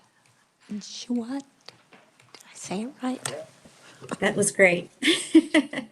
Hi, I'm Jennifer Prente. Thanks for having me back. I'll get us started and then hand the baton off to Dr. Inchwat to talk about antipsychotic use in nursing facilities.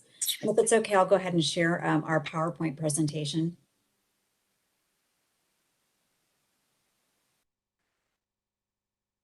I hope that you all can see that. I'll get us started. I do want to note a couple of the questions that have come up from the other MCOs.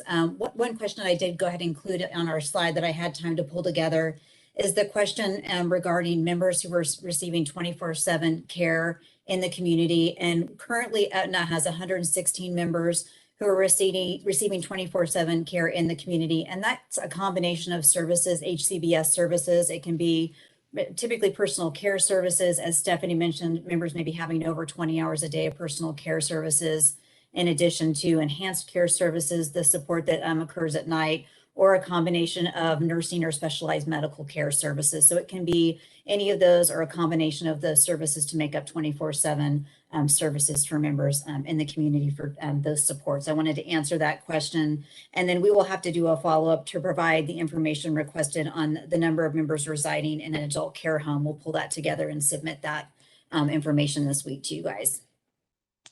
So I'm going to talk a little bit about rebalancing and our transition program. I think it was Melody that maybe said that how exciting that work is. It's one of my favorite things that we do at Aetna is work on supporting members to transition from a facility setting into a community setting.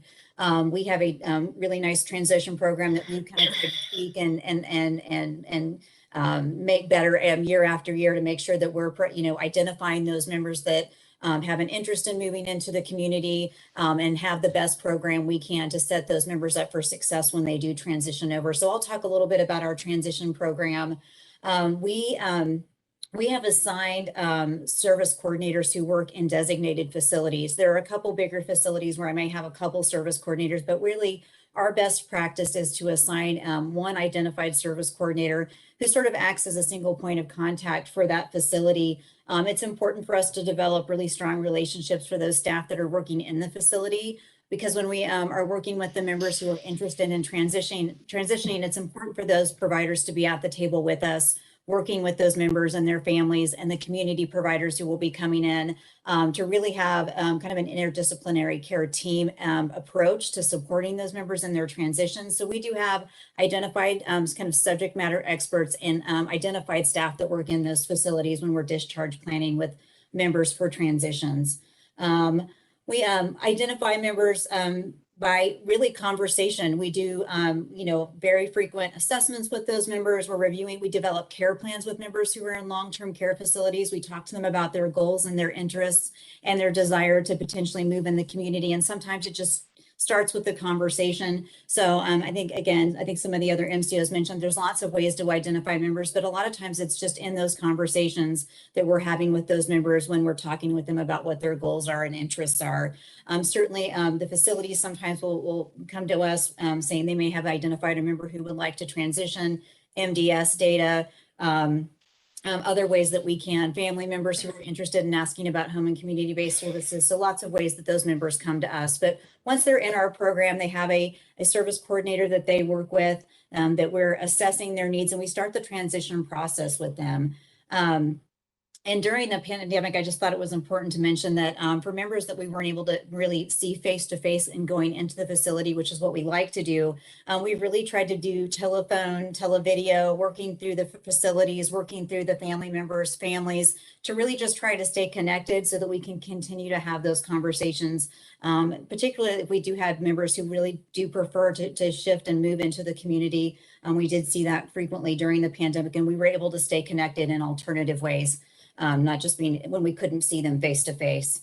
So we, again, developed person-centered discharge plans for every member. That looks different for every member that we serve. They have different things that they want depending on the area that they live in. That sometimes the barriers are housing and different things like that. So really the transition planning is very specific to that member. So we really customize that plan with that member, and we start working with their interdisciplinary care team to work on their goals and address the barriers and work on a timeline for transition.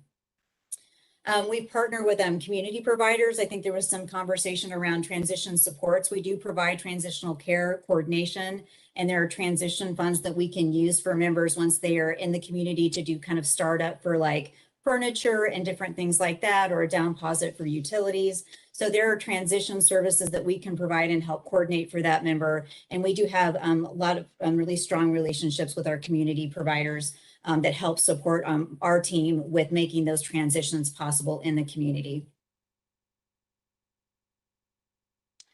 In terms of rebalancing, again, I feel like that's part of just having a really good transition program, and really just making sure that if we're identifying those members that have an interest in transitioning, that we're having those conversations, and that we're following through with making sure that they have access to the services that they need to be able to be successful in the community. We have a goal at Aetna to support 70% of our LTSS population with residing in the community.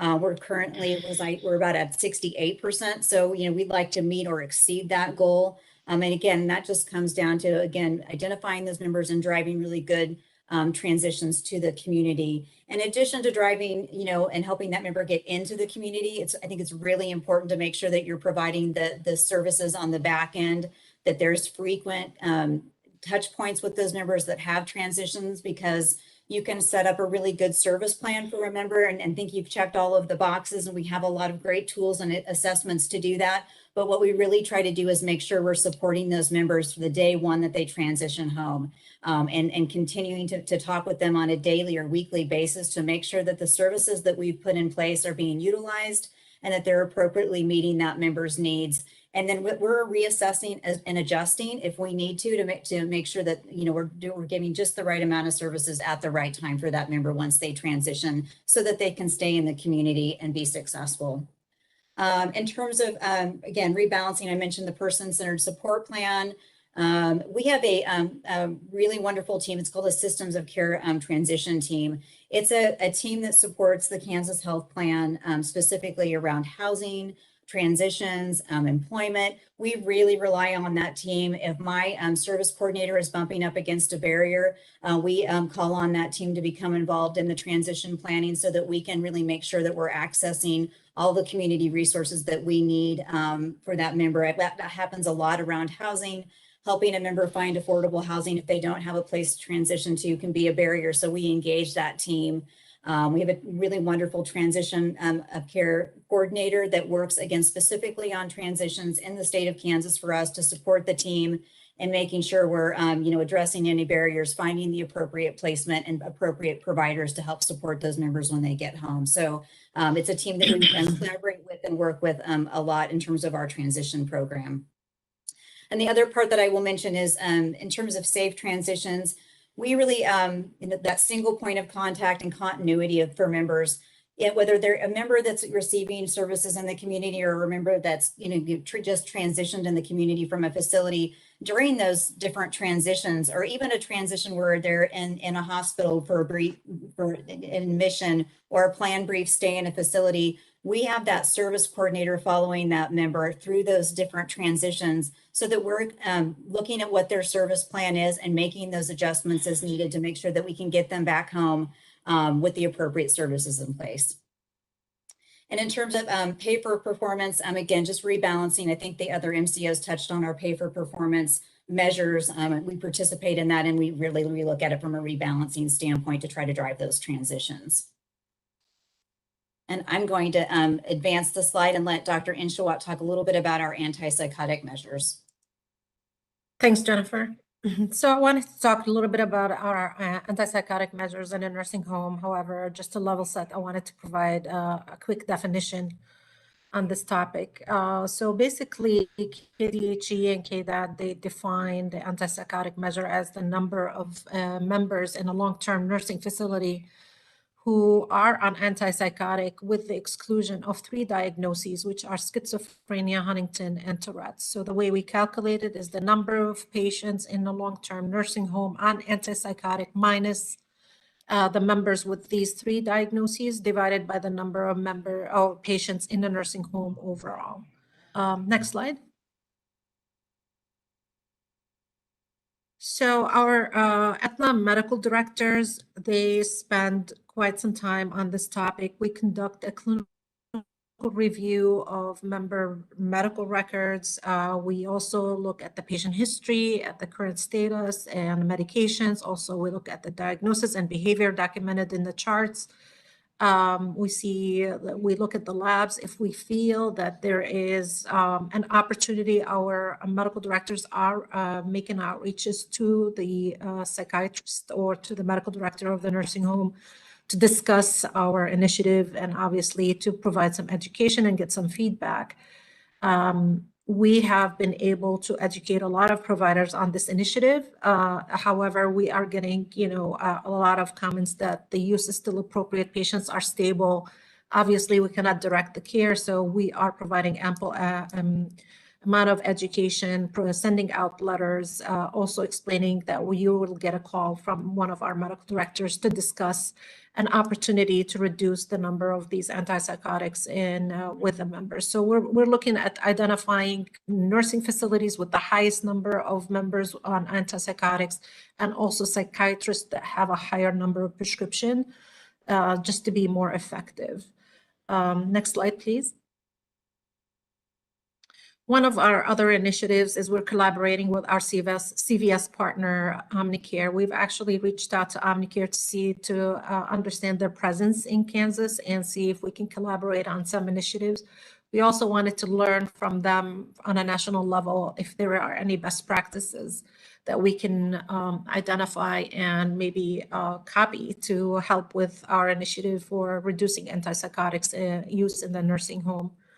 As part of our long-term strategy, we want to partner with facilities that are part of the PEAK program. We also have our prior authorization process that also, this is a criteria written by KDAD, and we make sure that the medications are prescribed appropriately. Some of the areas, especially when members have dual eligibility, it's, we don't have any control over the prior authorization because a lot of these medications go through Medicare, but not through us, and that would be a little bit of a challenge as well. Next slide. So I'll stand for any questions in relation to the antipsychotic use in the nursing facilities. Okay, thank you. So do we have questions for either of the presenters from Aetna?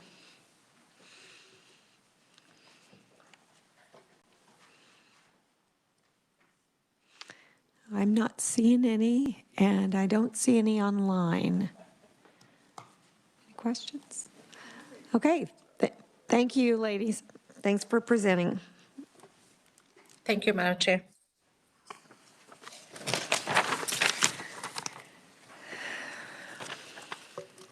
Okay, that completes our agenda for today. So yay, we're done a little early. I wanted to make one announcement. If you, I mentioned earlier today about letting Arida know if you have